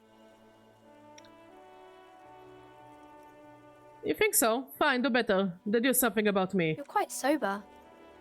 The lieutenant does not flinch at the comment. He does not flinch even a single bit. He is intensely not flinching. It takes effort. Wait, how do you know I'm actually not? Because you usually aren't. I'm also sad that my head hurts. I'm sorry, sir. I hope things get better soon. There she stands, swaying on her feet, assaulted by the early spring breeze. She smiles at you. The whole situation suddenly feels familiar, somehow. You can stop calling me sir, I am but a working man. No, sir, I can't. It would be too tiring to refrain from it. It's already tiring enough to remember to say it all the time. It's nice of you to say I could stop, though.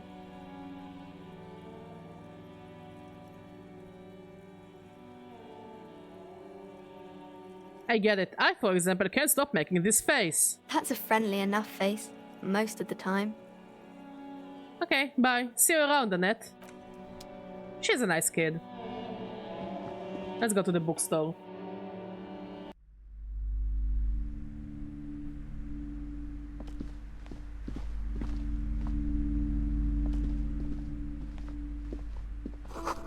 Gift books and molten candy.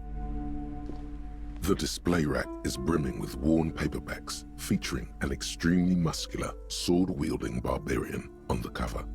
Nearly all the titles contain the word Hyundai somewhere. Storekeep, tell me about the Muscleman books. Oh, Man from Hyundai. A very popular series of adventure novels. They're awfully immoral and violent books. Why are they so popular? Blood and violence, scantily clad women, epic narratives, all those mystical things he encounters. They're bound to grab those with little imagination and nothing to do. Sounds good. Which one should I start with? What does it matter? They're all the same. However, the customer is always right, they say. If you're a novice of the series, I'd recommend Hyundalaman, the man from Hyundal. It's supposed to be a good introduction to the series. Look through the display of books. Rows and rows of Hyundalamen blur your vision. You make out some titles. Man from Hyundal and the Mammoth Riders. Man from Hyundal, Return to Hyundal. And the solipsistic Man from Hyundal and the Hyundal Man. No way. Good God, how many are there? Maybe 100. Man from Hyundal and the sages at the end of the world. Man from Hyundal and the false god. Man from Hyundal and the scorched earth. Man from Hyundal, the Hyundal colonies. Man from Hyundal and the swamp beast. Man from Hyundal and the snow crabs. Those snow crabs are worse than they sound. Is that all? Not even close. Man from Hyundal in hell. Man from Hyundal and the forest of slaves. Man from Hyundal under the lake. Man from Hyundal, Hyundal burning. There's even the Trial of Death, a pastoral combat game book set in the world of Hyundalaman, and so much more. A twinge at the back of your head makes you flinch. Your eye starts twitching. What is it? Your hand reaches toward a book with glossy cover art of the very muscular man from Hyundal in chains, kneeling in front of a staircase leading to a throne. A woman sits on the throne, leering at the man. Between the throne and the Hyundala man lies a bonfire, casting shadows on the wall. The shadow of the woman's headdress looks like a pair of devil horns. The title reads, Man from Hyundal and the Devil Woman. Interesting. The display rack before you is burdened under piles of Man from Hyundal novels. But we're too broke. But we'll keep it in mind. A small mountain of colorful board game boxes. There are numerous types of games for all ages. A lot of shelf space seems to be taken up by Wirral-related merchandise. Storekeep, what board games do you have here? Wonderful board games, sir. The Viticulturist is a classic for sure, or perhaps you'd like Archipelagos of Insulinda, a very educational game for those interested in geography. Raubritter is a fun game of economic competition, but can get quite intense after a while. We have games for the whole family. You can play with your children. Yes, kids, friends, chicks, I have all of those. Then you're a lucky man, officer. Children are the greatest of treasures. For playing with friends, I'd recommend Suzerainty.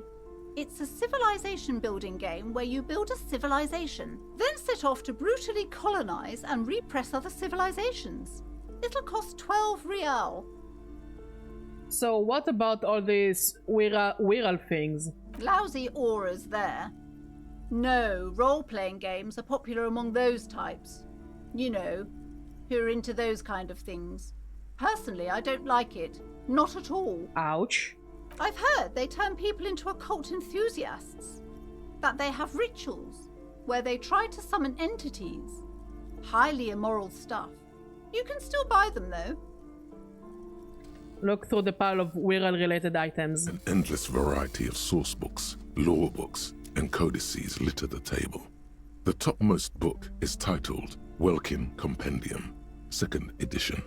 There's also a large hardbound tome with intricate cover art, The Hunters of Katawak, Boreal Creature Compendium, and a Pick Your Path adventure gamebook titled Tales of Wirral, Cavern of Velkrag. Anything that really catches my eye. There's a box that says Wirral, 3rd edition Mega Setting Supplements Module. The side panel notes, a fantastique adventure board game, new maps and miniatures. A sticker on it displays 25 real.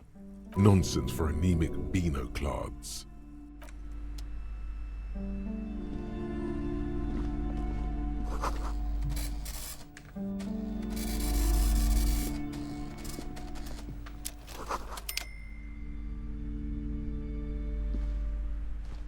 Let's talk to the lady. Welcome to Crime, Une Romance, le book and si you find Biographies a of poorly Famous printed People. magazine. My name Il is te display a bread l'offine seductive pose. Smash. Be welcome, and please take responsibility for the energy you bring into this space. So, are you the owner of the store? I am the proudest owner of our little shop of culture.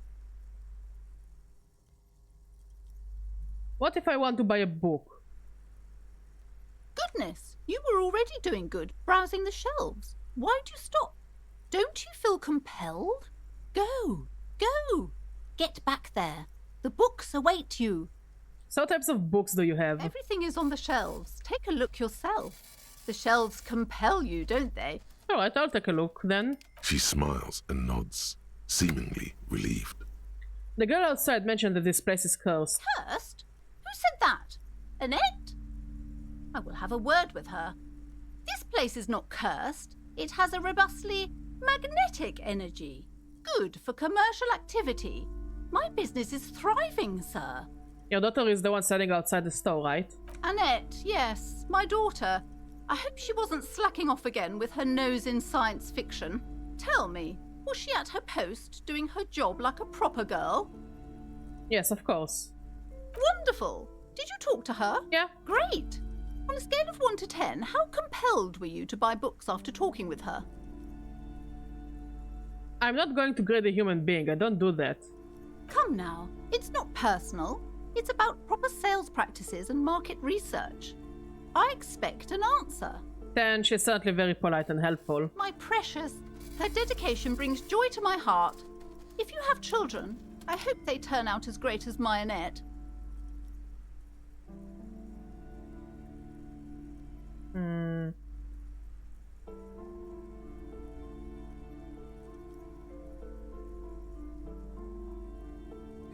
I get she's a trooper, alright. She looks like she can take it, but it's actually wearing her down. You know, she has been biting her nails. God. I've told her not to do that. It's such a disgusting habit. She'll get over it. Anxiety is a part of life. I don't think she can do anything about it. She can, if she has enough willpower. This is what's called growing pains. Can I just shove her into the ocean or something? Breaks. And Kim and the main guy can just adopt Annette as their daughter. Come on, ma'am. It's obvious she can't do anything about it. You are placing an unnecessary burden on a young child.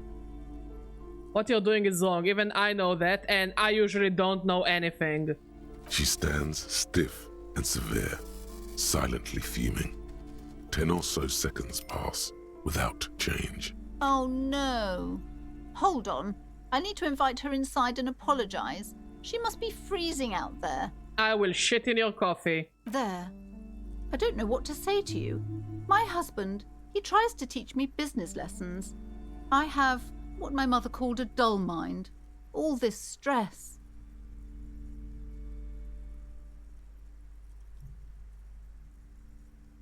Is this husband Annette's father? Yes. My husband is a successful entrepreneur east of the river. If only he were more involved in the business we're running up here. No matter. Soon we'll both be off for Grand Couronne. Ma'am, I think he already replaced you.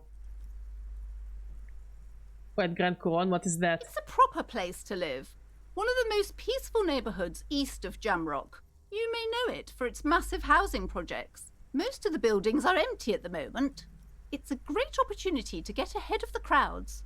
Better times ahead for sure. And your husband also involved with the bookstore. He made the initial investment. Since then, he's been what you might call a silent partner. Is she an only child? Yes, I'm afraid so. A real treat she is. It would be nice if she had... No, we couldn't have afforded more children, really. Not in this economy. A glimmer of sadness blinks through the well-crafted exterior. Why not? We're quite busy people, you know, my husband and I. Quite busy. Children are a lot of work. You don't look like a father, so I don't expect you to understand. What do you mean? I am Annette's adoptive father. I'm sorry. I'm sure you do understand. She told me she doesn't go to school anymore. She's been too busy helping me here. So she studied at home this trimester. This is a temporary solution, of course.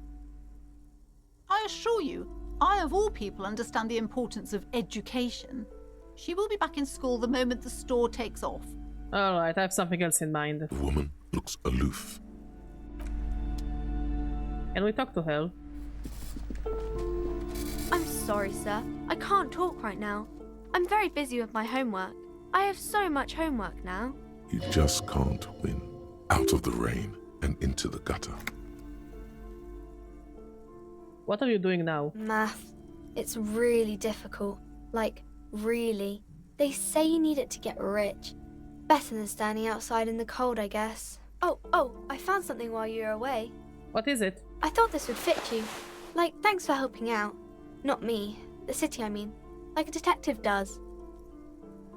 This child is too precious.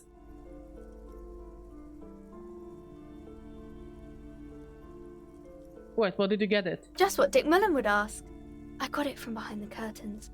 I'm not really supposed to go there. It's a fedora? Maybe. It's the hat Dick Mullen wears all the time. You'll look way more serious with that. Right, I have to get back to my homework now. Before Mum notices. Man, this is hard. Wow, absolutely.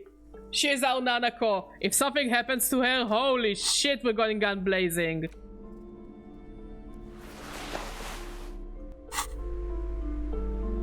Because so far this kid is like the most competent character.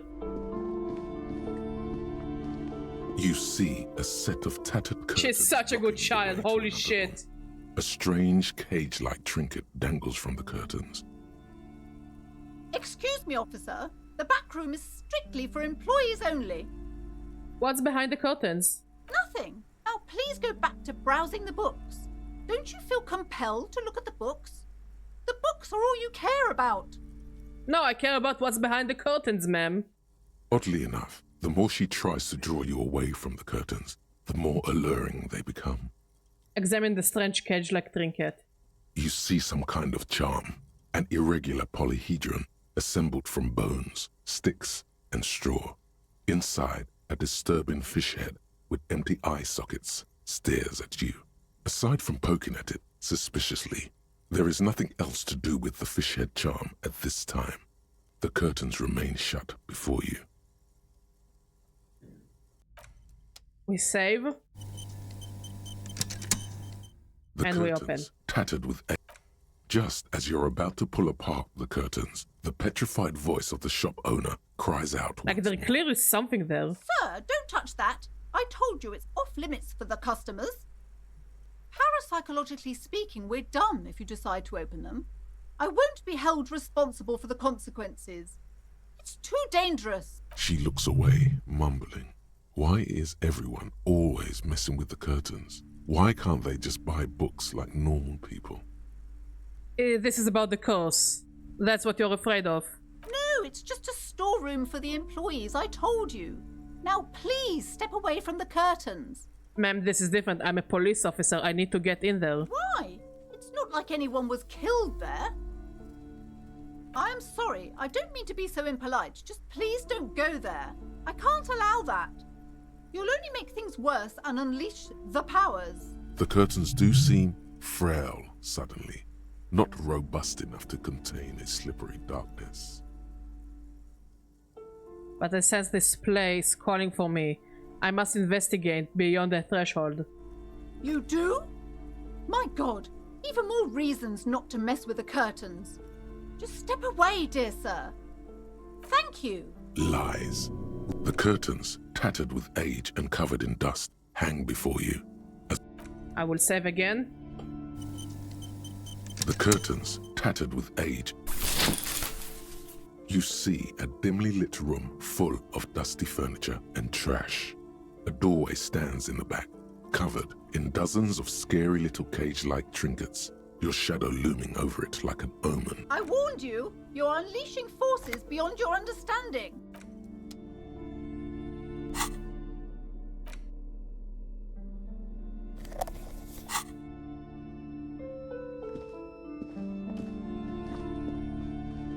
Oh shit, it definitely feels cursed. Got a silhouette of hair. A vaguely androgynous portrait of a man. A heavy door with a missing handle stands before you, covered in dozens, if not hundreds, of little oddly shaped trinkets and charms. It appears to be locked. What if you just break it down? No. That's right. Take in your surroundings. You need to have a solid ground and a proper posture if you want to succeed. First, check your posture. Steady breathing. Solid core. You've got this. With one shoulder forward, you're ready to smash into the door like a battering ram. Check your surroundings. The room is dimly lit and littered with old barbershop rubbish. But the path to the door is clear. And what about the door? It's made of a solid block of wood, but it has stood there for ages. The hinges are old and coated with a carmine layer of rust. Knock on the door. Only an echo. No one is there. A hollowed out, dark echo. Did we do it?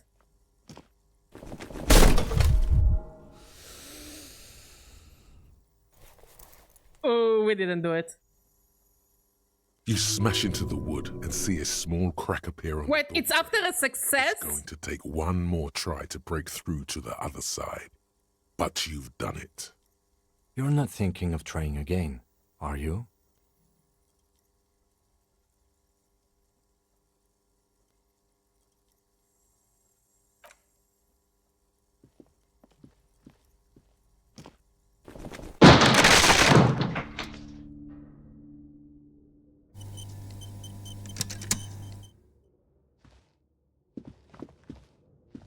What is this place? Looks like a gym to me. Yes, but no one's been here in ages. I doubt the electricity still works. Good thing we have a flashlight on us. Some specks of dust shimmer in a faint beam of daylight falling from the window. Other than that, the room is dark. An eerie feeling rises in your chest. What if there's a reason to why no one has been here for ages? Yes, because it's closed. No need to look for supernatural explanations where a banal one will do. Now let's move on, shall we?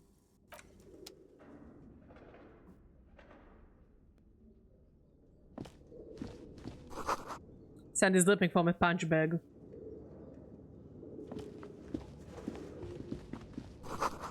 Sitius thought his dress is worn off.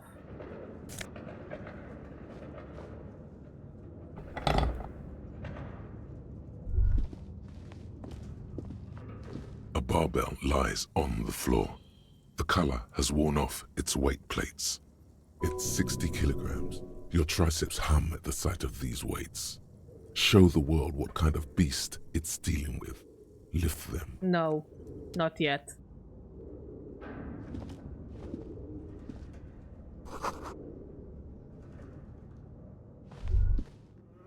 Wait.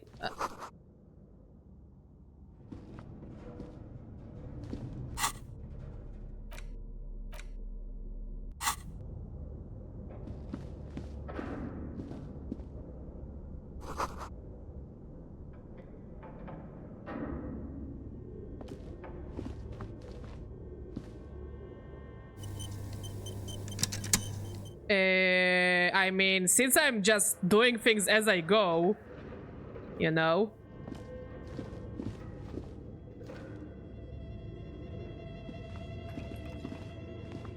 Not the fucking mannequin. No, this place is full of mannequins. Fuck me. Oh, money. A naked mannequin torso. No, no, no, no, no, no, no, no, no, no, no, no, no, no, no, no, no, no, no, no. No, I don't like the sounds of it. Nope.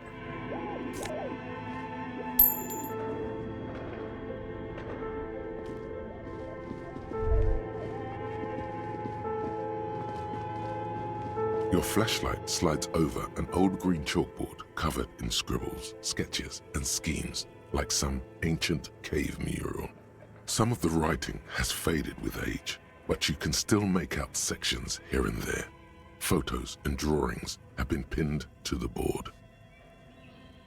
Wow. Condemned was quite a game. Never played it, but I watched playthroughs. My god, I was obsessed with this game as a kid.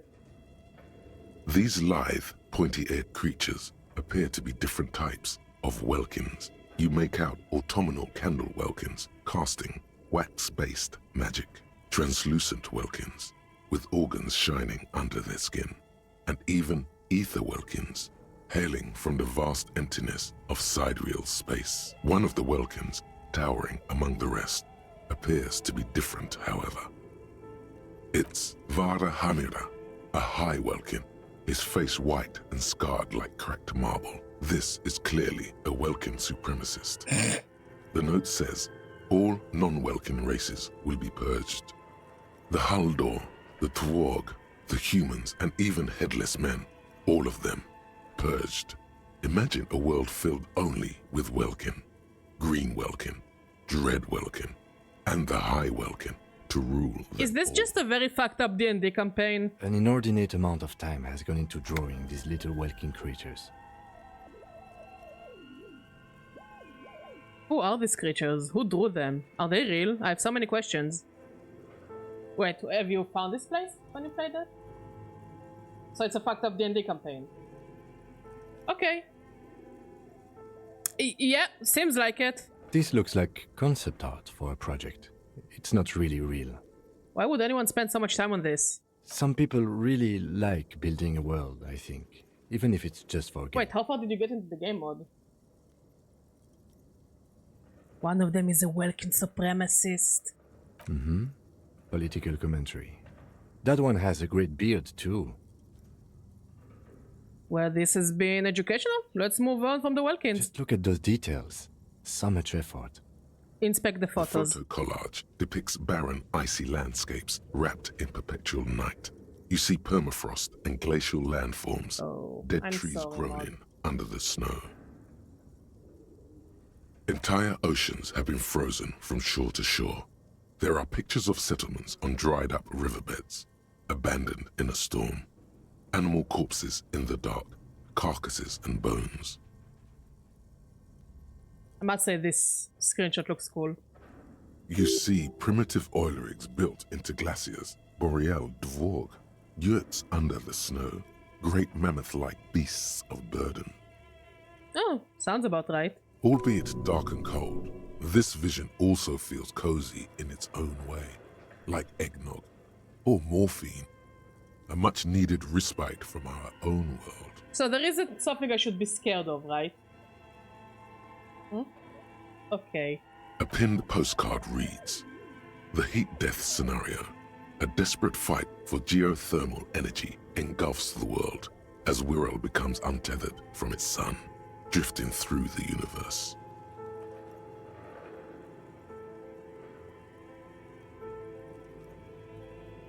This is a monthly calendar from the year 50.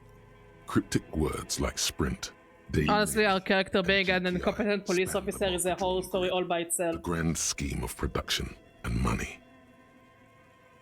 It looks a bit like an academic calendar, only much more brutal.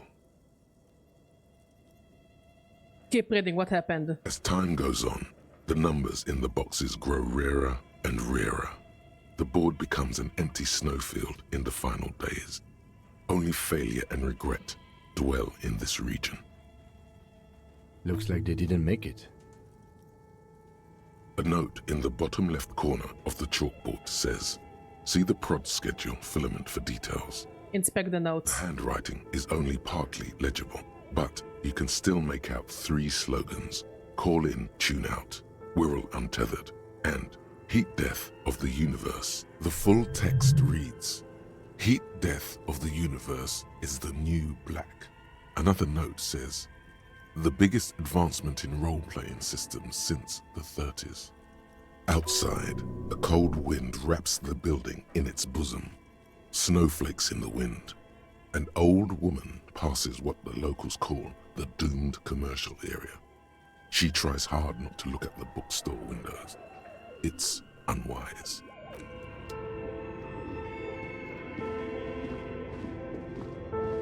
This appears to be some kind of machine with a cube-shaped heart and a wired framework. The keyboard has a rectangular on-off button. A piece of paper still hangs from the printer. The radio computer. Just sitting here without anyone inside. What he means is that these things cost money. Why would anyone just leave it behind? This is the Ream Civic radio computer, model RC5120, equipped with a Feld mainframe and a Ream-compatible printer. Do you think I should turn it on? We have one of these down at the station, but I never really learned how to use it. Turn on the machine. The machine lights up like some prehistoric animal stirring from its slumber, revealing fluorescent play and print keys on the keyboard. The hatch on the machine's central compartment is wide open. Look inside the compartment. It's empty like a beehive without its brood. Some cables have been left dangling, disconnected. This is where the memory should go. Press play. Nothing happened. Something's missing. There's no tape in the player. Press play again. Something's missing. There's no tape in the player. Press print. Nothing happens. This old fireplace is covered in lines drawn in blue and red marker, the mesh spreading over the stone like blood vessels on alabaster skin. It looks ghostly and strangely ancient. What am I looking at? Radio frequencies, it seems. UKV 123.6, UKV 123.7, UKV 123.9. Some written notes, too. I don't have a tape. We didn't find a tape. We have an empty tape. Unclear. It looks like a cardiovascular system split into veins and capillaries. Very advanced. So we're dealing with something medical here. I think so. The web is comprised of radio stations, all lead back to one red heart, titled the Game Master Frequency. A note says, this one can listen in on any station it wants. Looks like a surveillance program. They must have had massive airwidth. These things don't come cheap. Wait, who is the Game Master? Someone very important. If it's a game, then who is playing? Whoever decides to call in to a call-in station, it looks like. A list of names under the stations suggests people across 6 Isolas would be playing. Muindi, Insulinda, Kotla, Grad, Samara, and even Ilmara. There's no way a little basement studio working here could pull anything like this off. Why not? My God. It's as if the less money they had, the more ambitious their project became. The cost of Airwood alone must have been huge. Exactly. This schedule, I know doom when I see it. The company was running out of funding. Honestly, it's very ambitious. I'll give them that. But it makes you wonder why they had to leave it all with expensive equipment behind. What else? Nothing. It's just lines on marble. An echo from times long gone. No one has used the fireplace in ages.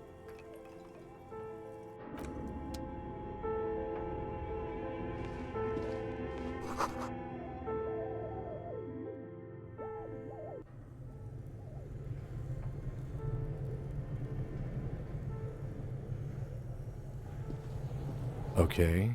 What do you think is going on with that computer, chalkboard, and fireplace?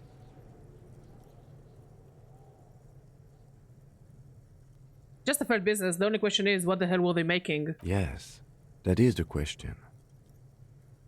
Like he's ready to lay out a fine theory, crafted together like a puzzle box. It looks like one of those popular pen and paper role-playing games, only these people were trying to automate it, make it work on radio computers. How are they planning to do that? Through call-in stations. None of the players have to be physically present. Anyone in the world can participate in the game, as long as they have a two-way radio. Then there's the game master frequency. It actually sounds really cool. Smaller call-in stations. It's like, again, when we... when there was COVID and people started to play D&D through Zoom or Discord, you know? It's kind of the same. His fascination has swept aside other concerns for the moment. He's a little hooked. Coordinating so many games would take a whole switchboard of people, possibly divided into sub-frequencies. Has anyone ever done this before? Not to my knowledge.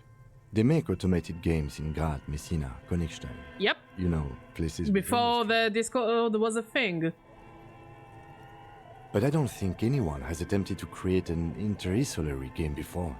We just don't have the technology. And this was a role-playing game. Indeed. Those Welkins are a dead giveaway. Disco Elysium. The world looks like a modified version of the WeWorld board game, with heat death thrown in. What do you think happened to the company? No idea.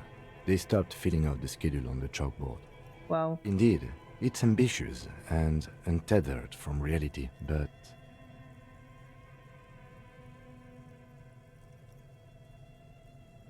The world is cold and lonely. This would keep it company. Let's finish this. It's too late for that, I'm afraid. Okay, let's keep moving. Let's... I wanna go up the stairs. I wanna finish the first room before we go back here.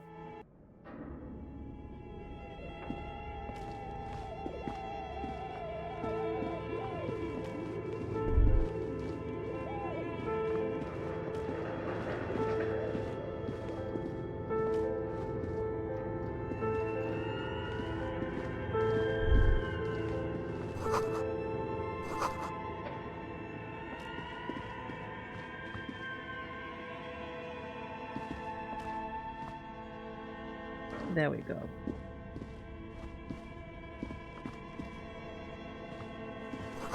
It's okay. It will... Usually yellow is mood setters, I think, no? What is it? Production, schedule, filament memory.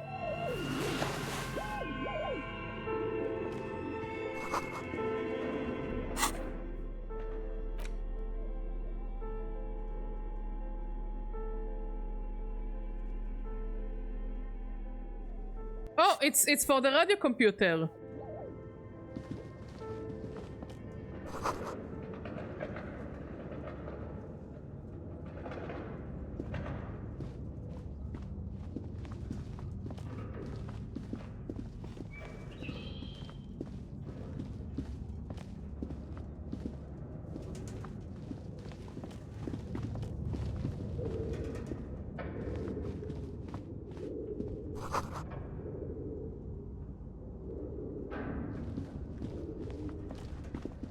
I think we came through here, so let's run quickly to the radio computer.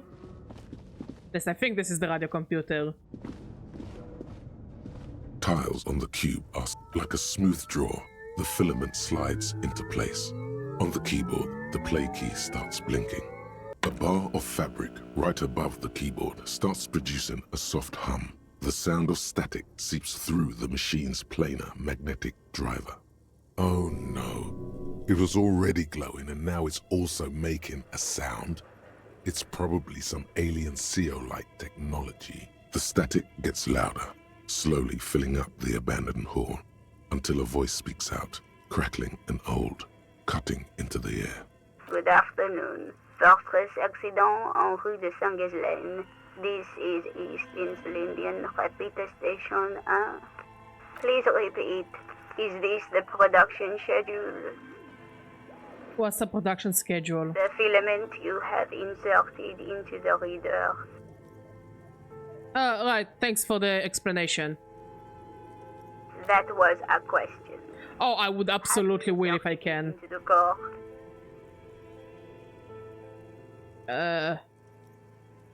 I don't know.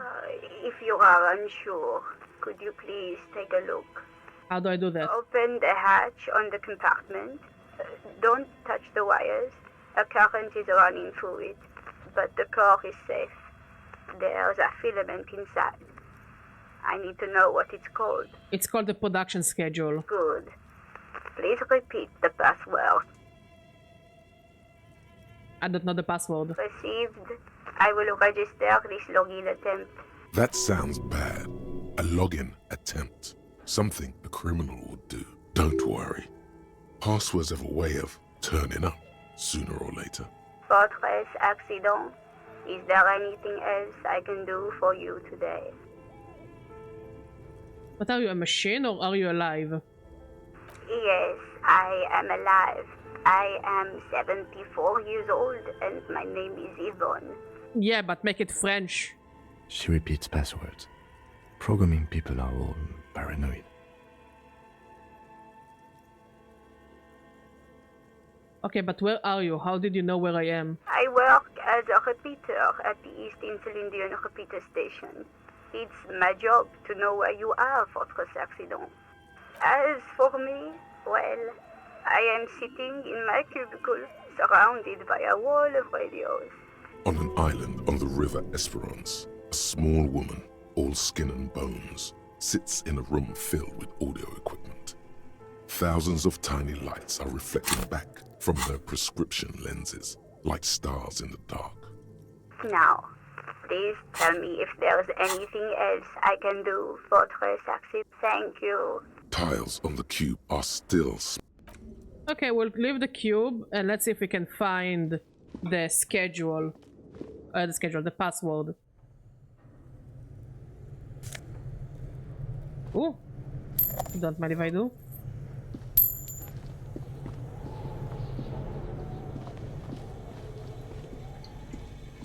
Is that a fridge? You see a terrifying... It is a fridge! ...with a strange compartment in its belly. The door is covered in frost and the bear's eyes are glowing red. This ice bear is a hyper-carnivore. Be careful. What is this thing? It looks like a giant ice bear. The lieutenant doesn't answer. His eyes are glued to the animal. A sharp slice of light shines out from its mysterious belly door. Crack open the door. A gust of freezing cold air rushes to greet you. You hear a low grumble as the bear regulates itself. This is the inside of a refrigerator. Maud, remember we had a conversation about the gorilla couch? I'm glad we had this conversation. He said yes for the bear fridge. Even though I think it would be a bit too tall for our kitchen. The lieutenant takes a peek inside. His hand has found the holster of his gun. Relax, Kim, it's a fridge. Of course, just a giant ice bear shape. It's called a brrrr! Let's take a look inside. The shelves are empty. All you see are crumpled ice cream wrappers with the brand name Revachol ice cream. Ice City. Speaking of food, what do you want to do about dinner? Attached to the door. The fridge is huge. You pocket the note and the little fridge magnets keeping it on the door. examine one of the ice cream wrappers in A there. friendly cartoon bear smiles back at you from a glossy cellophane wrapper. It looks nothing like the fridge. The paper still smells of vanilla and chocolate. What is a giant bear-shaped fridge doing in an abandoned cellar in the first place? Good question. It looks like an ice cream fridge. It does. So they try to sell ice cream from the hyper carnivore? I know. What an unfortunate marketing choice. I would buy ice cream from a hyper carnivore. What is even worse, the bear is still costing them money to this day. Its eyes are glowing, that's kinda cool. The fridge buzzes.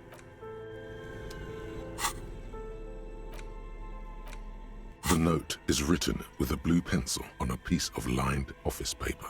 The kitchen magnets have left spots on its surface. Does it say anything interesting? This is tangential at best, but the lieutenant's detective instinct is still active. Someone has scribbled, S. I can't believe the off-site copy is still here. The illiterate ginger kid keeps stealing stuff from the studio, so I had to hide it. Not talking about Kuno. You'll find the filament memory with the off-site copy in the frozen ice cream maker. Please take it home, ASAP. It's important. I'd do it myself if I lived in a civilized place with a freezer. Take care. Sully Swaff. Wonder who wrote that note. Looks like someone from that radio game company upstairs. I'm a little surprised they just left their property lying here.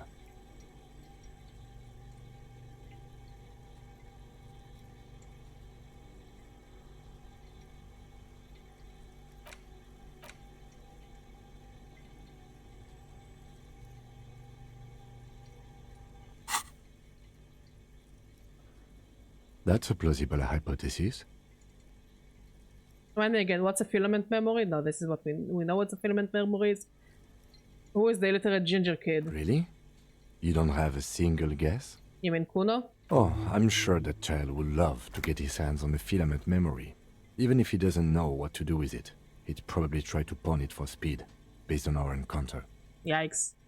Yeah, we don't talk about Kuno. It belongs inside a radio computer, storing its memory. Do you have any idea where the frozen ice cream maker could be? I don't know. I assume it's somewhere close to the ice bear fridge.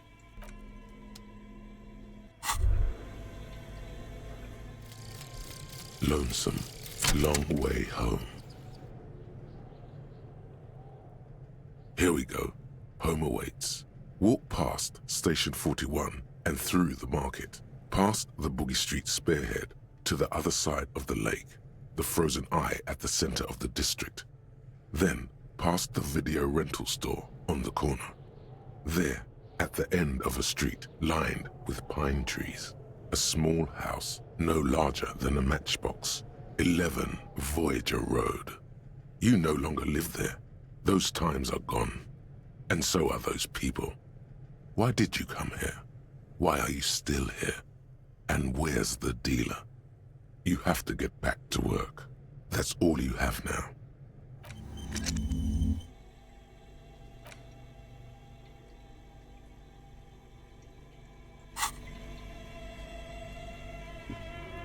I guess this is the ice cream maker?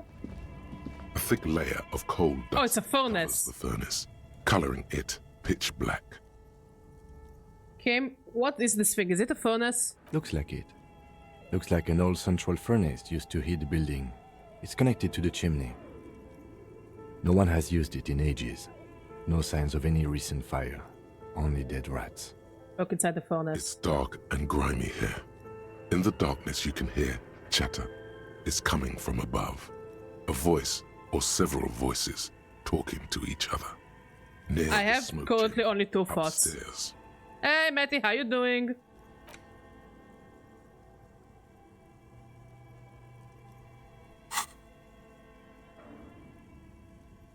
The echo is so prominent, it's impossible to discern what the voices are saying, or what's producing them. What are you doing? I'm hallucinating. Wait, really? Take your head out of the chimney, please. It's not safe. Smear your hands with the A coal. lush layer of coal now covers your skin, sinking into the wrinkles.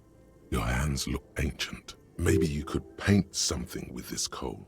Leave a cave painting for future archaeologists. No, that would be stupid. That would be amazing. Still, it's good to have this dirt on you. Real men wear coal for makeup. Take it with your foot. Hollow. Ow! Okay, that was a stupid decision. Your toe hurts.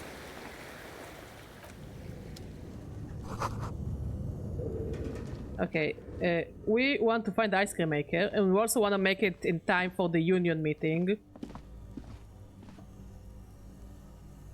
Are you the ice cream maker? Oh yes, yes you are.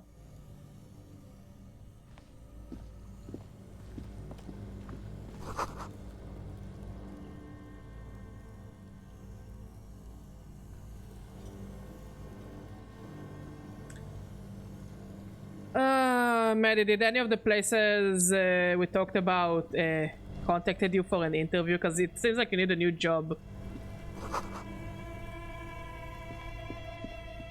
This orange machine is buzzing like an old submarine. It has a hand-cranked ice cream churner on top and an electric freezer that appears to be frozen shut. Turn the ice cream crank. Turning the crank feels oddly satisfying, like stirring your childhood dreams. In the distance, you hear water dripping. Try to crack open the lid. Slip your fingers under the frozen lid, but the ice is too cold for you to get a good grip. A pry bar would come in handy here. No, this is going to need something else. Some kind of super pry bar. Don't even try to open it with a regular Exactly. pry bar. You're just wasting your time.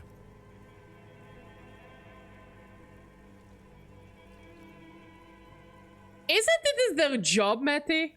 If you want to try again, then you need to have the pry bar in your hand, detective. Equip the pry bar by...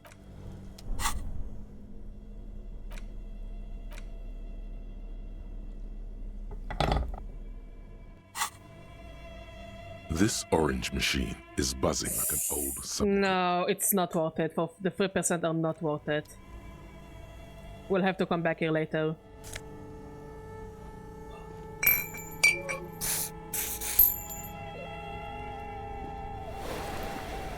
Two cables are plugged into the breaker box. The red one leads to the ice bear fridge, and the black one to the ice cream maker nearby. Oh, clever.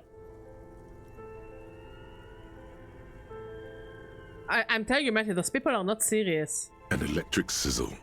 The room is slightly quieter now. Something close to you dies with a soft electric purr. Why did you do that?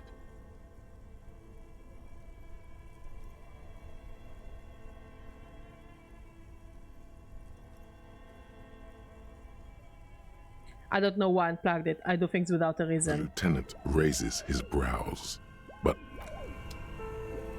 And there's stairs, but we'll go back to the stairs later.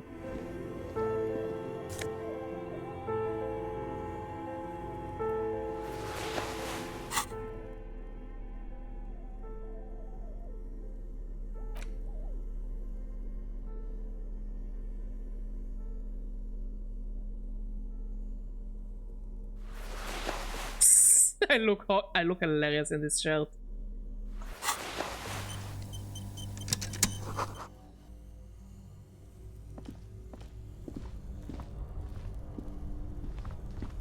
Let's see if the ice cream machine has stalled. this orange machine is dead still. No.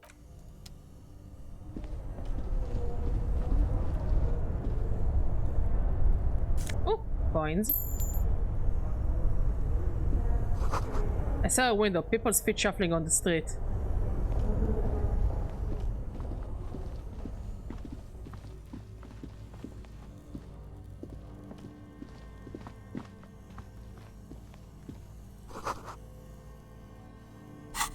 Hmm?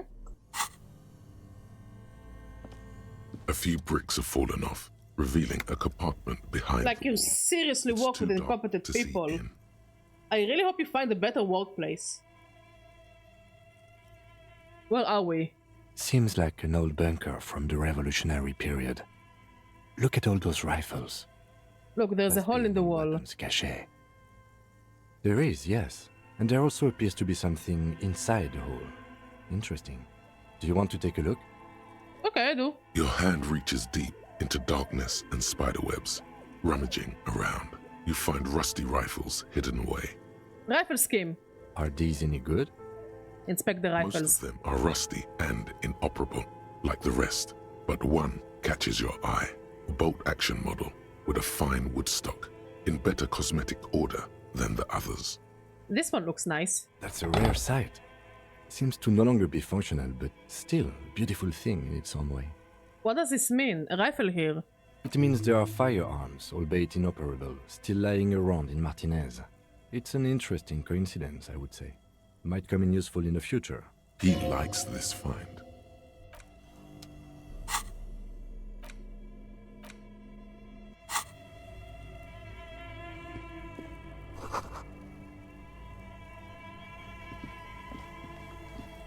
Okay, we turned off the bell. Let's see what that does.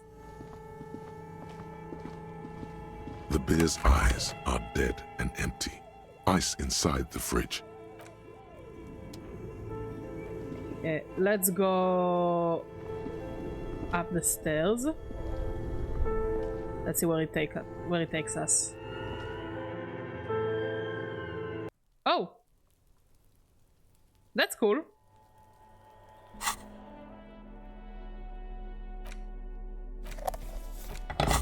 And it's 4, so we can make it in time for the union.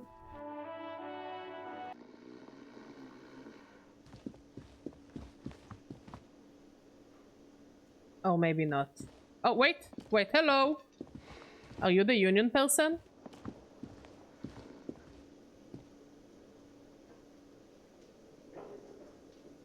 No, this is something garbage. This is absolutely garbage.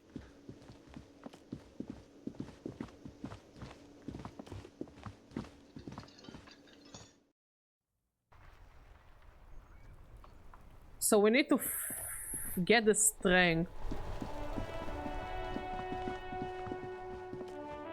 to open that container. Let's talk to Disco Nanako. Hi, Ace Detective. Are you here for more books?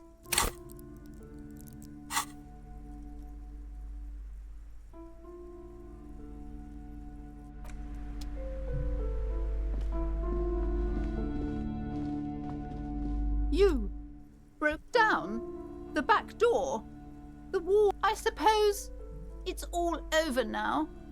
I guess there's no escape. What are you talking about? It's just a door. Just a door? This place is cursed, Detective. They don't call it the doomed commercial area for nothing. Just look at the sheer amount of companies that have failed in this house. To me, it sounds like they just genuinely don't give a shit about the students. I hope you're happy now. Happy that you've ruined everything. Now that you've broken the door, the curse is coming to get me as I thought well. you don't believe in the curse. Host Almighty, she prays. Guard me and my honest business venture from the curse that lurks behind the door. Blessed be your name. Of course you didn't. You're nothing but a policeman. All right. You know what? I'm willing to let you investigate the doomed commercial area. We are set on the path. There's little else to do. Her facade has dropped. Now you see the curiosity behind the fear. So we need to find the right clothing to be able to pry open that fridge door. Entity?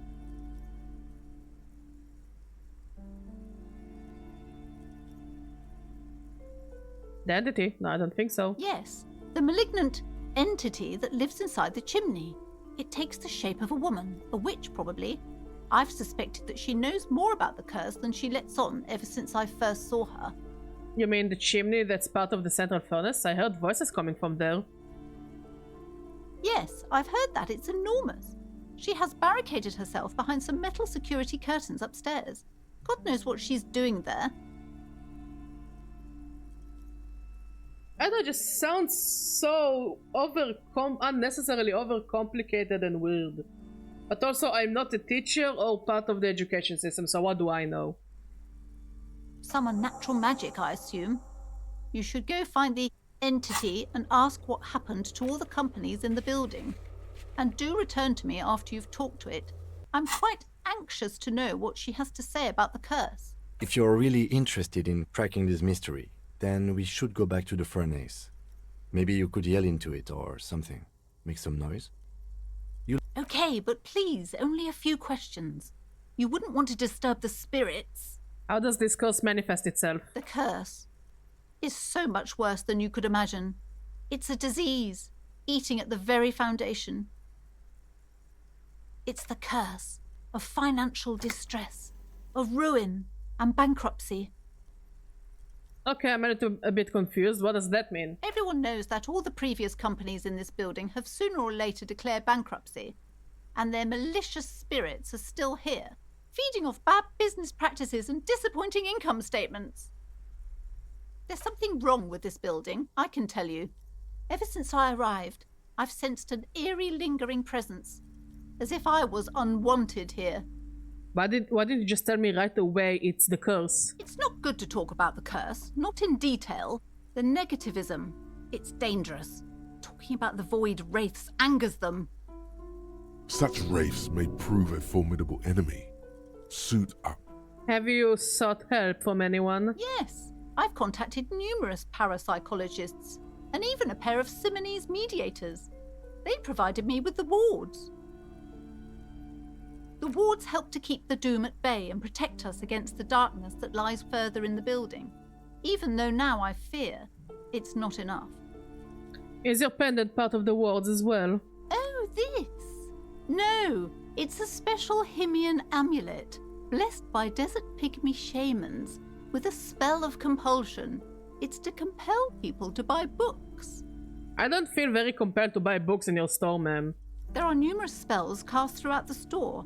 I had the books anointed with a different inducement spell, for example. It's guaranteed to boost sales 15%. And did it? What about the wards at the back door?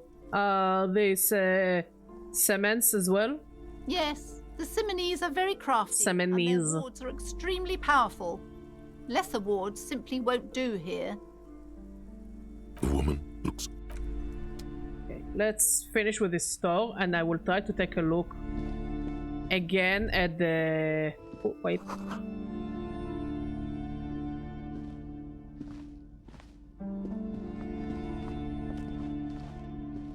At the These chimney, shelves are and then we will call overburdened it a with stream. Books from the same series. You see the name Dick Mullen over and over. A couple of spook novels hide amidst all the detective books. Thrilling tales of spycraft and daring-do. So, Stocky, what's all this crime fiction? Oh, crime, robberies, murders, even sexual crimes. We're fortunate to have Dick Mullen and his stories to sort all that out. You're a police officer, apparently. You should buy all of these. They really do teach a person how to be a proper detective. Sex crimes did pique your interest, but still, this Dick Mullen person only gets your pleasure centers down. Look through the display of books. Crime fiction is a disgrace. An asinine misrepresentation of the physical attributes of the arduous everyday work of actual police officers. These books greatly overstate the excitement of police work, glossing over how long it takes to actually follow up on leads and eliminate dead ends.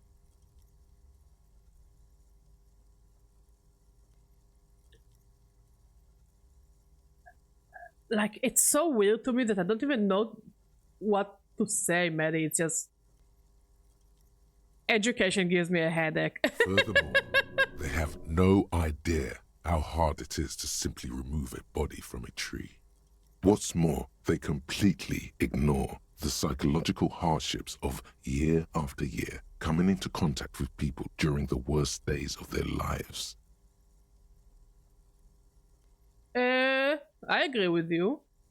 Not a I definitely agree with you on of that. all the stress this work creates upon the officer's family. Detective fiction just doesn't tell the truth at all. Now, would you like a list of all the books found on the shelf? Sure thing. You see Dick Mullen on the job. Get Me Mullen. The Stalwart Adventures of Richard P. Mullen. Dick Mullen and the Murder in the Orchard.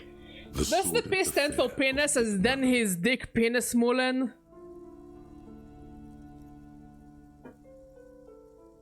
A killing is Or declared. Private? Dick Mullen in the murder Dick house. Privates? The final case of Dick Mullen. An obvious lie. Dick Mullen in the clock tower. The ordeals of Dick Mullen. Dauntless Dick. Dick Mullen's funeral pyre. The murder of Dick Mullen. Where is Dick Mullen versus Moby Dick? Now that's a book I would read. Dick Mullen dies? Oh no. Turns out he fated to solve a case. Surprising. Are there any more? Yes. There's also the dame who did it. Farewell, my Mullen. Faking death seems to be a common trope in the Mullen series. The morbid tales of Dick Mullen. A dark tide turns. There's not such things. It's just not such thing as too many dicks. Tragedy calls for Dick Mullen. Another one with fake death. Lovely. And, of course, Dick Mullen, the murderer. In order to catch a murderer, Dick Mullen must become the murderer. It's like Dexter, but not really. After all this, you still haven't found the answer to the one question that matters. Who is Dick Mullen? Your quick eye notices a small caterpillar crawling across the spine of a book. Sure. Reads, Dick Mullen and the Mistaken Identity. What do we have here? Mistaken Identity? From Dick Mullen's classic hard-boiled phase. The premise seems to be that Dick Mullen is framed for the murder. What are they playing? And has just a few days to prove his innocence. Why does this speak to me? Could it be the motifs of unstable identities and shocking betrayals? No, tell me. Because if it's a game I really want to play and it's gonna spoil me the game, I'll be a bit upset. Only some games I care about the spoilers. They're probably right. I'm a complicated guy, full of contradictions. Then this is the book for you. Of course. Such violence and immorality. Oh, this is where my money is. I mean, enjoy. So I can read it to pass the time. But I guess it will also give me stats if I'll finish reading it. Because this is how it usually works. Okay, fine. I trust you. But first I want to get to the chimney to see if we can get in. Tome of Fascist Magic. Interesting. The plaque on the shelf reads, Biographies of Famous People. You see a large variety of names, none of which ring a bell. Storekeep, anything of note in this shelf? I would say... The Greatest Innocence. Yes, most certainly. It's an important educational tool delving into the depths of history, religion, and their relation to innocentic power. Who or what is an innocence? A very influential historical figure. But surely I don't have to tell you that. You're a law officer, and law officers have at least some education. The book is also very daring.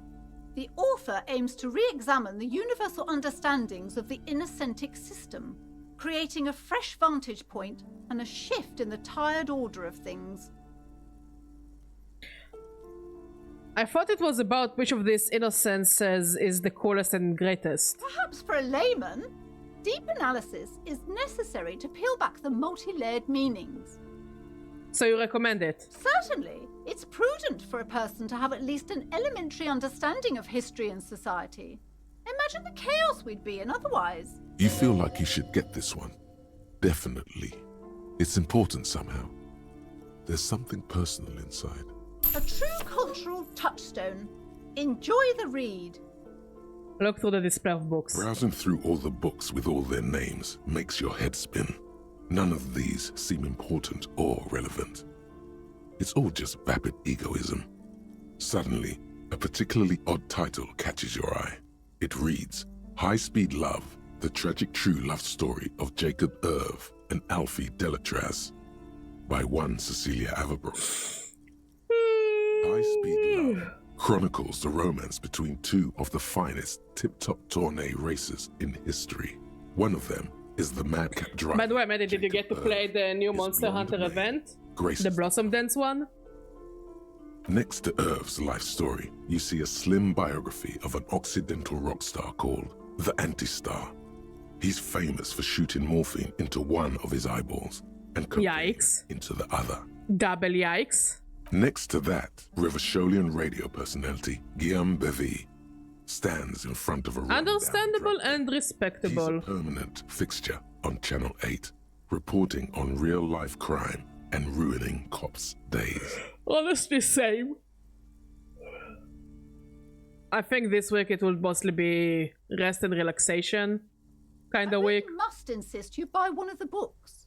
Reading them is not for free. Do still browse though, but not too long. I'm sorry, I did not mean to rush you. You are browsing. Go ahead. Take your time. Time is commerce.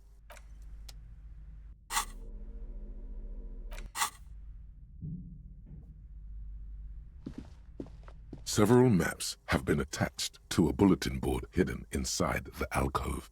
They're held up by small pins. The board has come loose from one corner. The maps look old and faded. Your eye catches a map of Insulinda, a map of Revachol, and a map of Martinez. Look at the map of Insulinda. This large map displays archipelagos. You see a constellation of small dots on the light blue emptiness of the Insulindic Ocean.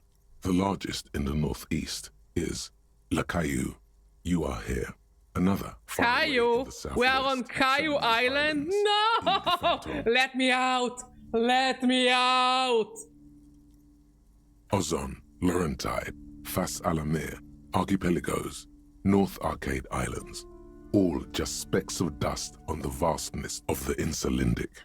On the edges of the map, the color fades into a blur of dotted lines, black and white. In the northeast, a dust mite stands on the north coast of Caillou in a bookstore. It's you. It's me. Radiating outwards from you, the suzerain Revachol. With a radius of 80 kilometers, still, the crown jewel of this Isola would be barely visible.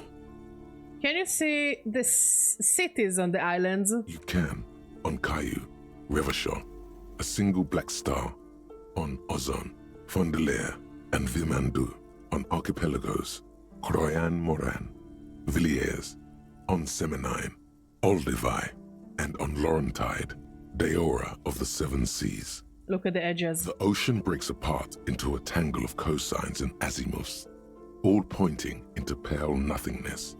Windy is the north azimuth. Grad is the northeast azimuth. Samara is the east azimuth. Seol is the west azimuth. Isolas, they're called. Connections to other worlds. Words past the Insulindian, unknown to you. You only know you've never been there. You have little idea what they are. Distant stars, gods. But looking at them makes you feel almost non-existent. Whatever they are, the Isolas are immeasurably large compared to you, and very, very far away. Perhaps they are gods, gods of distance and outer dust. Look at the map of Revachol. The north coast of a verdant island is shattered by the delta of a river. It is the River Esperance. Countless bridges put the shards back together, connecting city blocks to river islands. La Delta says a great artificial heart in the center, teeming with life forms and construction. To the east, rolling hillsides, Le Jardin, Stella Marie, the suburbs of Saint-Baptiste, swallowed up into the megacity. They sound rich to you. This is Revachol East. Hudon, it's somewhere to live. Not bad. Then there's Jamrock. It's bad. People shouldn't live there. Wait, aren't we from Jamrock? Then Forburg. It's almost as bad, and much larger. Then Coal City. It's the worst. And Martinez? It's so small you can't even see it on the map. No, wait. There it is. North of Jamrock, the strip of coast next to the Greater Revachol Industrial Harbour. It looks downright despondent. It's almost Coal City, to be honest. No, Coal City is worse. A charred limb. Rain falls on its slick black streets, and then there's the burnt-out quarter in the heart of Jamrock. Is it cold in this bookstore, or is it just you? No, this is somewhere to be. This is all you have, but it's still something. Streets and sodium lights, the sky, the world, you're still alive. Look at the map of Martinez. It's not really a map, it's a tourist thing. A picture postcard with buildings on it, drawn from an isometric perspective.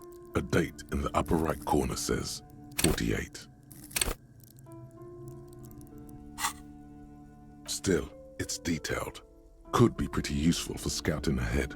You see the jagged boxes of an industrial harbor, even the whirling in rags there. So, Kip, can I buy these maps? I'm sorry, officer. The map of Martinez is the only one available. The other two are not for sale anymore. And besides, you could scarcely afford them. They're quite valuable, though they might not look it. The map of Martinez is 90 cents, though. Why is the one of Martinez so cheap? That old thing. It's an out-of-date map of a tourist location that never was nor came to be, from when some design studio people tried to spruce the place up 4 or 5 years ago. They also renovated the horse statue, set up those coin-operated viewers, and designed the new street lamps. What happened then? They didn't get that far, for some reason. A shame the project never got going. Would be nice if someone fixed Martinez up. All these ruins are bad for business. Always good to be informed of your surroundings.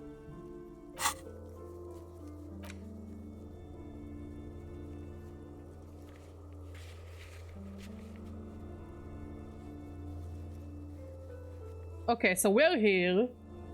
If we go south is the Martinez waterfront, fisherman shacks, and the church. So even more east to us is, I guess, the harbor.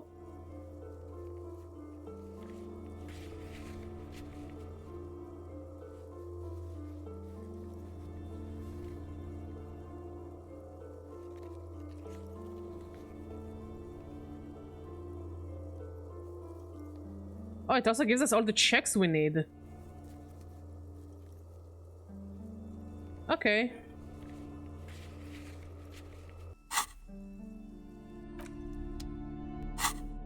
That's actually very convenient.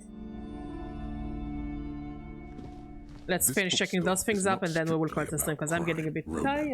Biographies of famous Not gonna lie. This but also it's rather chill, especially since I don't need to read all of this.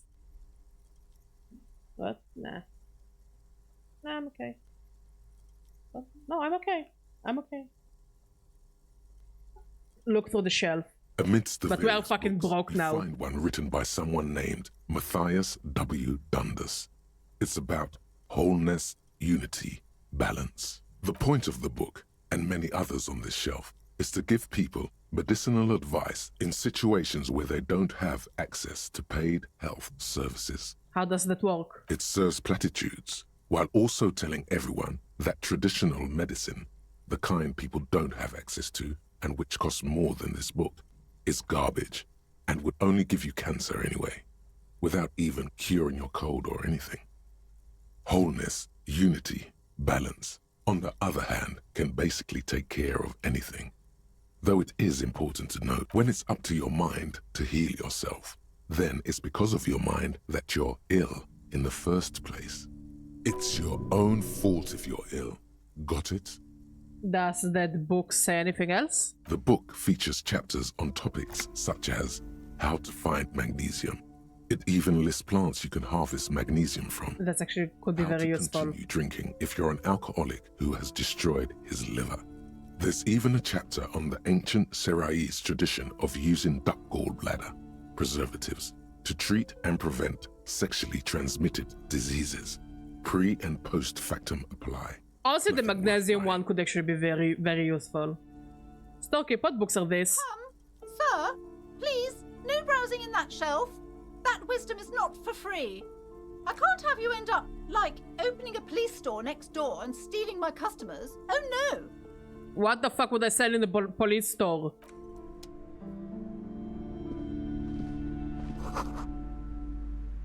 think we'll call it a stream. Let's save, so I won't accidentally not save. And let's do a little raidy raid.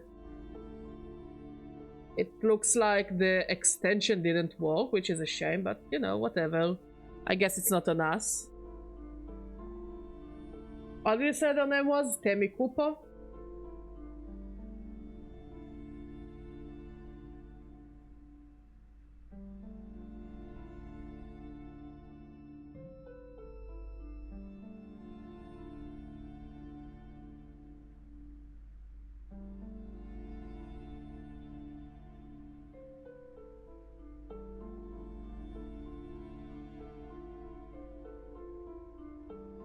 Are you sure they're live?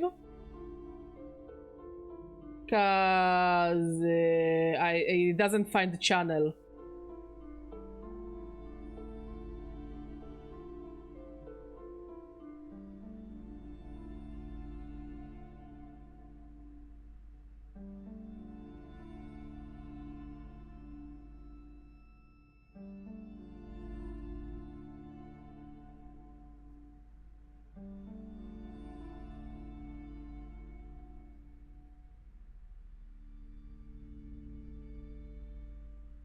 Yeah. Oh, I'm sorry. Let's see. Maybe one of my people. How many are we anyways? I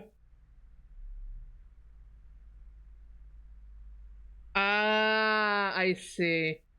Well, I guess I missed them by a bit. Let's see. Who do we bother? Oh, Reaper is playing Skyrim. Bother him instead. Anyways, thank you for watching, thank you for talking, thank you for being amazing. We will keep playing this game tomorrow, of course. And I'll see you all next time. Bye bye.